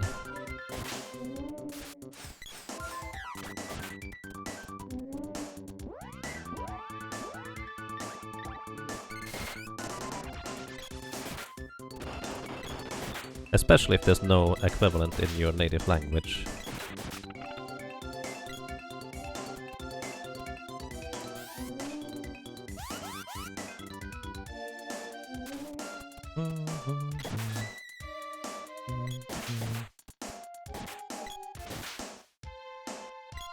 Yeah, I mean, even in folklore and mythology, technically speaking, demons don't really have a gender. They just kind of are whatever they feel like being, whatever benefits them.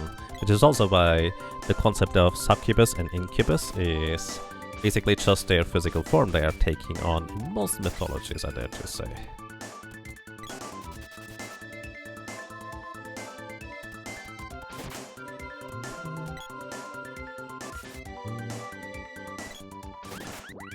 But if you basically, especially during like, well, Secret Mana original release, I guess that was just not common practice to use. This is much more like widely known and accepted nowadays. So it's definitely still very weird to, well, me, since I'm not used to it still. It's gonna still take a while until I'm used to it, but it's like, well, that's how you refer to them. That's alright, just need to get used to it.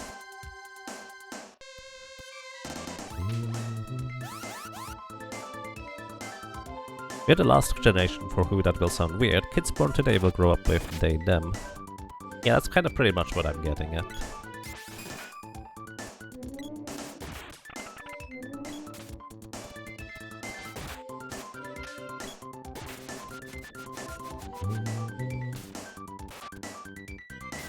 They are gendered, well, no, that's kind of what I mean by Lockhart. They are not anything inherently, it's just they go with what works, if you get what I mean. Like, obviously, they are trying to be attractive and trap their victims with their physical appearance.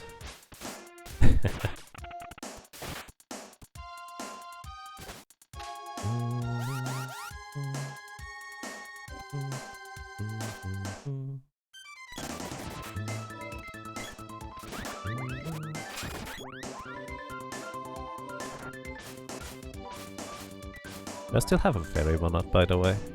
Ah, I do still have one. Why am I not using it, I wonder?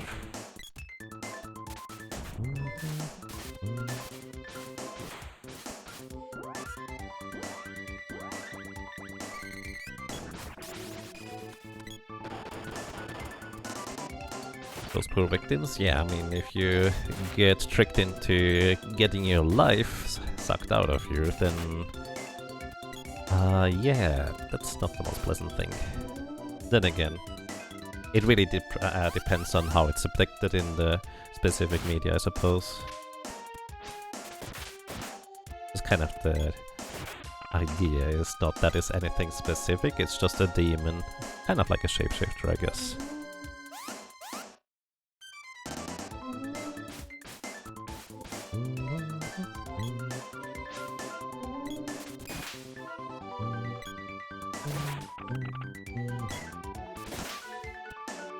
As I said, it depends on which media. I don't really know too much about these things, to be completely honest. It's just like... there's various video games you encounter these kinds of creatures in, and that's literally the extent of my knowledge. Well, mostly. Alright, need to get fairy walnuts here. And I need to stop being a doofus about my accidental fairy walnut use here.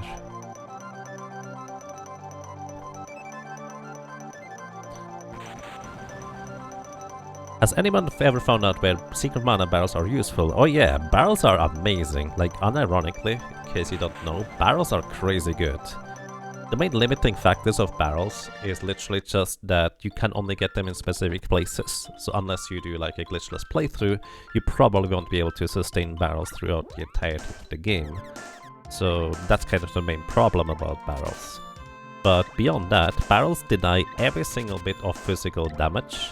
So you can just literally tank bosses, potentially infinitely, if they don't have any spells that can get through the barrel, for example.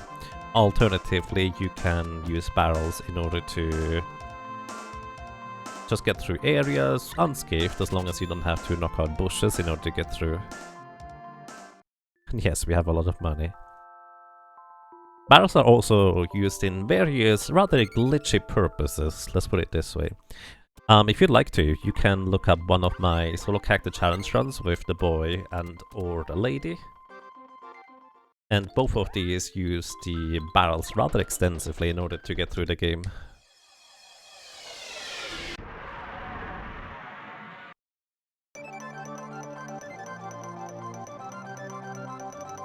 Alrighty, I think I'm just going to use the entrance tsunami in order to level up magic at this point.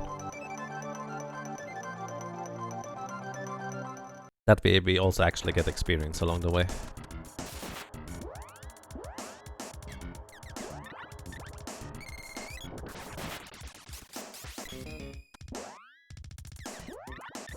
No, no, no, no, no, that's the wrong thing. I did not mean to give him that weapon. I wanted to get guaranteed critical hits here. Oh, you get hit? Weird.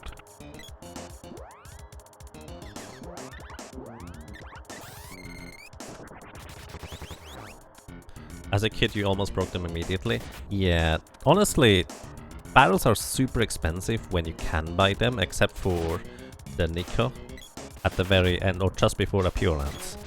Traditionally, I think that you will probably get most of the use out of the barrels if you buy them just before the Pure Lands, because that's kind of where you actually get to experiment with them and try them out without having to worry about money too much. That is indeed quite useful, I dare to say. Alright, more spell leveling. Let's go. And we just will continue lava waving these.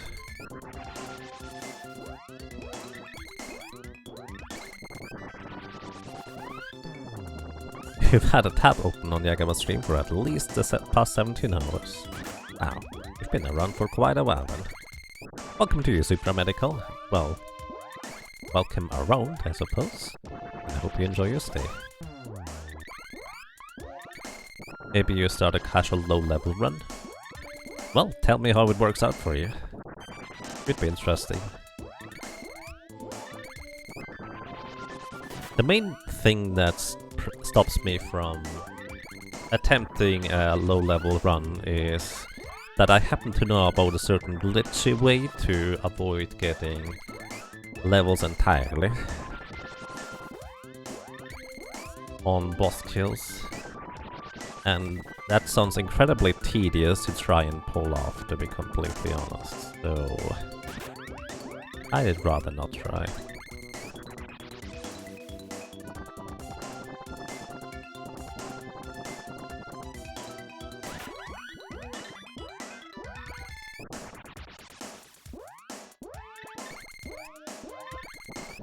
Also, we're starting to get the fancy animations of the analyzer spells here, so this is why we're having... Well, I can't do anything in the meantime, let's put it that way.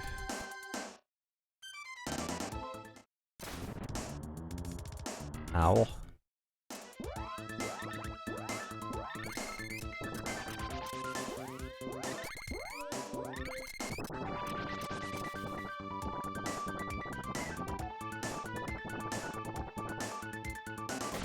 I think what I want to do is actually I want to go ahead and level up Lava Wave. Wow! Immediate level 8 spell as soon as I hit Lava Wave level 8.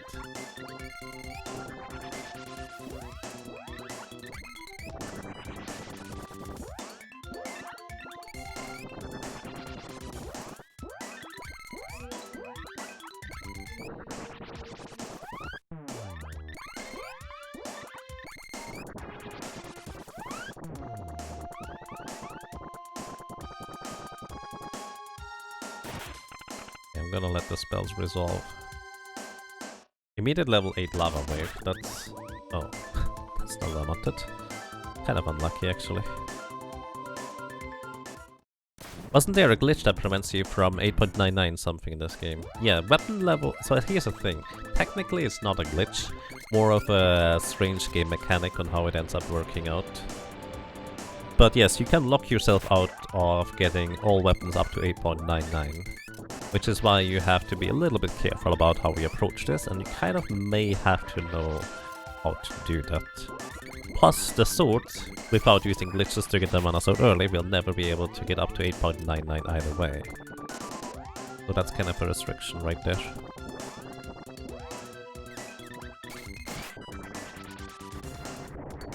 Let's see whether we get the fancy dragon animation here. We did not. Going to respawn the room just so we get the tsunamis. And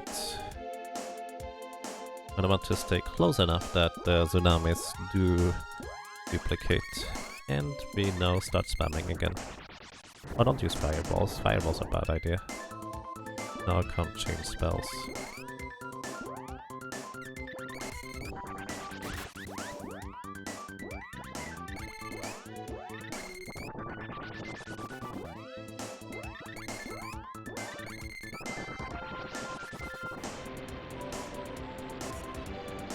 I will also need to absorb some MP from the enemies here.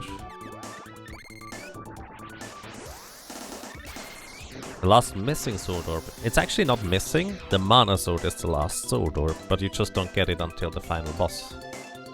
So it's just kind of a weird, well, unpleasantness in your menu. That you cannot get the sword all the way up until you basically fight the final boss. Alright, boy. I need you to not attack them, actually. Right.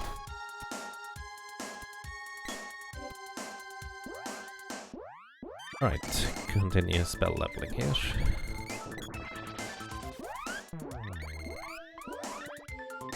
That didn't count for 9-year-old self. Yeah, it makes sense to me. It's the same concept as if you check your spell menu. There's just that awkward place missing. Because there's technically 8 mana spirits in the game, but... well... I'm gonna wait until we're collecting case. There's technically 8 mana spirits in the game, but the catch is...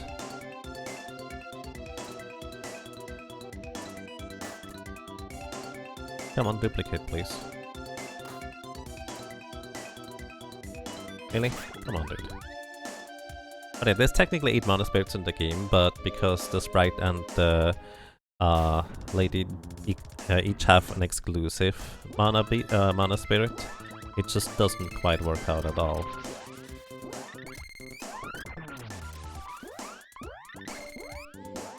With the menu. Which is also why that rumor about the 9th elemental Solaris, or I don't know, was born. Because it sounded plausible enough that it is possible, but, well, turns out to be completely wrong, as you would know.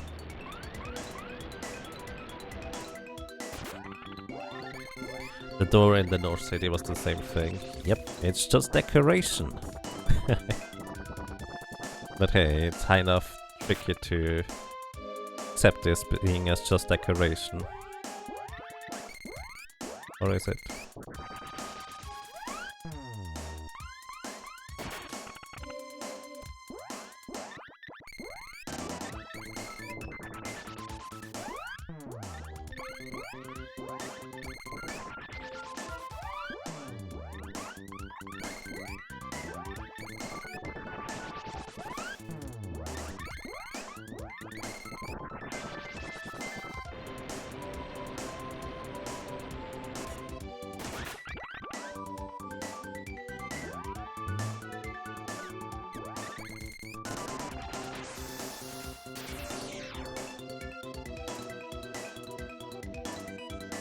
It's just like when games have major gates you never pass. Our Ocean has 3 like that. Oh boy. Alright, still need... actually, all the self is spellcast at this point still.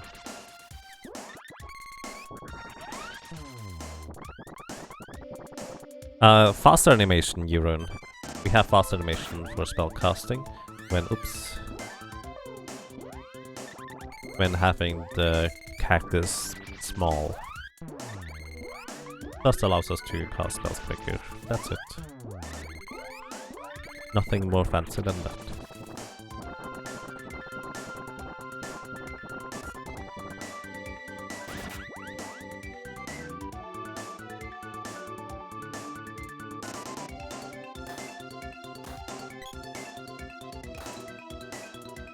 Sometimes these guys just stop multiplying, and I don't know why.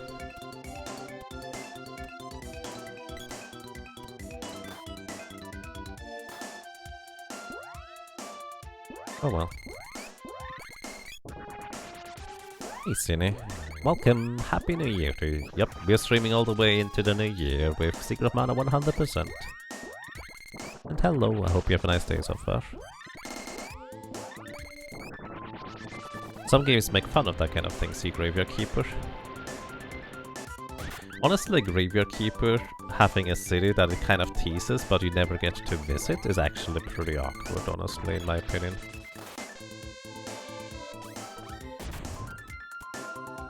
Because I thought, oh, I can finally get to the city.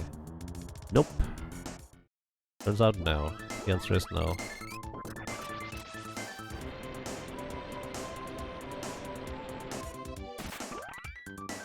Oh yeah, maybe I shouldn't have said that, because it's a good game, and I shouldn't spoil stuff just like that, maybe. Without warning anyways.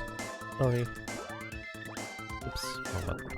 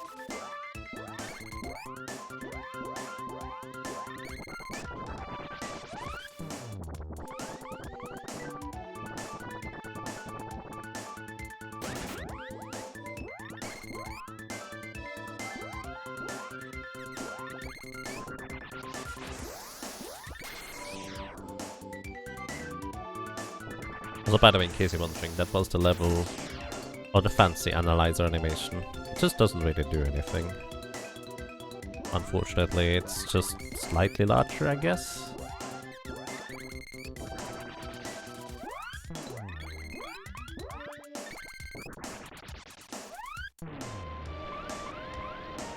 Oh dear.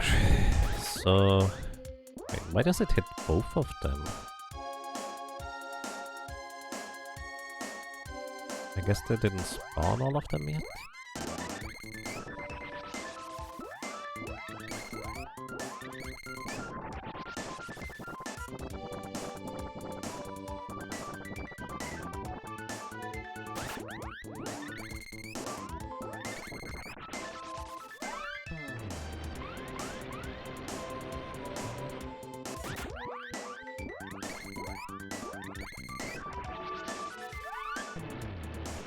But yeah, we're getting a fancy animation pretty much every time when we double cast like this. Alright, lady, how much more do you need for self? 23. How much MP do you have left?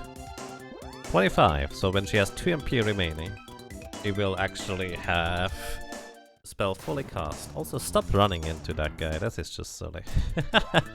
They will always do that. Literally always. Because for some reason, pygmy cactus are always said to be hyper aggressive. Or I don't know, no reason really. That's just how it is.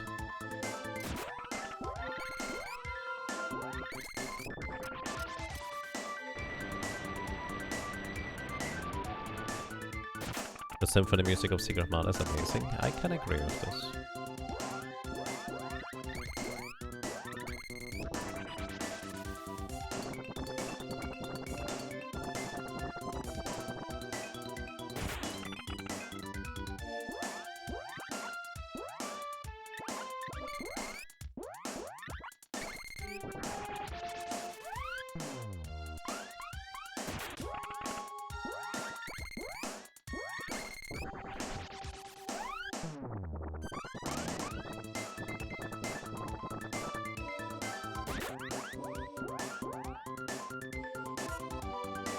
Wait until it splits up a little bit.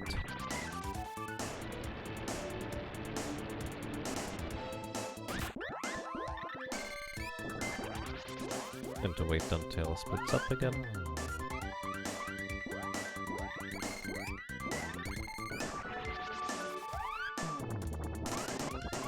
It feels like literally every time I get it now. I don't know what the probability is, but it definitely does not feel completely randomized. Because it seems to actually alternate between the sprite getting a fancy animation and the lady getting a fancy animation. I'm not sure whether that's accurate, or whether that's just me thinking about it, because it just looks that way right now.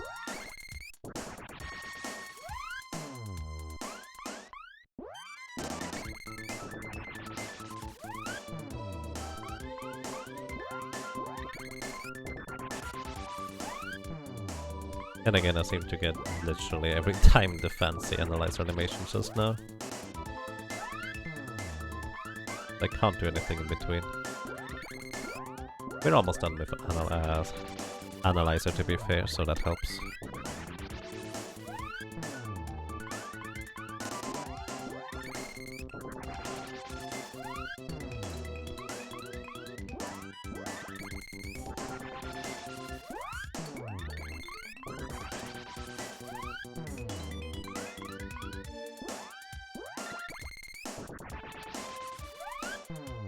Almost there. Almost there. 3,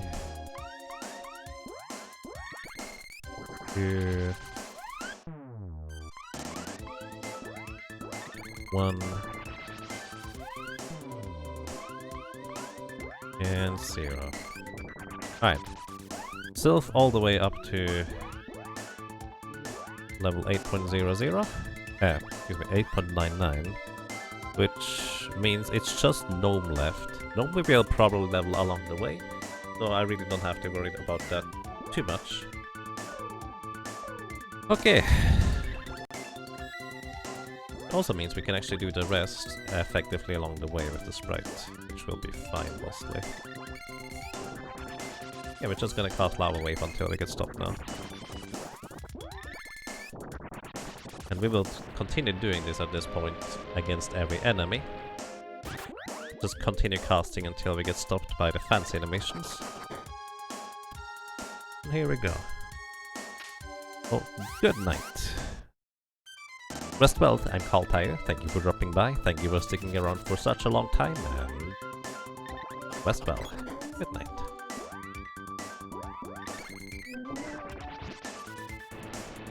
Immediately fancy animation. To be fair, this is gonna be pretty much expected at this point. Because we are 23 points away. With a pre that is 60 some change. Let me actually absorb some MP from you.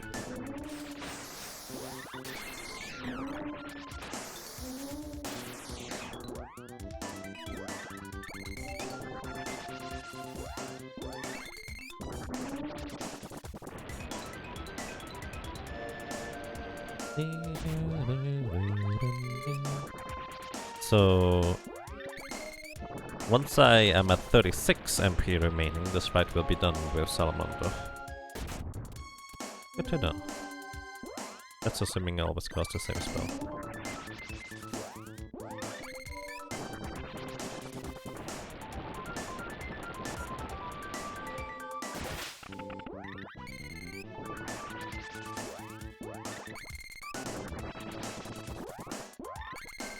And hey, welcome to you, Ruff. Happy New Year. I hope you have a pleasant morning, evening, afternoon, night so far. And I hope all is well for you. Also, I have to open up this chest. I mean, there's no choice. Come on, we could get a candy out of it, but we didn't.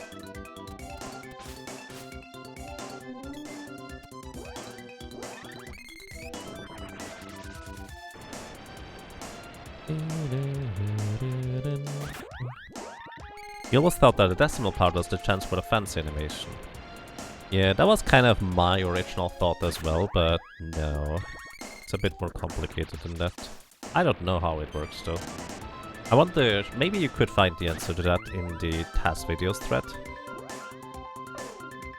In the gigantic post that HHS created. HHS being effectively somebody who took apart the Secret of Mana ROM and compiled a ridiculous amount of useful information for it. Happy New Year, thank you.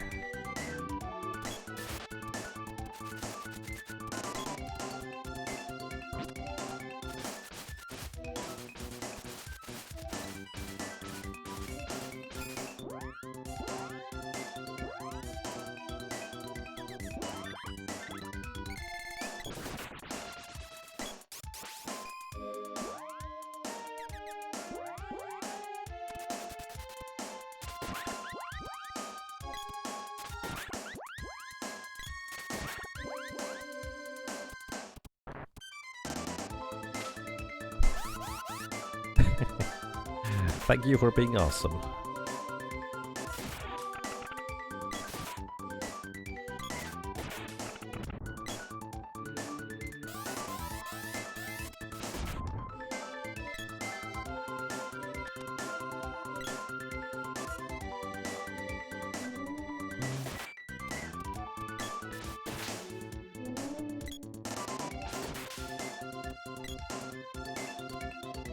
I think after this jump here.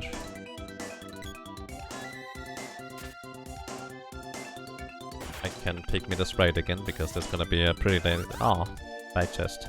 Gonna be a pretty decent stretch overall. Where I can just knock out enemies with spells. Also, by the way, the reason I'm using Lava Wave rather than anything else is because Lava Wave costs the least MP of the spells that I can normally easily chain. I can't change fireballs, even if I don't get the fancy animation. Want proof? Here, let's get that fancy animation for fireball though, because it's kind of neat. There it is. I could barely see it. Let me try to get this again.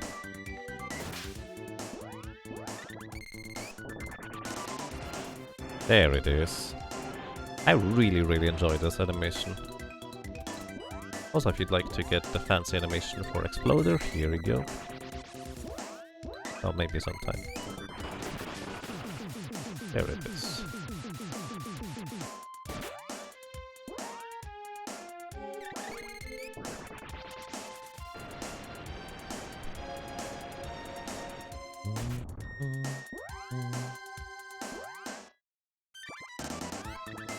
I'm the someone. Someone else. One more. One more spell.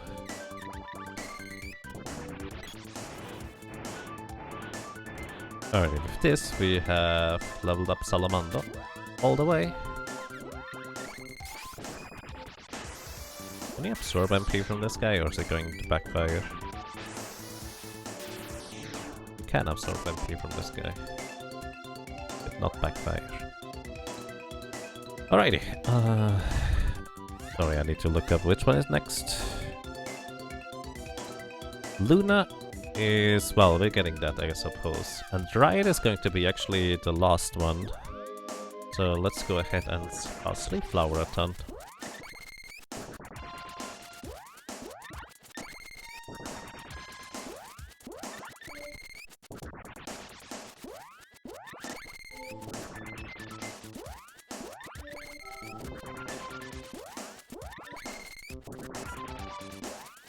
What do you need at this point, lady?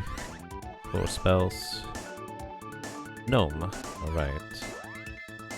So I could actually have you cast gnome spells while we are casting more Dryad here.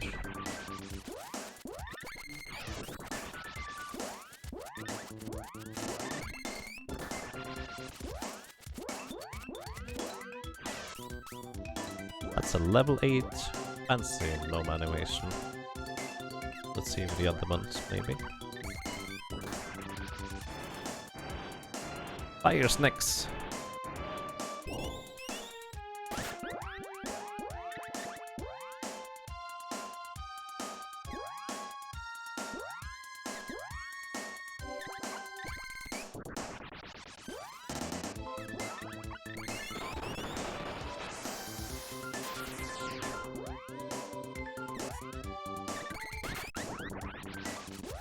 Fire snacks? Sure, we can go with that.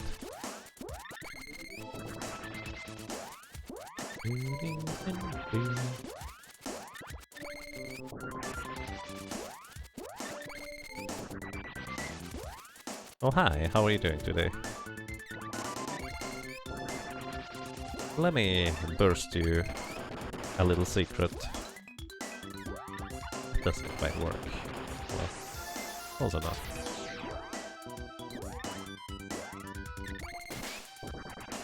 I was wondering whether the basilisk would come over here. Because sometimes when you are just waiting just off screen, close enough for enemies to possibly spawn, they might actually walk on screen. Kind of interesting. Because they then continuously get a chance to spawn again and again, I think. Admittedly, I don't entirely know how that works either.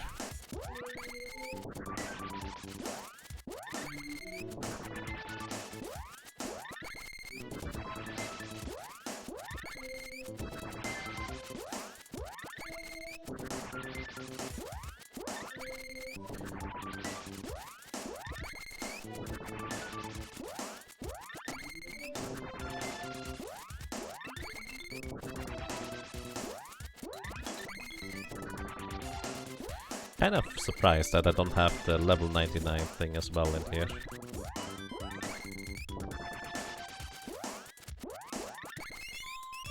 So just a fancy speed up animation right there.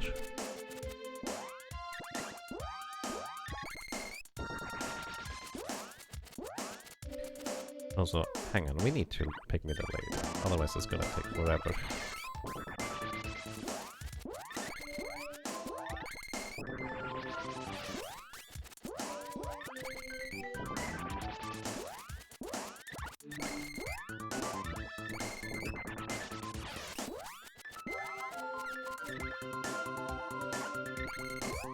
Luna was always your first elemental to reach max level once you got her. That makes sense to me, because Luna is very, very convenient to just refill your MP back to full. You were constantly spamming MP absorb and then blasting. Well, it's a pretty good strategy to say the least. In this case, Luna will be one of my last elements actually.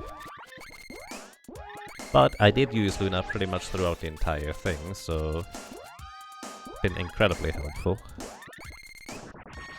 But with the focus on trying to get all magics up, I just felt like the appropriate way was to do it the way I ended up doing it.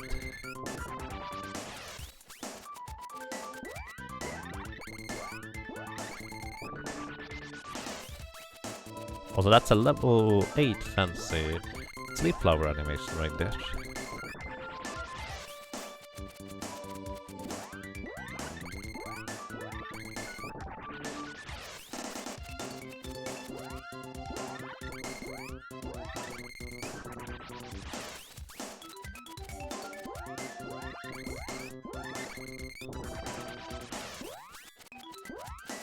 Oh, the one time I actually have the lady target herself.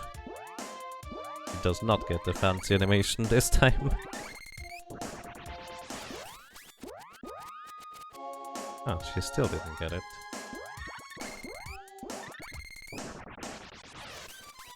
And now she got it again. Interesting. Wonder whether there's a pattern to this.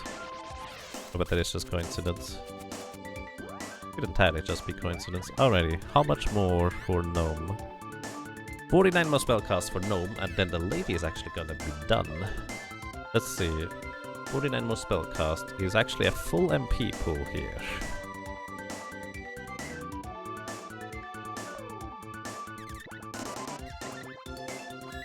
So just slightly more MP than she actually has right now.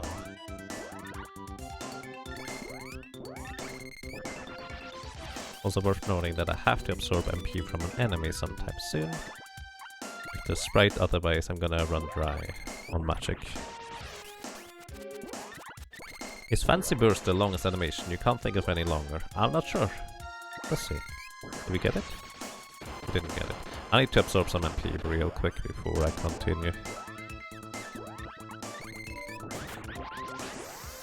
Let's see whether we get the Fancy Burst animation.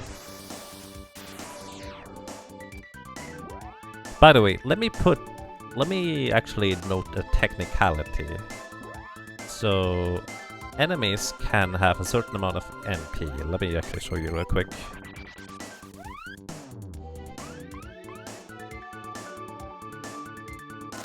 Well, I'm gonna try and show you. There. The Turtle Lance has 44 MP. Technically, in Glitchless, it is not allowed to double absorb an enemy that can provide you with more MP than you could maximum get out of them. Just kind of as a technicality, in case you're curious about that, I'm not technically allowed to do that. Practically, it's a very arbitrary category anyway, so I'm just gonna do it.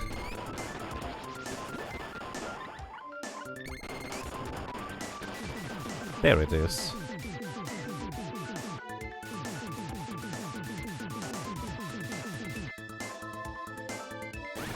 It is a pretty lengthy animation. I'm not sure it's the longest one. I think Dark Force might be slightly longer than this. I'm not sure though.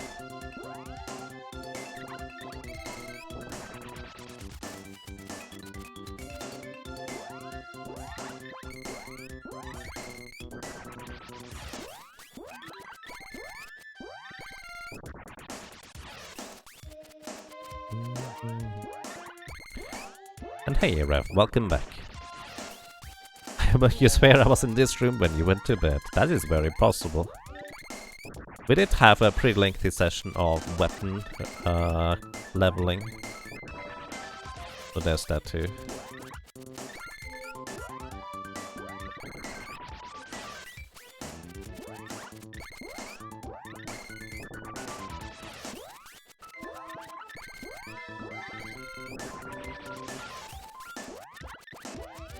Actually going to knock out this stalker here, just so he doesn't wake up.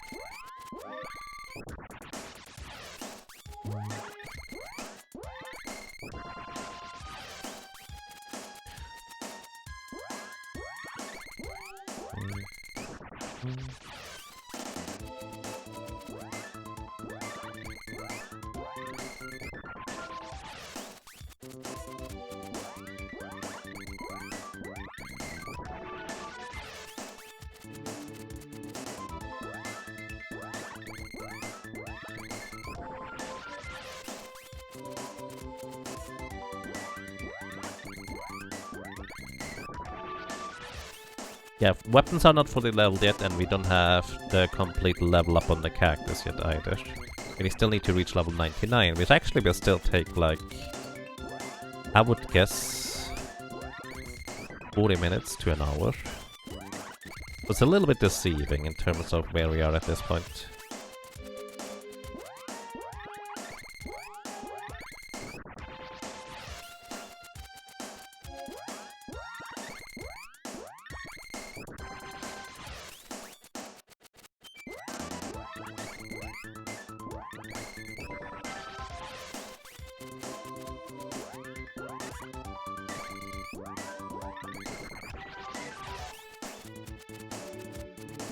So if I'm not mistaken, we should be getting close-ish.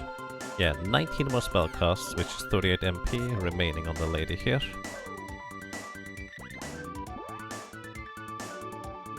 And the sprite still has Luna to do afterwards, I keep forgetting about that. It's still 54 spell casts away.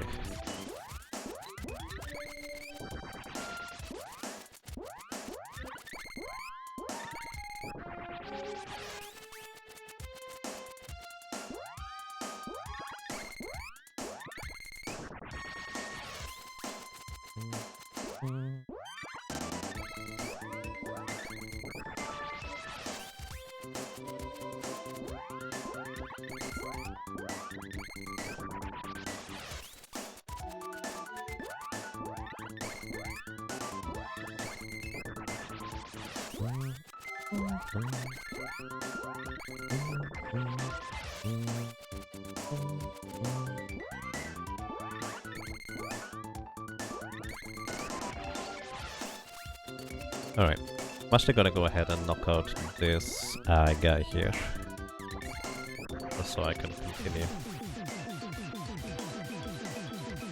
and absorb MP from the next enemy, because I'm not entirely sure whether the Master Ninja is going to reverse the absorbed MP, which would be pretty awkward if he did.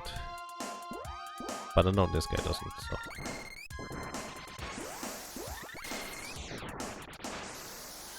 Also there's the fancy magic absorb animation right there.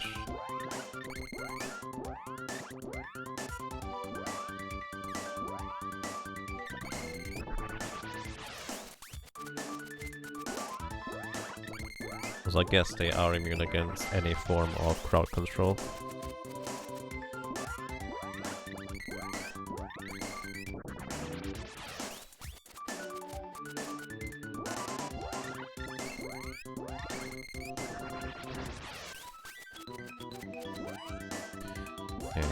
Let's see real quick. 7 more spell casts on the lady.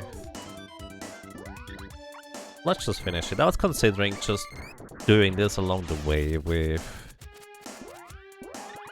spell casts of Stone Saber, which I will most likely use some more Stone Saber along the way, but practically, you know, let's just get it over with so I don't have to worry about this anymore.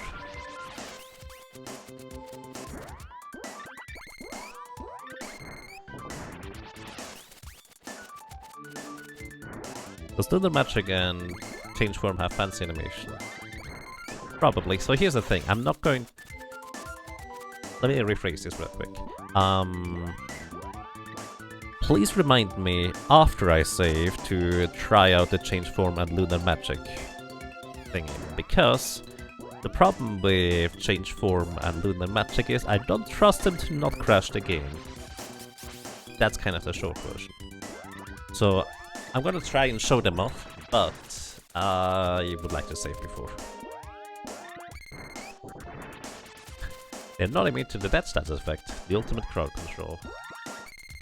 Death by swinging sword in face. Yeah, that's a pretty strong status effect. Very true. Alright, how close are we, my friend? 30 more spell costs, 69. It can crash the game. Well, to be fair, I only know one specific instance where it can crash the game. Have you ever tried casting level 8 change form on Dark Lich? Well, I did. I don't even... I think Blood suggested it, that we try to see what happens.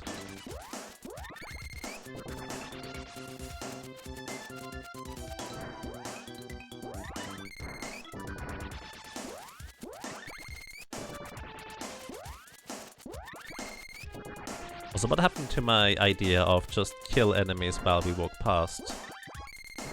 Well... I'm lazy. Yeah, there's a clip for change form. Like, exclamation mark clip change form might bring it up, I'm not sure.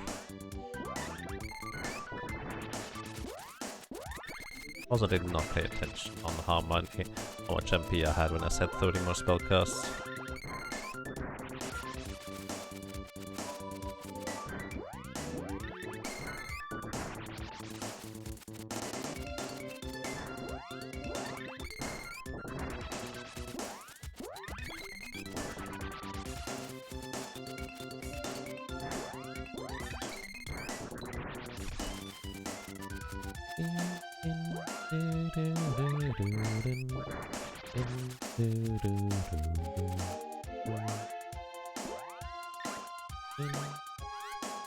Fancy Sleep Flower is disappointing. Yes, a little. To be fair, I think most of the fancy animations are kinda like that. 2 or 93, I guess. 94. 95. Also, what I can do... 96. We can finally mark... 97. Can finally mark the girl spells as completed. 98. 99. And good night, sir.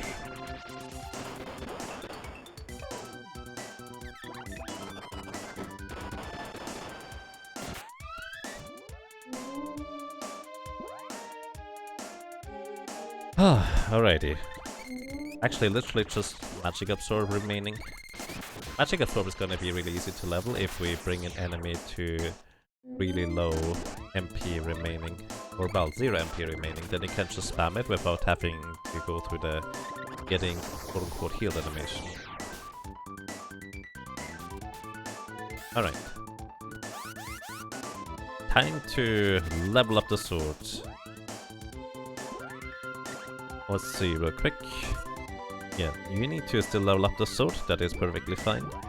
You need to level up the javelin still, if I'm not mistaken, and the sword. Well, actually, no, you're done with the sword. And you're done with the javelin.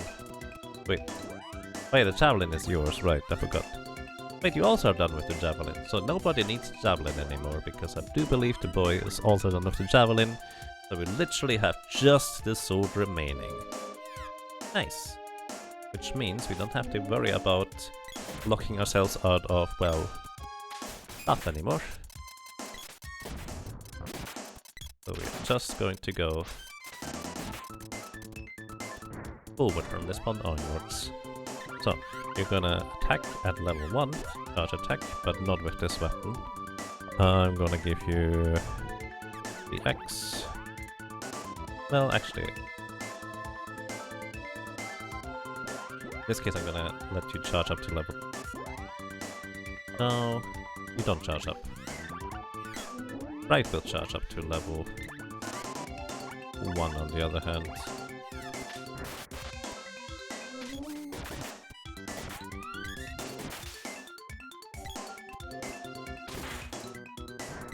And once I arrive at the end here, not at the end of the grind, but literally at the end of the hallway until we get all the way over here, I'm gonna go ahead and take a break. Because I think I could use a break right about now.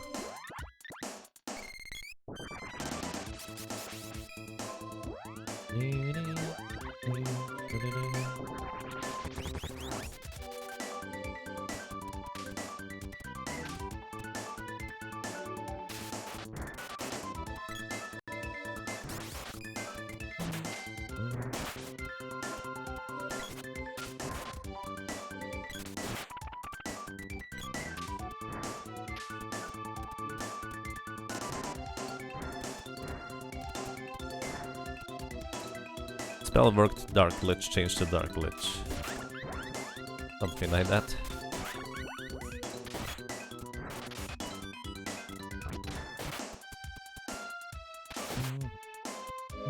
Keep in mind, I do run outside to save before I go for the final gauntlet. Just as a heads up. I'm not gonna be that crazy. Well, maybe. Probably not though. But I do want the candy.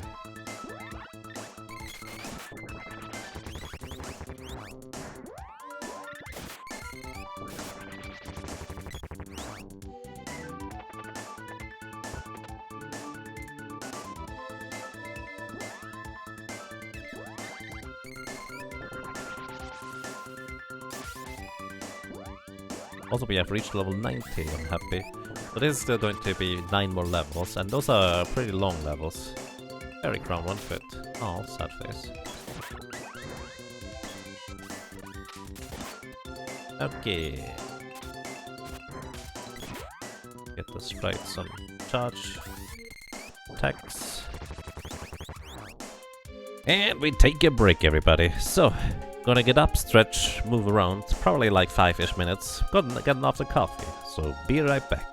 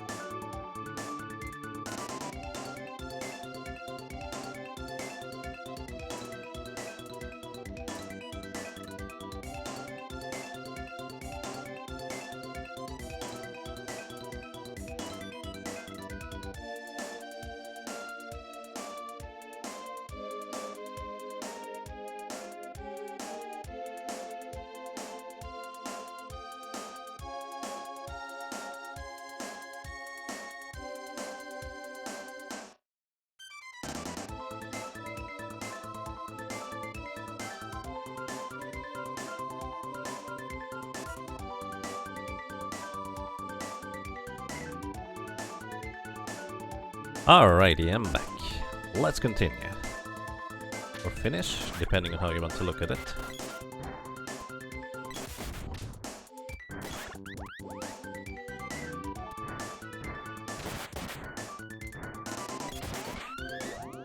And we're going to immediately back off. We're only going to knock out the Terminators in this area here, and the other enemies just to the right.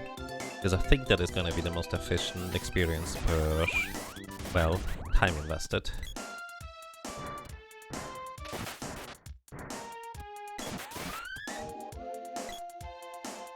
Why am I waiting for chests still? This is silly.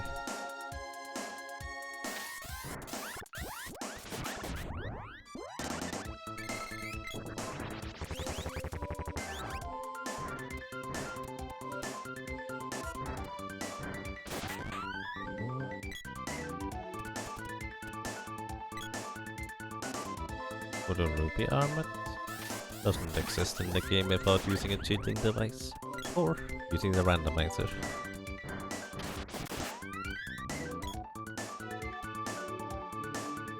The ruby armor is something that was in various guides because it was technically in the database, but you cannot acquire it in game.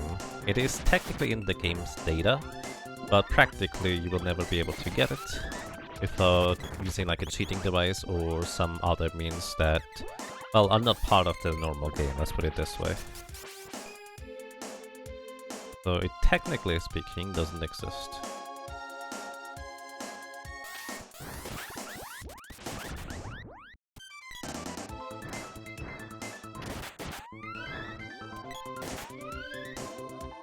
Plus, the ruby armor does actually have surprisingly low defense. Japanese too, yes. To my knowledge anyways. Just something that is in the game data, and they, well, just gave them a list of items that they are in the data, I suppose. Welcome to you, Killer Spur. How are you doing today? How much MP do you have left? 15. And we have no fairy walnuts remaining. Okay, we're actually not gonna be able to get up to 99 here.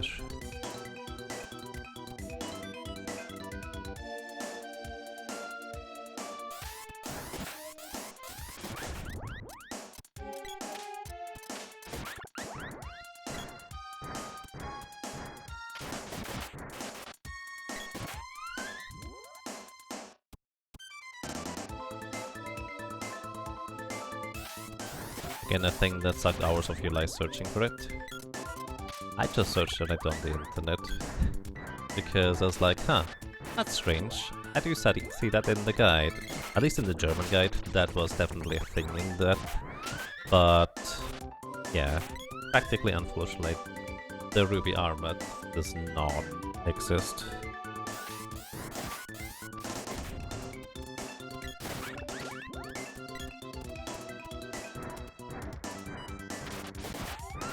You know, sometimes you're lucky when you're not a completionist. Like, well, I'm not a completionist usually. Oh, yeah, mind, that was the plan from the get-go. I'm just gonna do a 100% run all the way into the new year.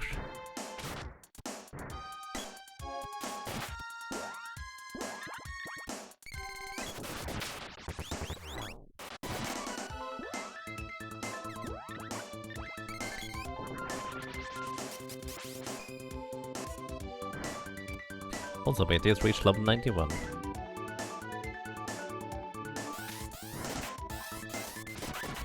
Yeah, I wanted to basically end the year on a bit of a positive note and, well, started on a positive note. So I felt like, how about we just do both at the same time with a secret amount of 100% run. So here we are.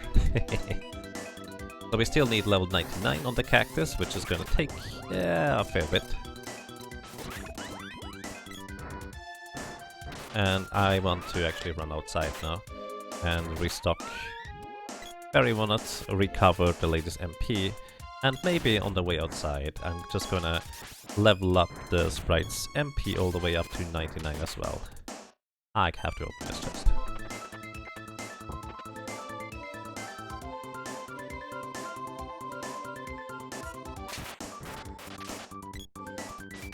Fairy cloak. the common drop, so expected.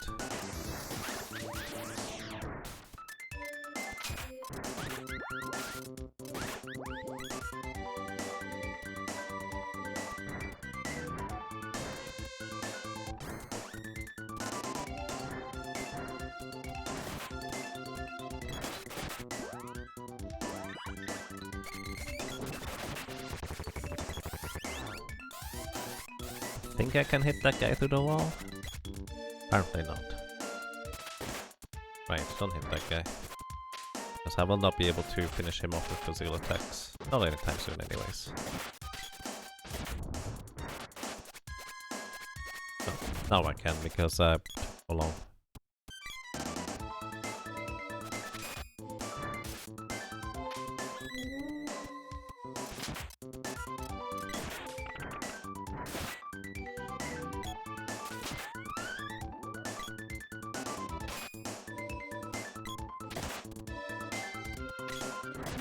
Holy cow.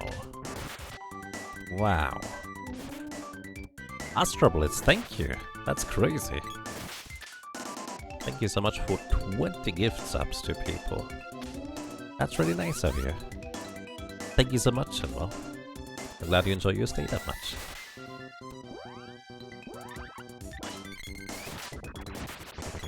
Also welcome.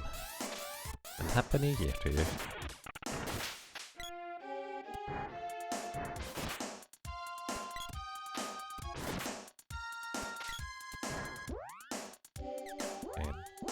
Don't get to charge up the weapon anymore.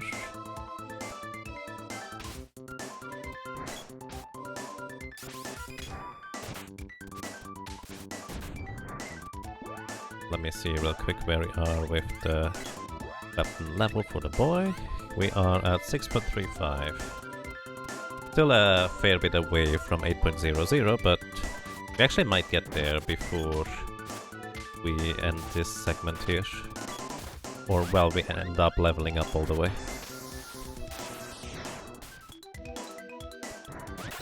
In fact, it's kind of likely, I guess.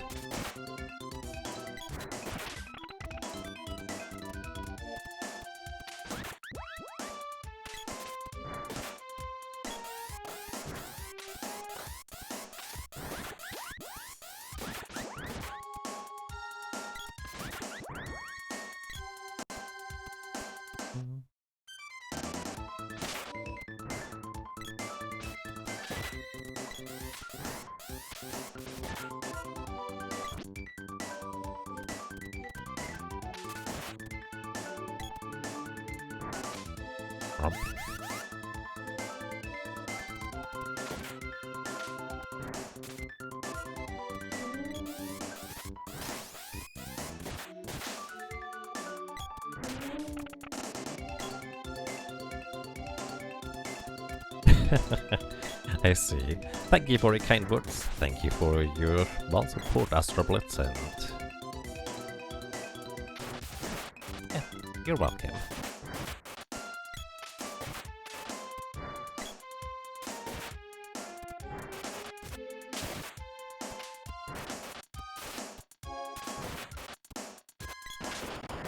No, don't finish them off, guys. The boy needs to finish them off. Whatever. Oh boy. Getting some mesh.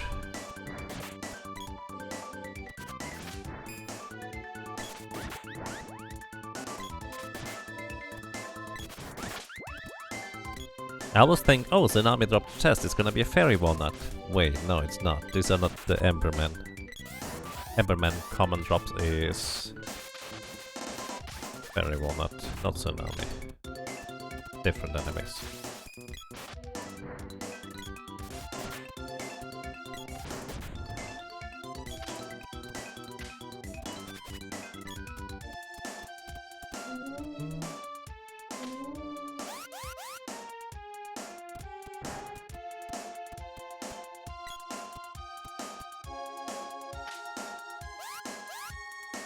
Dum, dum, dum, dum, dum.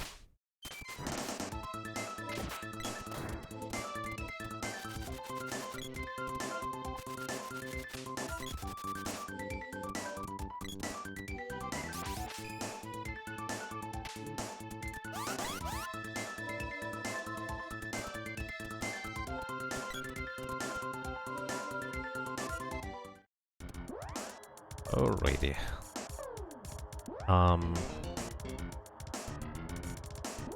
Yeah, actually, before we go, I'm gonna have to sprite cast MP absorb.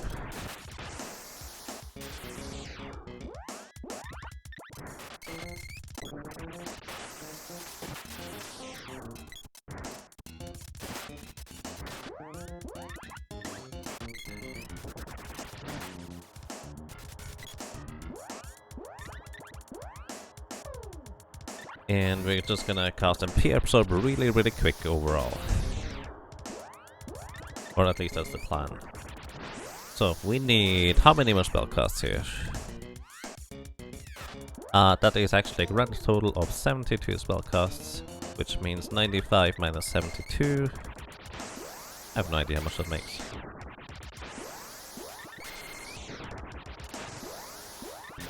$23.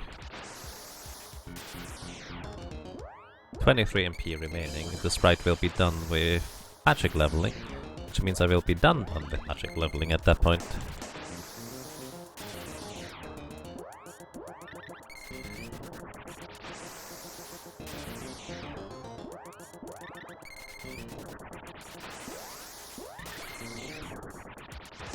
So I'm just gonna tap the button a bunch until I win.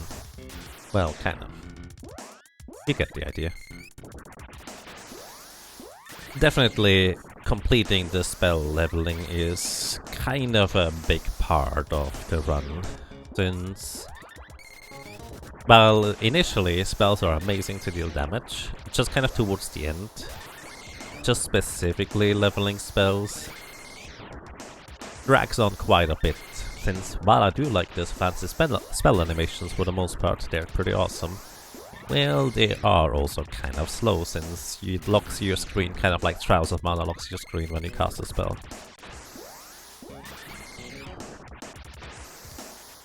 Why is it called no grind? Because I forgot to remove that? I thought I edited that, but apparently I didn't. Yeah, this is not no grind. This is... Let me remove that. Sorry, just ignore the no grind, sorry. I did not notice this until, well, you just mentioned it. There's probably a few people that said it before, but I've been too focused on the game to recognize.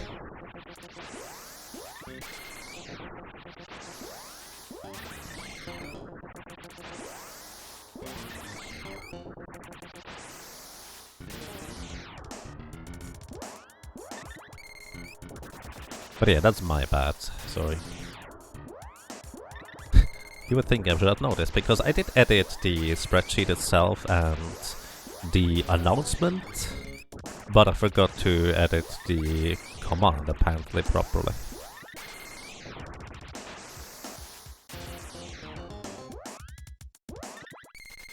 Yeah, we're still quite a ways away.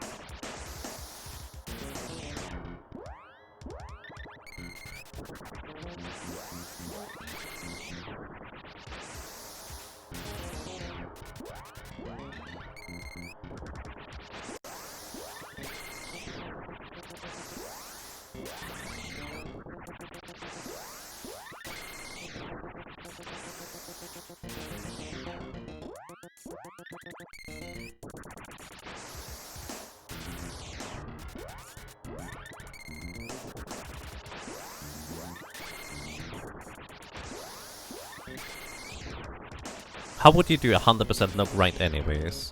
If you want, you can check the second spreadsheet in... Holy cow. In the thingy. Basically, no grind is literally what it says. It's no level grind, no magic grind, and no weapon level grind, so to speak. So everything else you get, like, you do technically grind for the weapons, orbs, as well as the other things. So it's basically just no level grind.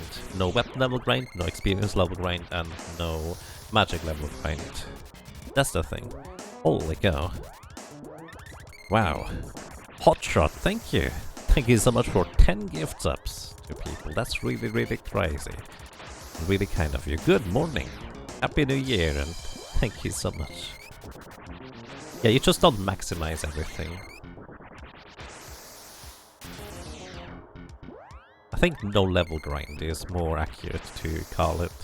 And it's also a much more reasonable category. If you want to do something like that in a single sitting. I don't remember how long it took me, but it didn't take me nearly as long. Also, we have arrived at magic level 8.99 across the board for all both cactus. Which means magic grind on the sprite is done.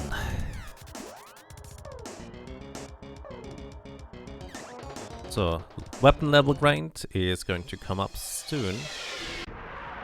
We're still not done with weapon levels, we're also not done with levels yet. But everything else, complete.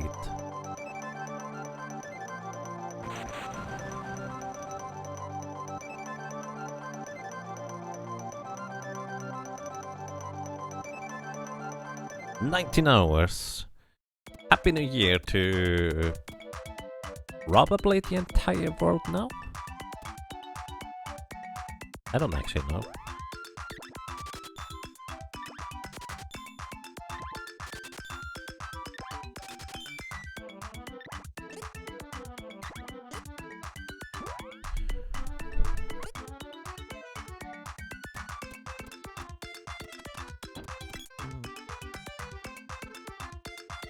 Happy New Year to you.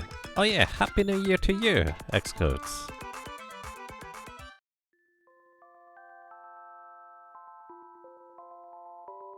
Hello. And a good start into the new one.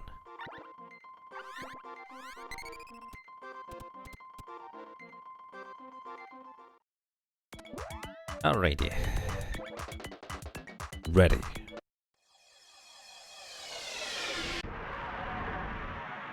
The splits are problematic. Yeah, the splits don't really represent it. Basically, the splits I created more or less after my first experience with a 100% run, where level grind ended up being the last thing I needed to do. And everything else was in that order, but, well, everything kind of a lot less than ideal either way. And whenever I cast a spell, I will likely get the fancy animations now at this point. That's just the name of the game now.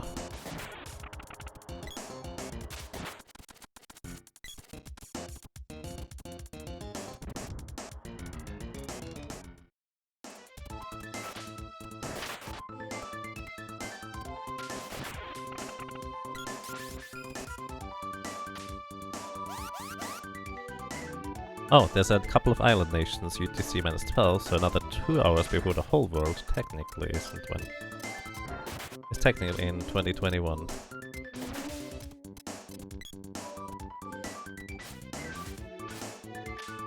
Right.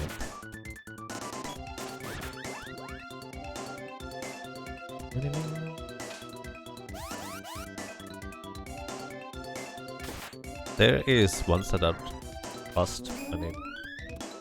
Ah, I didn't realize that. Time zones are weird.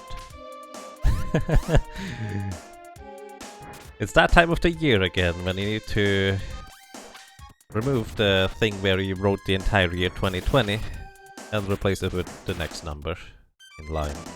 Technically not difficult, but we almost certainly are, well, most of us are going to make that mistake here and there. Yep. That's just how it works.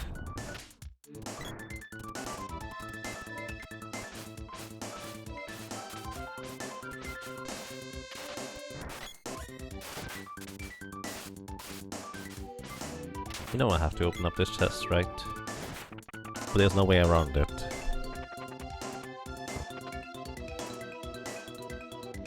Candy? No, power suit. Boring.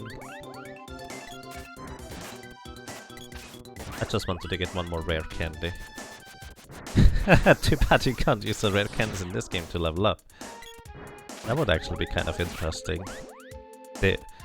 So, question. Was Seeker of Mana before or after Pokemon? I think it was probably before, wasn't it? So in theory, Seeker of Mana had rare candies before Pokemon. Just saying. That's very specific technicality though.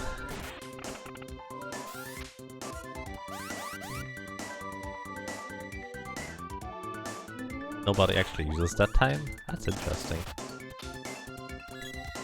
More convenient to use the other time zones. I understand that.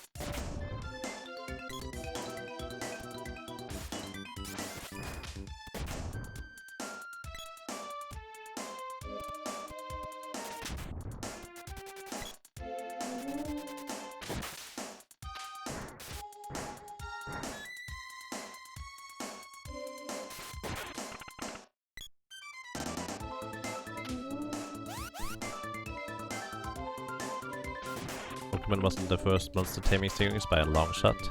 Nah, it wasn't. But at the same time, it definitely is well, I would say it is probably the one that popularized the entire concept.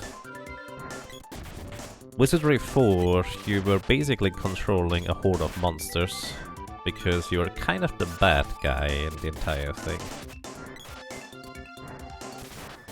But technically, Wizardry 4 was a bit before that. Also, I would like to point out that the sprite almost died to one attack right there. This is the spookiness of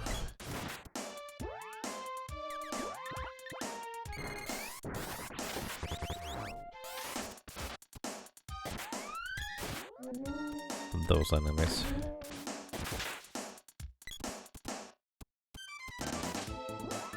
In the meantime, let's see, how far are you with the weapon?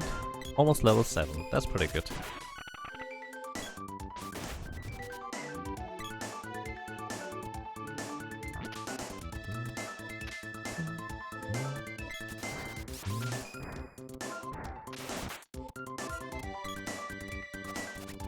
Was there a game before it that focused on catching and raising monsters? Because usually the main idea is something else. Well, I guess Wizardry 4 isn't about catching and raising. It's literally just you recruit them at whatever level and strength they are at. Then you need I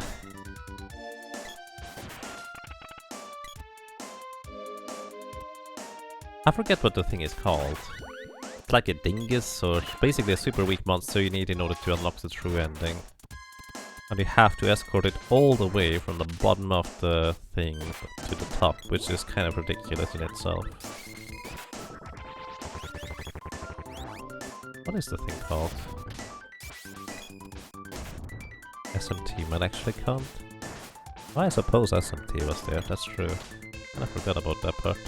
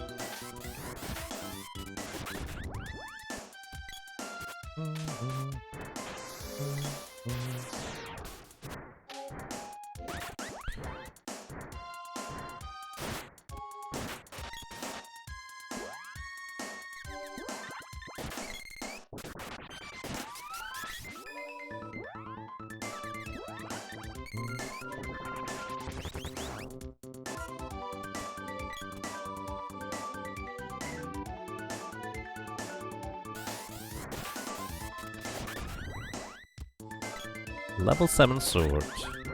One more level on the boy, 2 more levels on the lady, and we have the weapon leveling done. Dragon Quest Monsters, at least in Europe, was released after Pokemon. I'm not sure how it was in other countries, or well, Japan I suppose.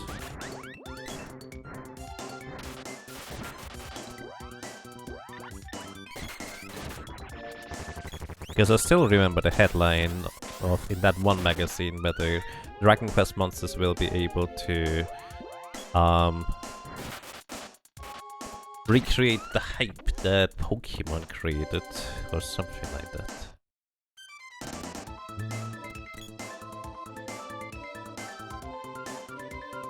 Right, I don't know anything about Dragon Quest V, to be honest. So that's that.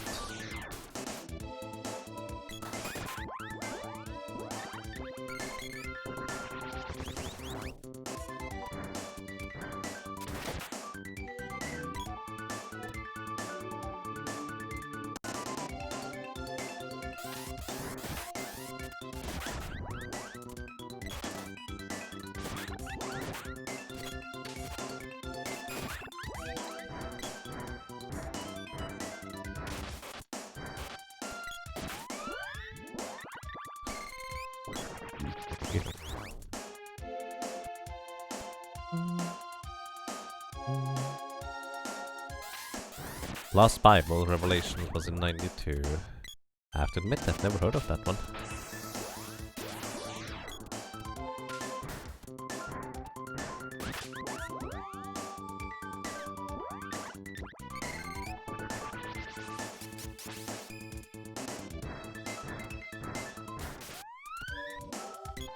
Nice crit.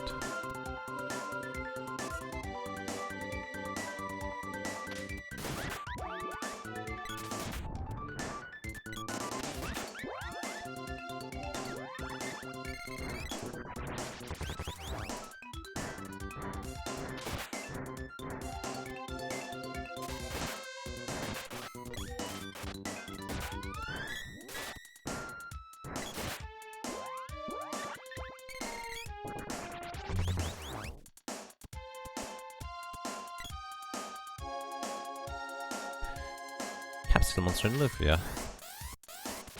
Yeah, I mean, I suppose monster companions or allies isn't that much of a novelty. Capsule monsters were not exactly something you would exchange or capture. You literally just find them. And they are additional allies. Pretty awesome ones too. Question, what is your favorite capsule monster?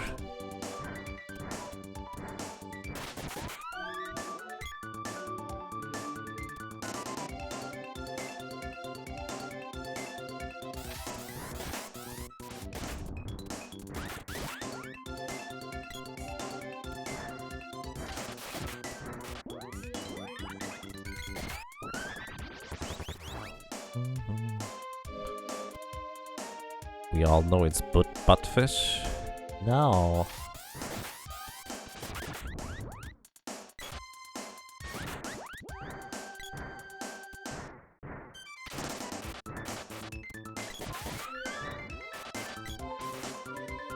I always like the one that heals you a bunch.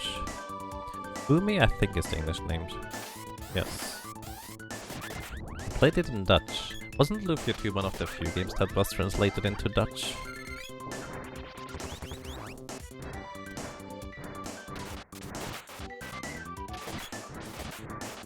As a kid, I really liked using a blaze all the way, basically.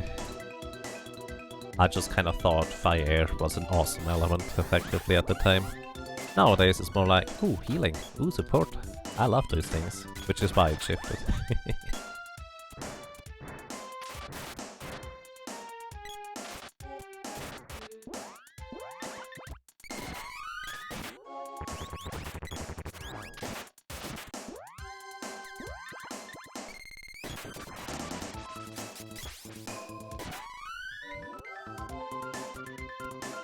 Alrighty, we are level what now? I don't know. 93, 6 more levels.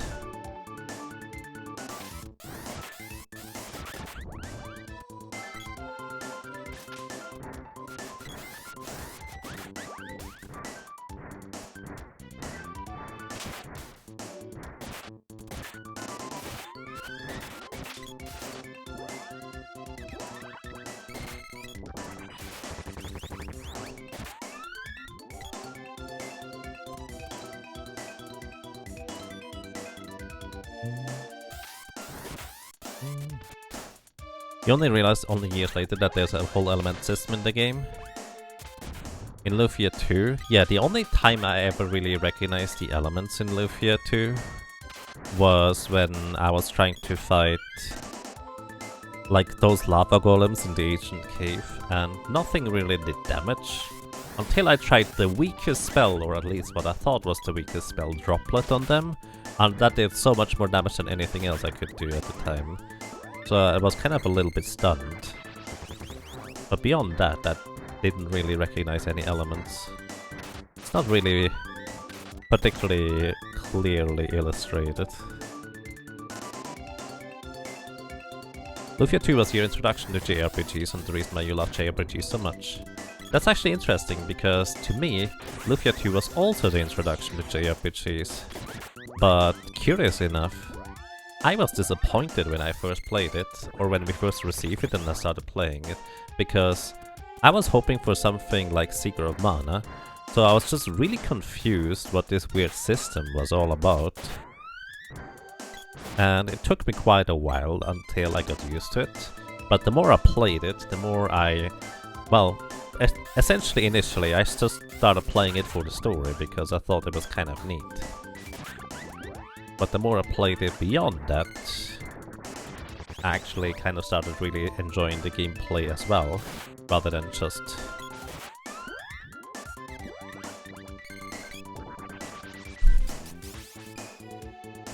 the story, although the story was pretty amazing.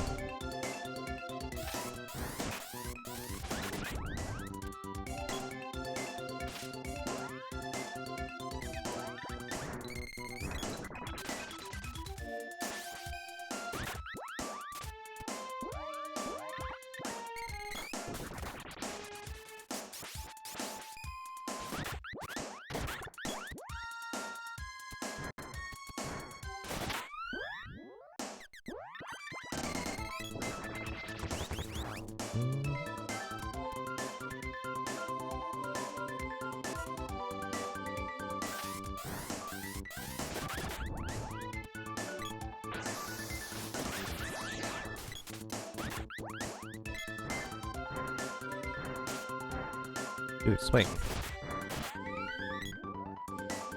The lady just landed natural critical because I didn't give her the buff.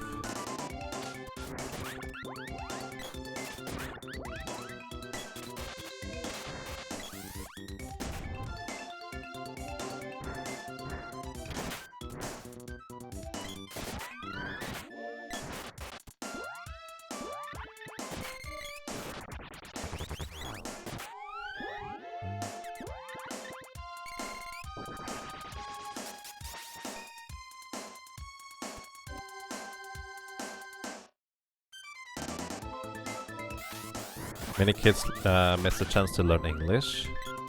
Honestly, I don't think that's accurate, Varlokar. It's just that you would not necessarily know what's going on, unless you're just kind of a gaming enthusiast, you wouldn't necessarily play it. Because I definitely would have preferred knowing what's going on in the games at the time. Well, I just ended up being mostly confused by NES games that were exclusively English. I did not learn anything English except for maybe yes and no, and that was about it. Because unless you have specifically like education in school, there's not really much of a way to learn that, in my opinion. And I didn't have education in school until, well, quite a bit later in my years.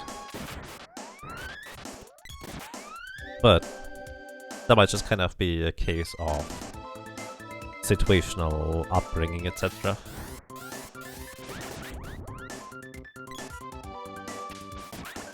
So I'm gonna give the lady a different weapon here. Maybe this is going to help her actually hit the tsunami rather than them dodging all the time. Hey Fixelbrum, welcome, how are you doing today, and Happy New Year to you as well. You finally found the right starfish in Stardew Valley. Now you only need 2 more. 2 more? Congratulations.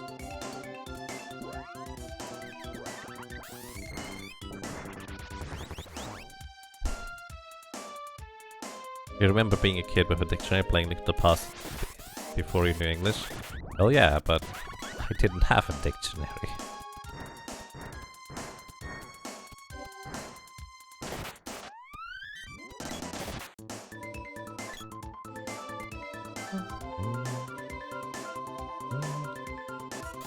Also, the boy is level 8 with the sword. I think that kinda went under a little bit, so here we go. The lady is going to be the last character to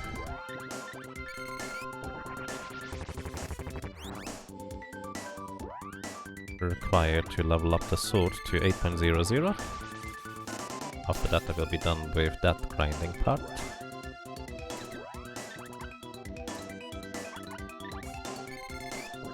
Have I ever played Dark Cloud?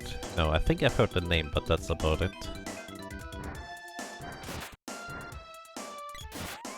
I'm surprised she also one-shots these enemies.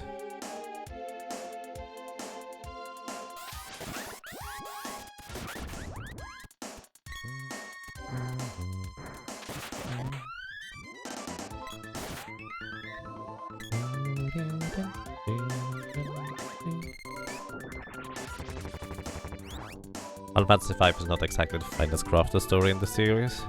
Yeah, not really, but at the same time, it's quite decent. Not bad.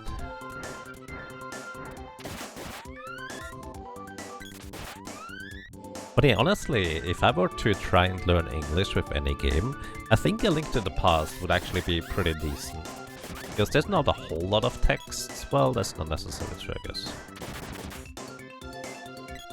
Either way, I feel like that would actually be a pretty solid one, now that you mentioned it.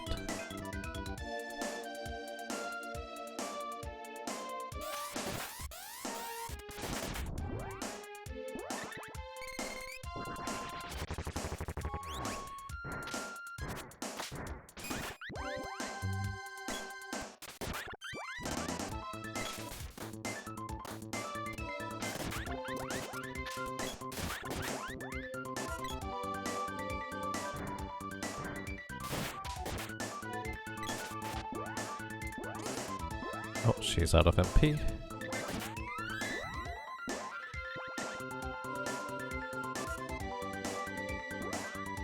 And back we go.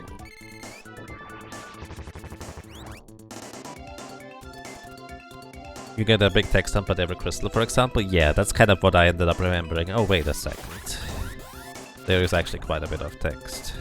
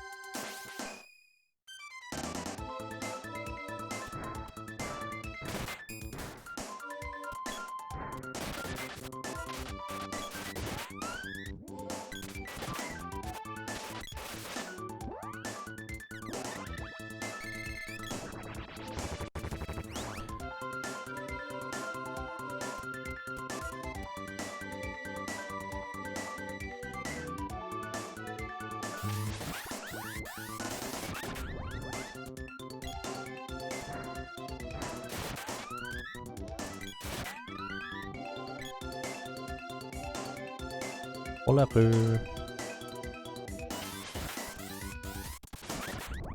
Actually, I think... Are you set to aggressive at this point, right? Kind of. Oh, you're set to... I see. You should not charge up. It's fine. Just attack. Because I mostly care about experience. At this point, we are pretty close to the appropriate weapon levels that we're looking for here. So, I'm not too worried about that any part anymore. It's the boy that's set to aggressive. That explains a lot, actually. Yeah, there it is. That explains a lot.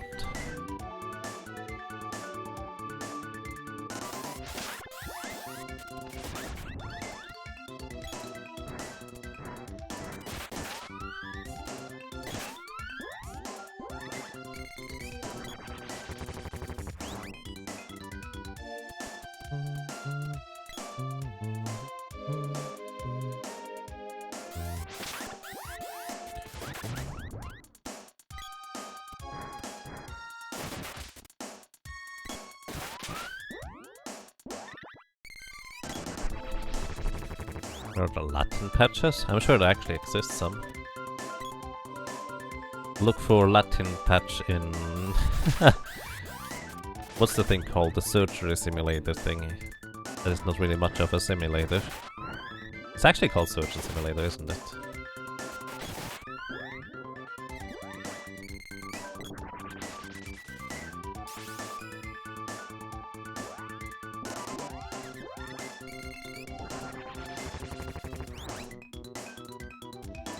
Like, I have almost no doubt that there is at least some fan projects out there that just out of pure fun translate games into Latin.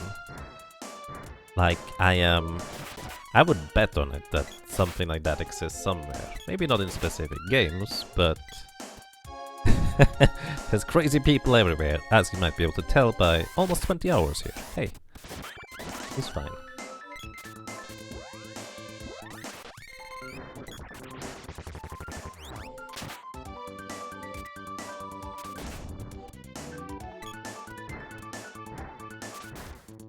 It's a visual novel that teaches you Esperanto.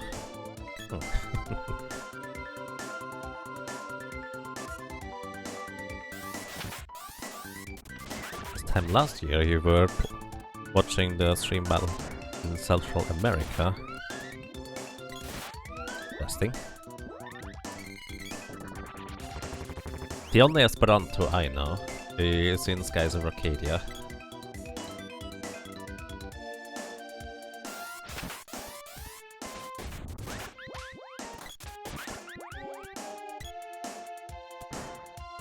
I hesitated briefly in order to hopefully spawn all the Terminators done here. I do think those are basically the best experience we can get. Oops.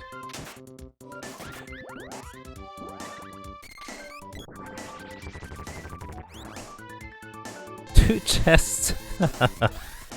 I'm just gonna reset this because I don't want to pick up the chests. For each chest there's going to be 1 Terminator not spawning just south in this room, because they will just kill occupied spawn slots while I'm walking down.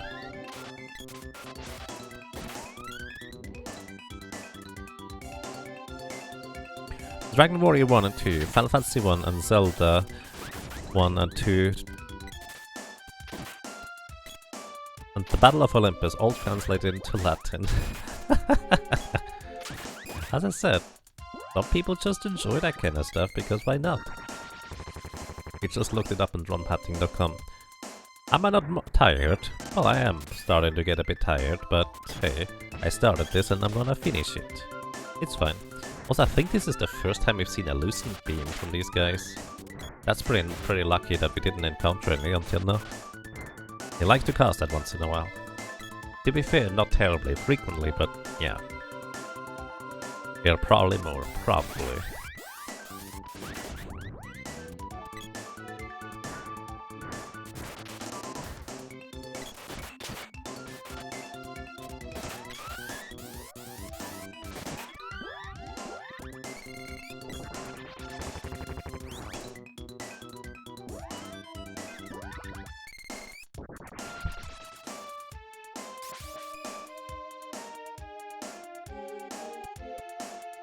There are games where the only thing to translate would be press start to continue. I suppose that is accurate to an extent.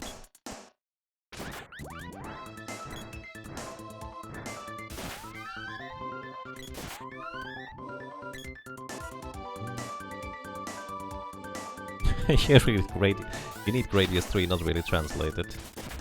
I suppose. That is fair.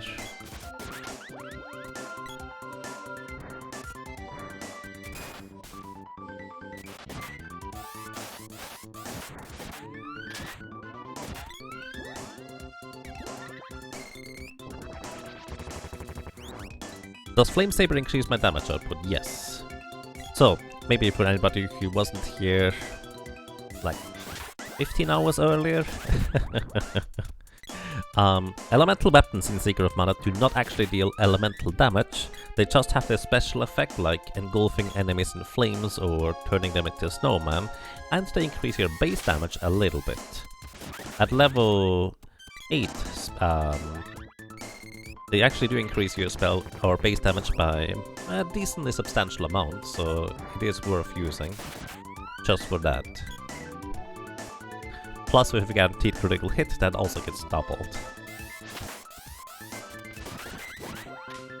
Alrighty, we have reached level 7, and the last weapon that I need to level up.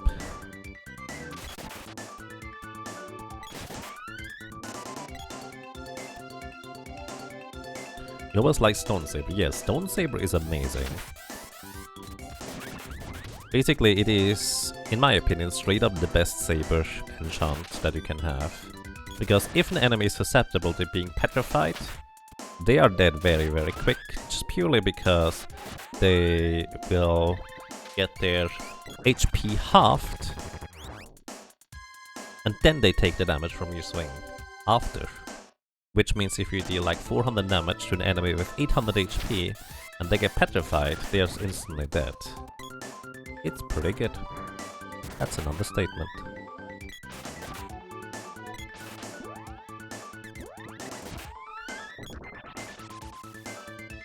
Like Final Fantasy V Breakblade, not quite. Breakblade instantly kills an enemy if the enemy is susceptible to petrification. In Secret of Mana, it's more of a concept of the enemy loses half their HP if they are susceptible to petrification. Which... it's very, very powerful either way. As you might be able to tell.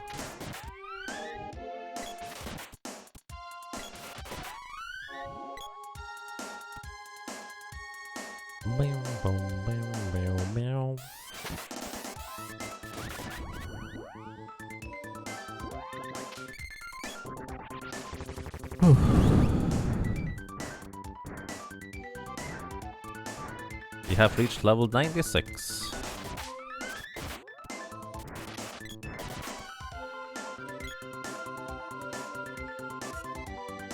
So just 3 more levels. A little bit more weapon experience.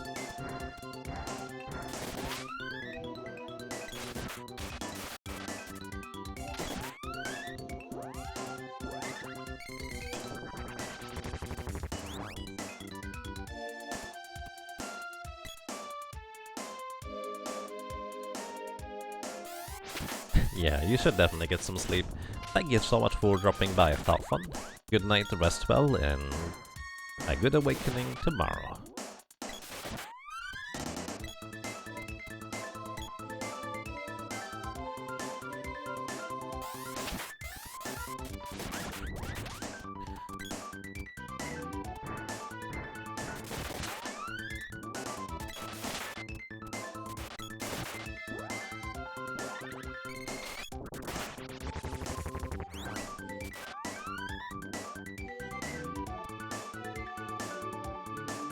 And good morning to you, Asteron. Welcome, how are you doing today? The secret may have procced a few times already. That was the wrong spell. Also, it just bounced back. Which also means that the lady now has reduced attack power, because that's what Fire Bouquet does. Oopsie. What is time anyway, Twitch?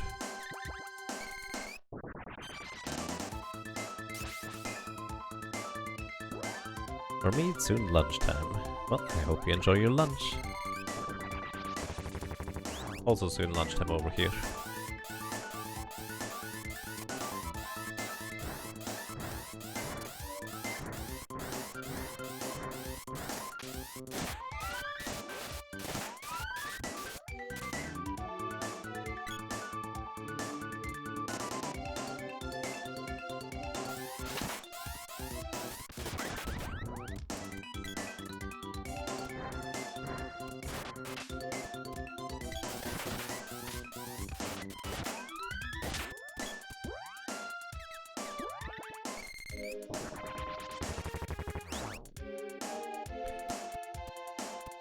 Time is an illusion.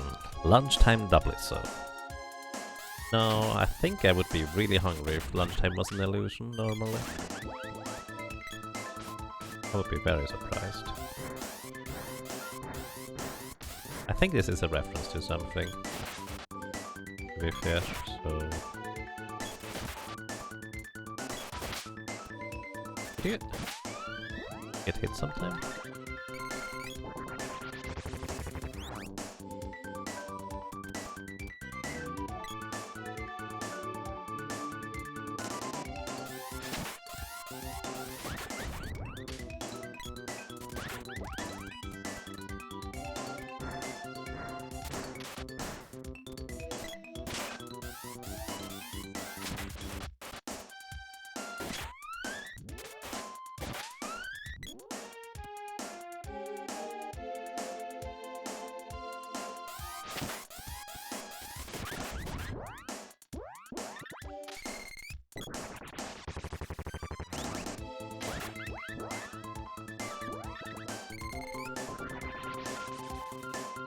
All these chest drops, it feels like they are everywhere right now.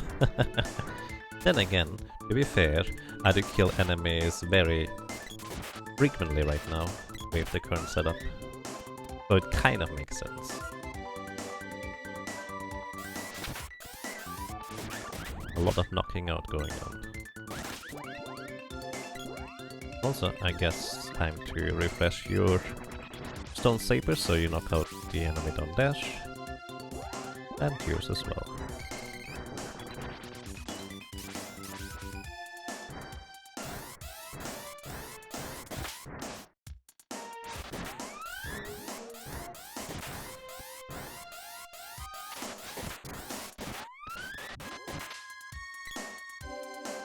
Sure, why not? I'm just grabbing this just along the way. Another fairy crown that won't fit. I was really hoping for some candy by now.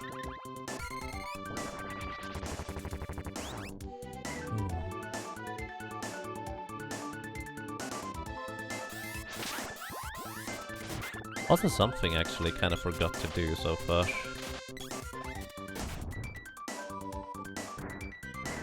Hang on. Right, could you cast Evil Gate? Okay, that is the fancy Evil Gate animation. But there's a different fancy Evil Gate animation that I would like to see.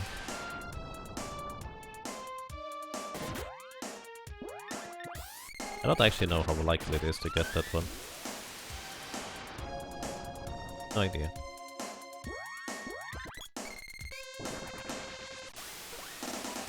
Keep getting the fancy Evil Gate animation. And we actually killed them.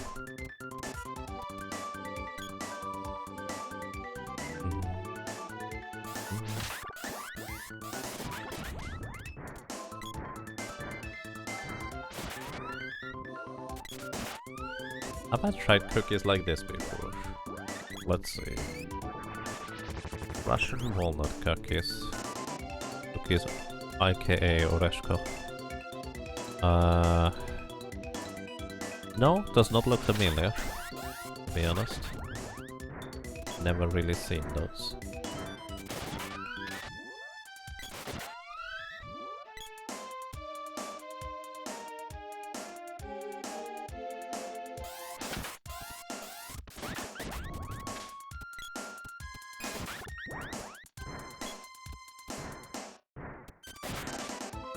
And good morning to you, Lord Skisik. Still going, indeed. That's the name of a zombie type enemy in some game that I really like.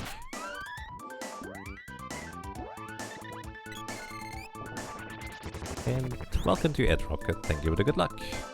At this point I don't need luck anymore because we are kind of almost there. We literally have to level up the swords to level 8 and then the cactus to level 99. We are level 96 right now, or 97, one or the other. Either way, we are very close to the end, so to speak.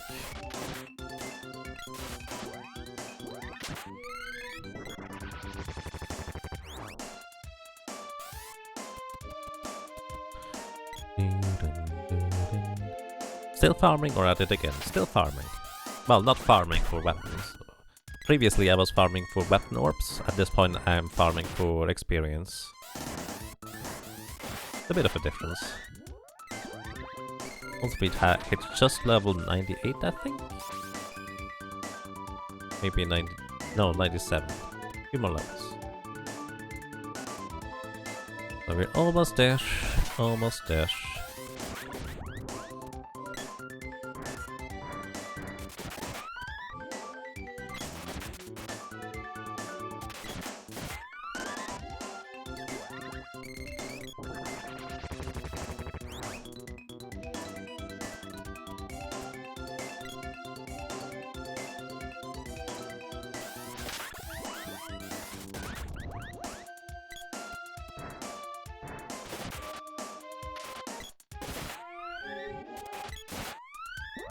Actually should probably use Lunar Boost for the lady here.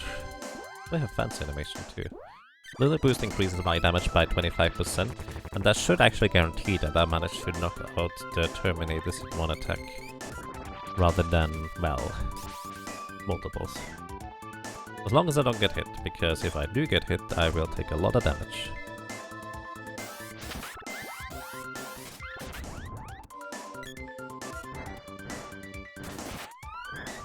How are you these days? Quite fine, thank you. How are you doing today? Also, I think there was a host earlier. Sorry, it doesn't show up in my chat anymore. Thank you for that.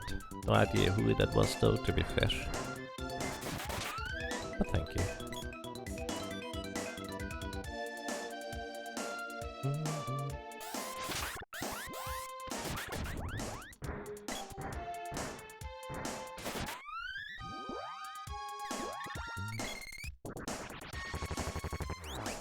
You're great, that's nice.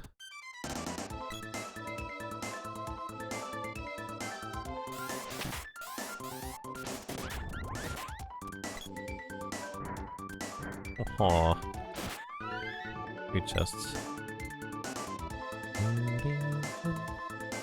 Went to make a cup of tea. Nice. I hope you like it.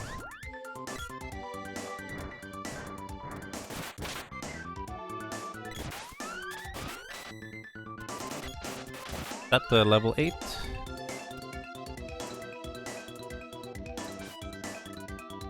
Indeed, that is sword level 8. We actually could have dragged it out a little bit longer and got for a lower level for the sword earlier. But this concludes the sword, which means I actually can switch over to the boy now for focus on killing enemies more quickly, since he has a higher baseline damage output. Thanks to equipment that boosts strength as well, just generally having higher base attack stats, which means I should be able to just swing and knock these enemies out.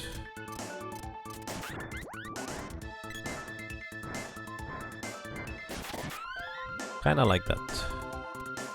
And this should now speed up the level grind a little bit too. Also, we did level all the weapons up to 8.99, just to double check. The boy has everything 8.99 except for the sword, because you literally cannot get that to 8.99 unless you use a glitch, and this is glitchless. 8.99 across the board, and 8.99 across the board. Good. We have indeed managed to accomplish this as well. Green, Just level 99 remaining, which is unusual. Because as I mentioned before, the first time I did a 100% run, I literally reached level 99 before getting all the weapon orbs. So I feel like I've gotten just ridiculously lucky at this point. Yep, I did split. Thank you.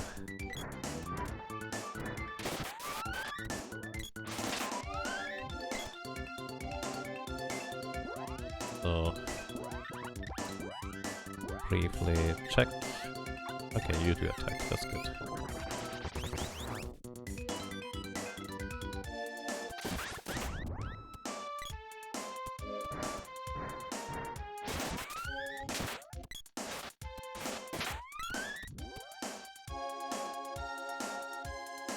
Split further. Oh, right. I do have all spells done. That's a good point. Thank you. I kind of forgot that part. How much MP do you have left? Just enough for one more weapon here. You should just refill your MP.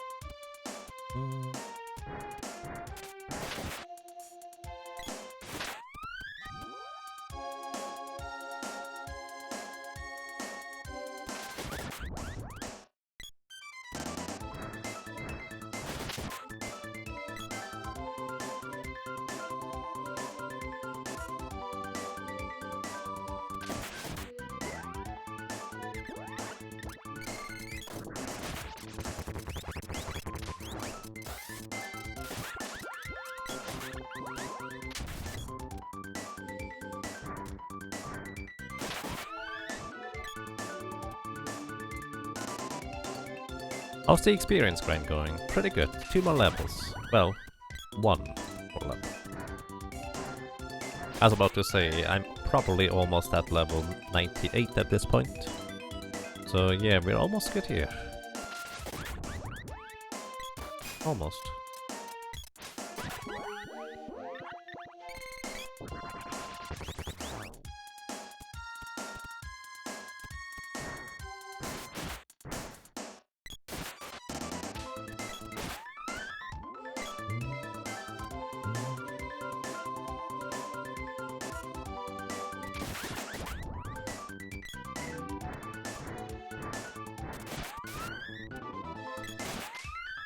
As you can see, effectively knocking all these enemies out in basically one hit is kinda crazy good.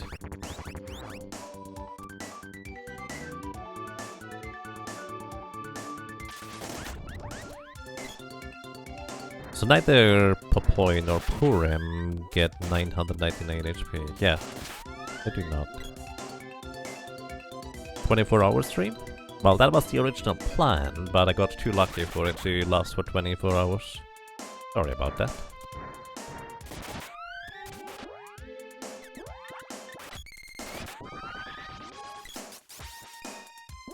It's gonna be a bit more than 20 hours still. This is still going to take like 8-9 more minutes, I think. Then I'm gonna run outside, then I run all the way back inside. So I guess like at least 20 more minutes, maybe a little bit more than that.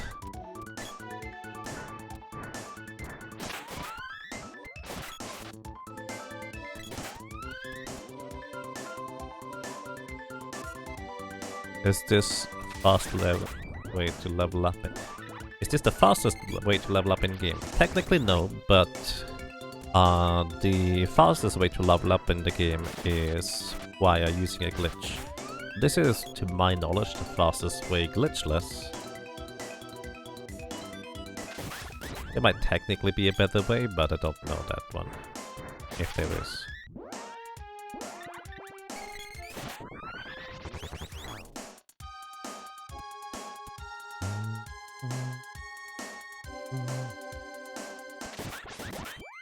Oh, I do feel a bit tired, to say the least. You've been awake for 18 hours too. That's pretty crazy, dude. Hope you get some rest sometime.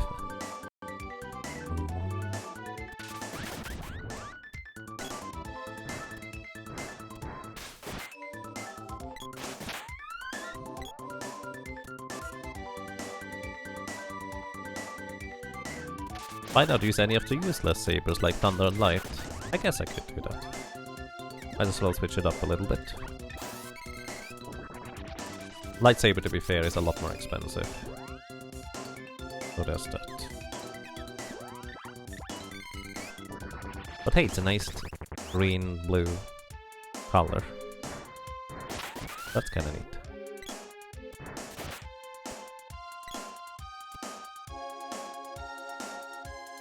Isn't there a spreadsheet of all experience the enemies give?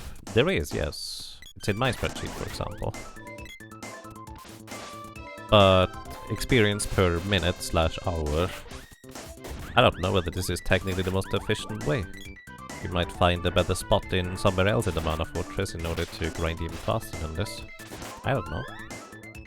I didn't do that extensive research on it, I just tried stuff and this feels pretty fast.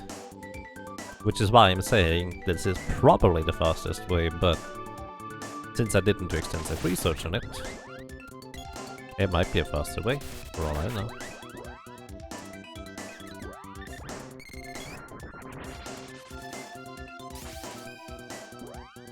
So the Sprite and the Lady actually do want a Stone Saber here, because they actually kind of need it for the Tsunamis to guarantee a one-shot on them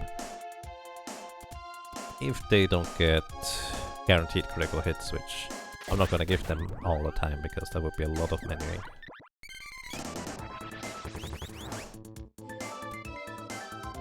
I mean, Terminators are clearly the enemies with the highest experience in the entire game, let's put it that way. But I don't know whether this is the best place to gain experience. Could this be a legit speedrun category because of the RNG? I'd have to say randomness does not really make or break a speedrun category. It's more of a concept of how runnable is the category for people. I don't really think there's gonna be a whole lot of people aside from me doing this kind of thing. So I don't think this is gonna be anything big anytime soon. It's more of a challenge run in a sense. Trying to go fast. Type of challenge run. Also, the Sprite has reached level 99. The boy has reached level 99. Just the Lady needs a little bit more experience here. Also, we just used up all our sabers. Let's use up this saber here. Make our weapon nice and pink. More like purple, I guess. Either way, all cactus max level. Now I'm going outside, save, and then we go back inside, defeat the boss, and we're done, basically. And at this point I'm also going to set everybody to be back to passive, because I don't want you guys to keep attacking everything. Just want to run through now.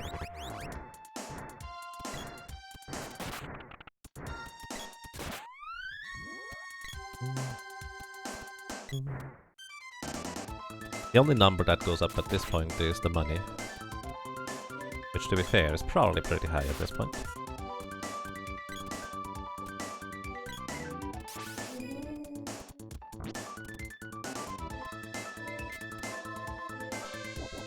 Blaze Wall. Well, the boy still has the ring equipped that makes him immune to getting engulfed in flames.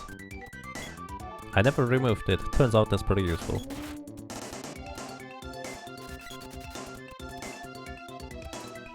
I can technically create a new 100% category in speedrun.com. Well, yeah, I could, but what's the point?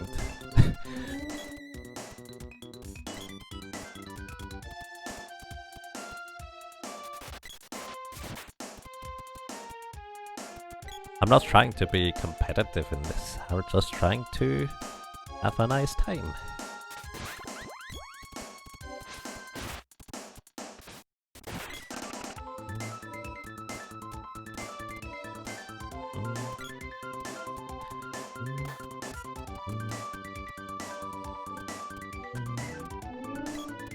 one more record. I don't care about records, to be completely honest. Well, that's not entirely true. I would like to have meaningful records if I have any. Which weapon does the most damage in the game? So that's actually a bit of a strange question to answer. Technically, absolutely the mana sword, no questions asked about that. But which of the normal weapons would deal the most damage in the game? Well, let's actually take a quick look. Of all the weapons, in terms of base damage output, the highest is, let's see, 104, 104, 106, 106. So, the Daedalus Lance and the Doom Axe both have 106 baseline damage output. However, curious enough, the second latest axe actually gives you +5 strength additional to having almost as much attack power. And the reason why that's relevant is because 5 strength actually ends up being more damage than the additional, well, base attack power. What this means is technically, I think, and I haven't really calculated that or have any proof, but I feel like the second last axe upgrade is in fact the strongest weapon in terms of straight up damage output.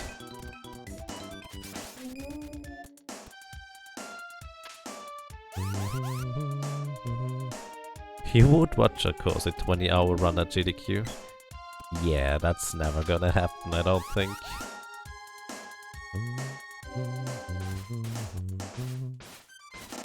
For multiple reasons. Even if they were allowed with like a 20-hour time slot, for some reason, there would still be the problem of they do not want to, what's the word?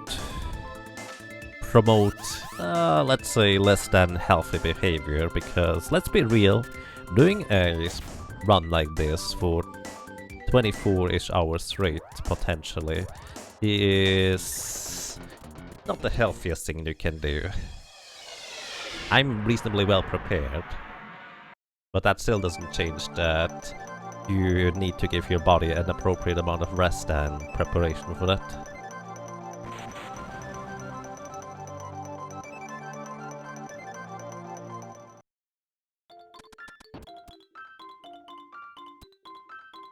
No, there is none, X-Codes. Absolutely not. The longest run you probably see at a GDQ might be like, what, 5-6 hours? Ever? And that has to be an incredibly popular game. But even then, it's unlikely, I suppose. Oh, I guess that's true, the Final Fantasy IX run, but those were the old times. Those were the old GDQs when it wasn't quite as mainstream. Well, pretty far behind that, in fact. And yeah, exactly, X-Codes. You would only allow these long runs if there's multiple runners. So you would never get to have a single player run this. Alrighty, we are ready to conquer the Mana Fortress. So earlier somebody asked, is there a fancy animation for Lunar Magic or Polymorph? And I'm actually curious about that now too.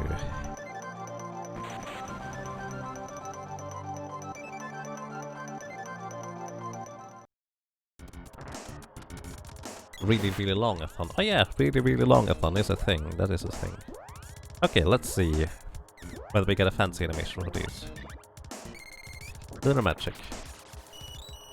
Enemy wimps out. Knocked senseless.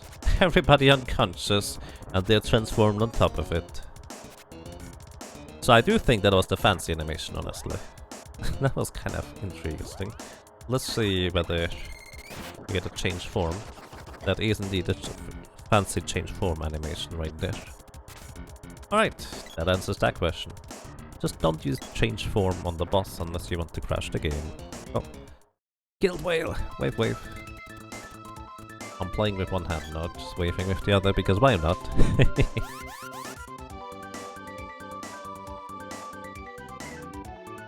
Also, sorry, I can't scroll up chat right now. What's the thing that you're trying to say? Let me scroll up real quick. You mean it takes us slots from other games that more people might donate for? Yes, that is definitely a big issue there.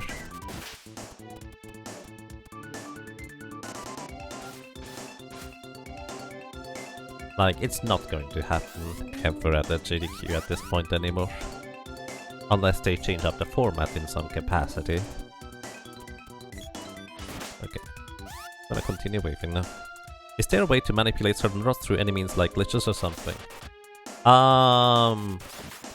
Manipulating drops? No. What you however can do is you can actually skip certain bosses until later you pick up the corresponding orb chests, and then defeat the bosses afterwards, which gives you additional orbs that you're not supposed to have at that point. 4 of the 8 weapon orbs you can, as a matter of fact, entirely skip the grind for in the mana fortress through glitches.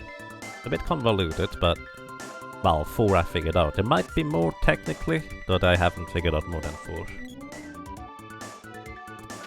Also, chat question. Which weapons should which character have for the final boss fight? We don't have to use the mana sword. We can, but we don't have to. So, what would you like to see as a weapon? Minigun? No, something that is in the game already, not that I'll have to mod into. Also, I'm gonna stop waving now.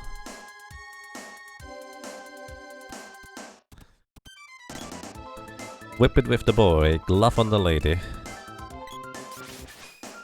Right, we need to get through the green pegs or whatever those things are first. Then we can switch up weapons. Axe on sprite.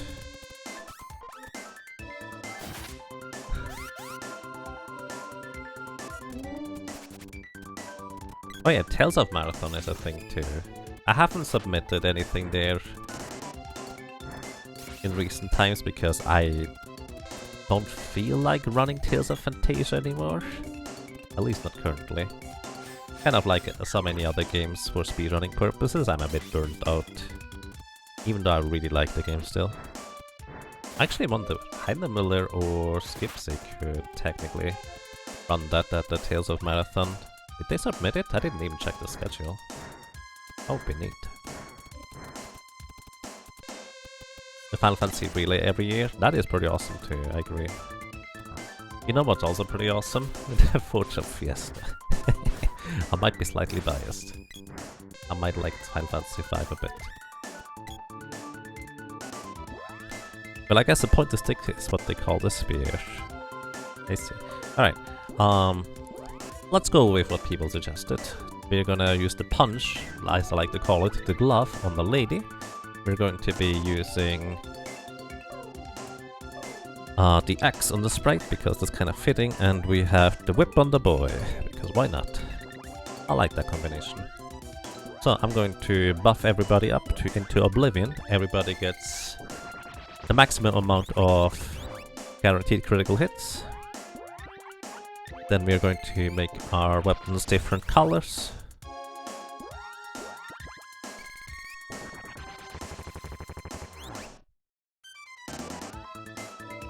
And give everybody a lucid barrier. We absorb physical attack damage. Then, alright, I'm gonna use... What did we not use so far? Can't use riot weapon actually. No weapon use plenty. We haven't used frost saber so far really. I'm gonna give the sprite a blue axe. I'm gonna give the lady a light punch. And we're going to give the boy a pink whip, or purple I guess.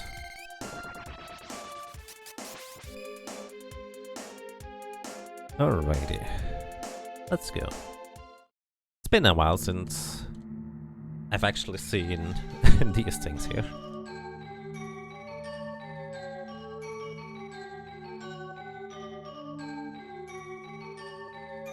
Flame Whip? I mean, I figured we've been using the fire-based weapons the entire time now, so just change it up a little bit.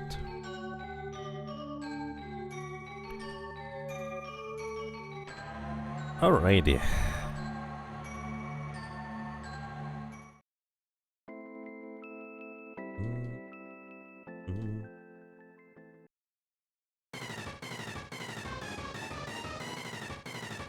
Aye. Which spell is the best in the game? There's not really a particular spell that is the best. There's like a specific purpose for a lot of the spells. So there's a lot of good ones, there's a lot of useless ones. Like 50-50. There's no specifically best thing, to say the least. Freeze. Alright, what are we gonna do? We're gonna tell the boy to charge up his weapon to level 5 should be sufficient. We're gonna tell the sprite to charge up the weapon to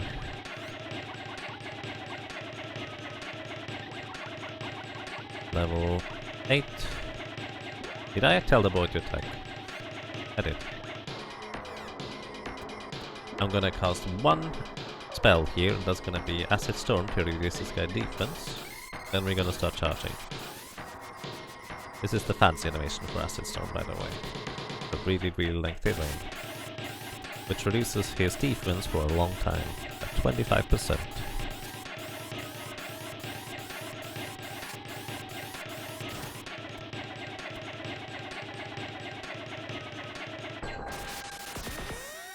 Hadouken!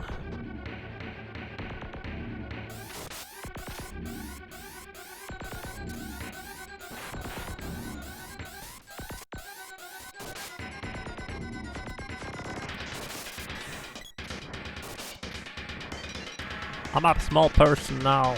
Oh no.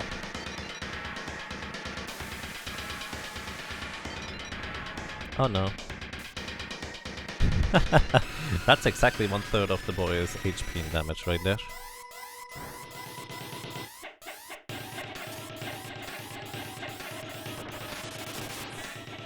Oh well, the boy is also a small person now.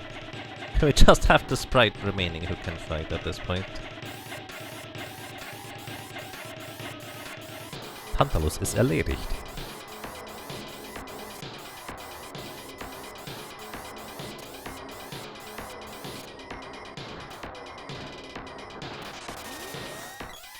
Special items or skill you got to max level?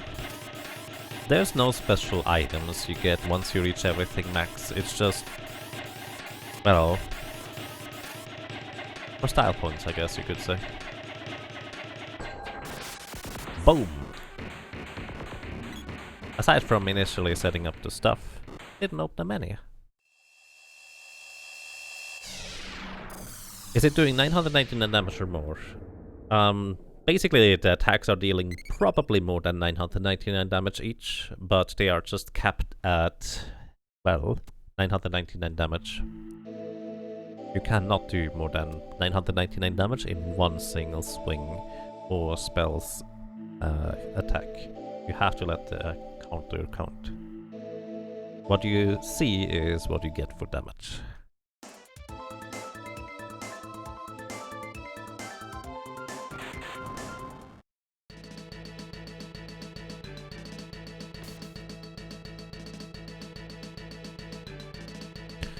So, and just to complete getting everything, we're actually going to unlock the mana sword briefly, although I don't really plan on using it. Pro tip, when you've glitched the mana sword, never use the mana sword spell. Really? What happens? I actually don't know what happens.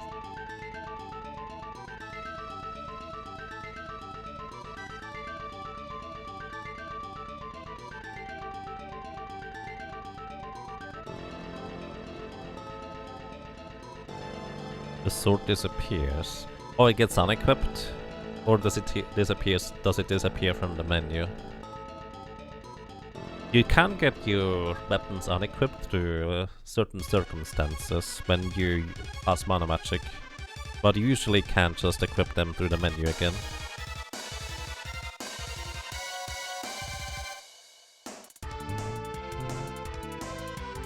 Alrighty. Mana Ying. Or Mana Yang, which is what the German version calls these spells.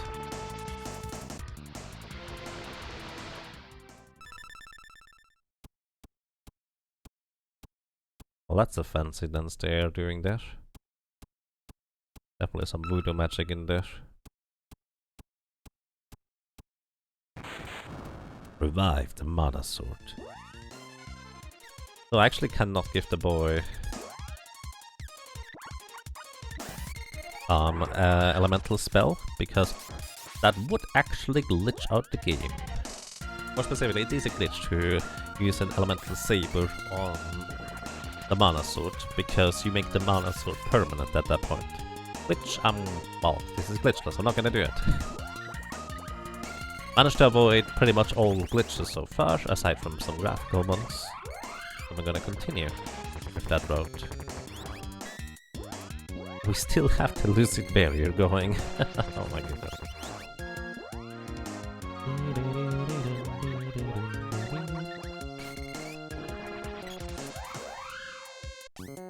And they still die at max level in game. Yeah, you can still technically die. For example, Master Ninjas can still one-shot you with a critical attack. Also, by the way, the mana beast at 9,990 HP, so 10 999 damage attacks will kill the mana beast.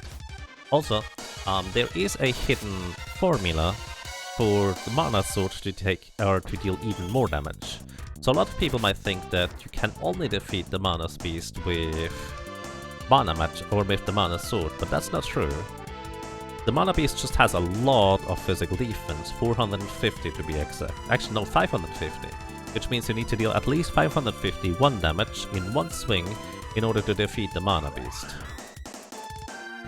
So in short, as long as you have a weapon that deals, well, if you have a charge attack for example that deals more damage than that, you will be able to damage the mana beast.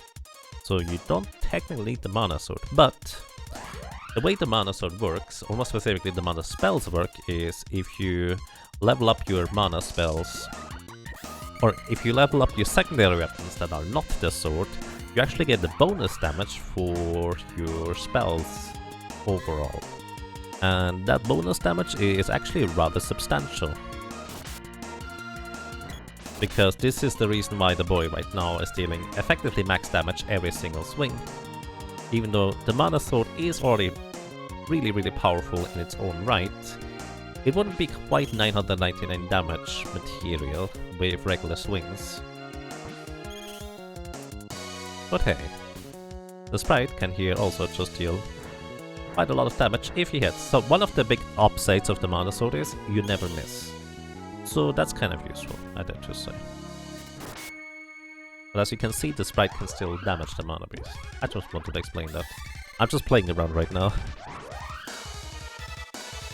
What you don't like is the force damage you get in this fight. Yeah, there is ways to avoid that damage entirely, by timing your spells appropriately. For example, as soon as the mana beast spews fire, you can start casting a spell with the lady here, like Cure Water or Remedy, and this will entirely deny all the damage you would normally take here. Also, if you have Lucid Barrier, you will be able to also absorb that damage entirely.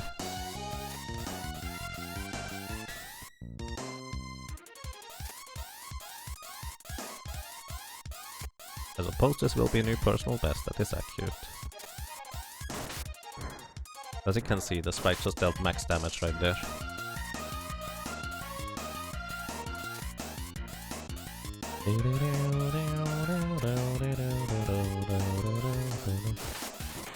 Oh.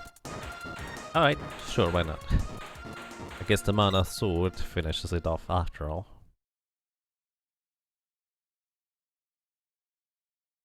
And split. Alrighty. We succeeded.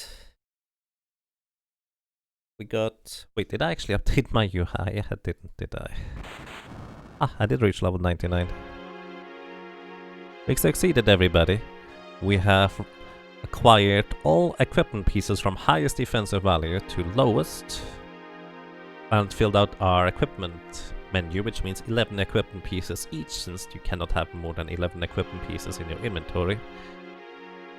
So that includes for headgear, we acquired a quilted hood, which we could buy in Northtown, a tiger cap, also buy in Northtown, a circlet, which we bought in Mandala, unicorn helmet, dragon helmet, and duck helmet, which we bought on Gold Island, needle helmet from the Nico that we bought, a cockatrice cap farmed from a basilisk, the amulet helmet farmed from a national scar, the griffin helmet, another rare drop from a griffin hand, and a fairy crown, a common drop from the Terminators.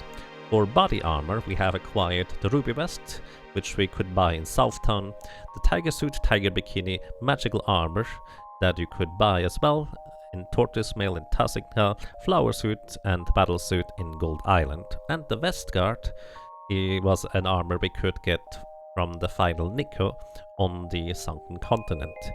Vampire Cape was a common drop from the Fiend Head, the Power Suit was a common drop from the Whimper, the Fairy Cloak was the common drop from the Master Ninja. And then for the accessories, we have acquired a gold bracelet from Tasnica, a shield ring and the Lazuli ring from the Gold Island. We farmed a Guardian ring as a rare drop from a Doom sword. We bought a gauntlet from the final Nico. We farmed a rare drop ninja gloves from a Darkstalker, Dragon ring rare drop from an Ice Duck, Watcher ring and rare drop from an Eggplant Man, the Imp's ring a rare drop from a Ghost in the Pure Lands, Amulet ring from a Tsunami as a common drop, and the Fairy ring from the Wolf Lord as a common drop. Then we farmed in the Mana Fortress, one Spear Orb from a Tsunami, rare drop. I mean weapon orbs are all rare drops. 2 Axe Orbs from the Fiend Heads, 1 Boomerang Orb from the Master Ninja, 1 Bow Orb from the Metal Crab, 2 Glove Orbs from the Wolf Lords, 1 Whip Orb from a Terminator, and a Javelin Orb from the Whimper. Then we leveled up all the weapons to the maximum, without glitches. As mentioned before, you can't technically reach level 8.99 even on the sword, but you need to use a glitch in order to get the mana sword early, and then pull some shenanigans to actually level it up to that point. Is it just a translation error, or is the sprite really male? Well, it's a localization, and they just kind of did with what they had at the time. To my knowledge, the translation was done in like 1 month, which is insane. So they actually did a pretty good translation for 1 month. But the original translation, the sprite does not have a gender associated with it, and at least during the time when Secret of Mana was translated, the gender neutral terms were not yet really used, I guess you could say. So it is just kind of assumed to be male. For example, in the French version, the sprite is also assumed to be male, and in the German version it's assumed to be female, just because there's not really a good way to use that in sentence structures otherwise, to my knowledge. And for the remake, they actually keep it across the board gender neutral. So, just in case you're curious about that. Did you find a faster way to farm money in the game? Well, I mean, you could use Blood Glitch in order to get instant money really quick, but aside from that, just farming Terminators is probably the fastest way to farm money. But yeah, 20 hours and 15 minutes, that is kind of crazy fast, honestly. I kind of expected to get like 24 hours because I thought my previous run was really lucky. But hey, this run was really lucky. Also, by the way, everybody, what do you think is it going to be?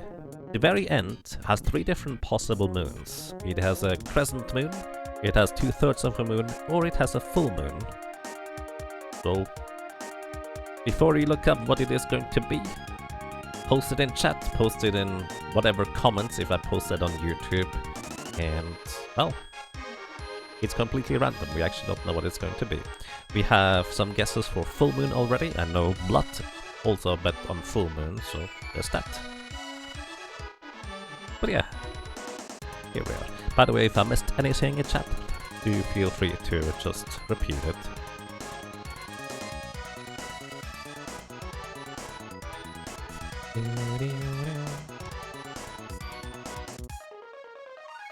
And yeah, Xcodes, that is kind of likely to go with that, to say the least.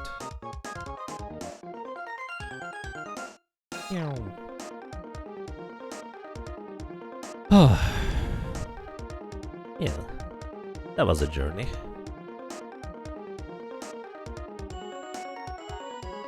I guess doing a 100% run once every year, I think I'm gonna keep it to that frequency, which means I did a 100% run in 2020 and 2021 right now.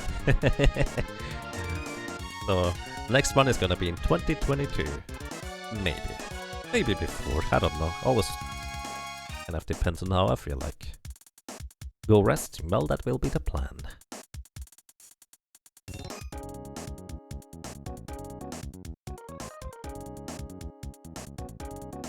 But yeah, everybody, I'm happy that so many of you accompanied me on this journey. That was actually a lot of people across the board. And well, I hope you have a most pleasant start into this new year. Happy New Year! And whenever you may watch this, take good care of yourself and... well, until next time.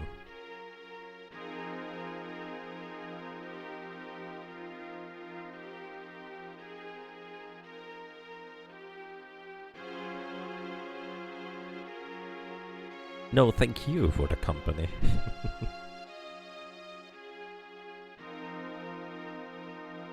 Alrighty, I'm also going to see whether I can find somebody worthwhile for you guys to watch/host. There's probably going to be somebody somewhere.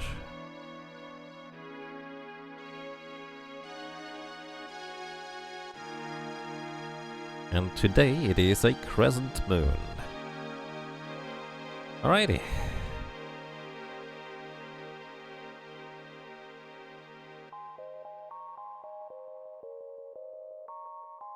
Happy New Year.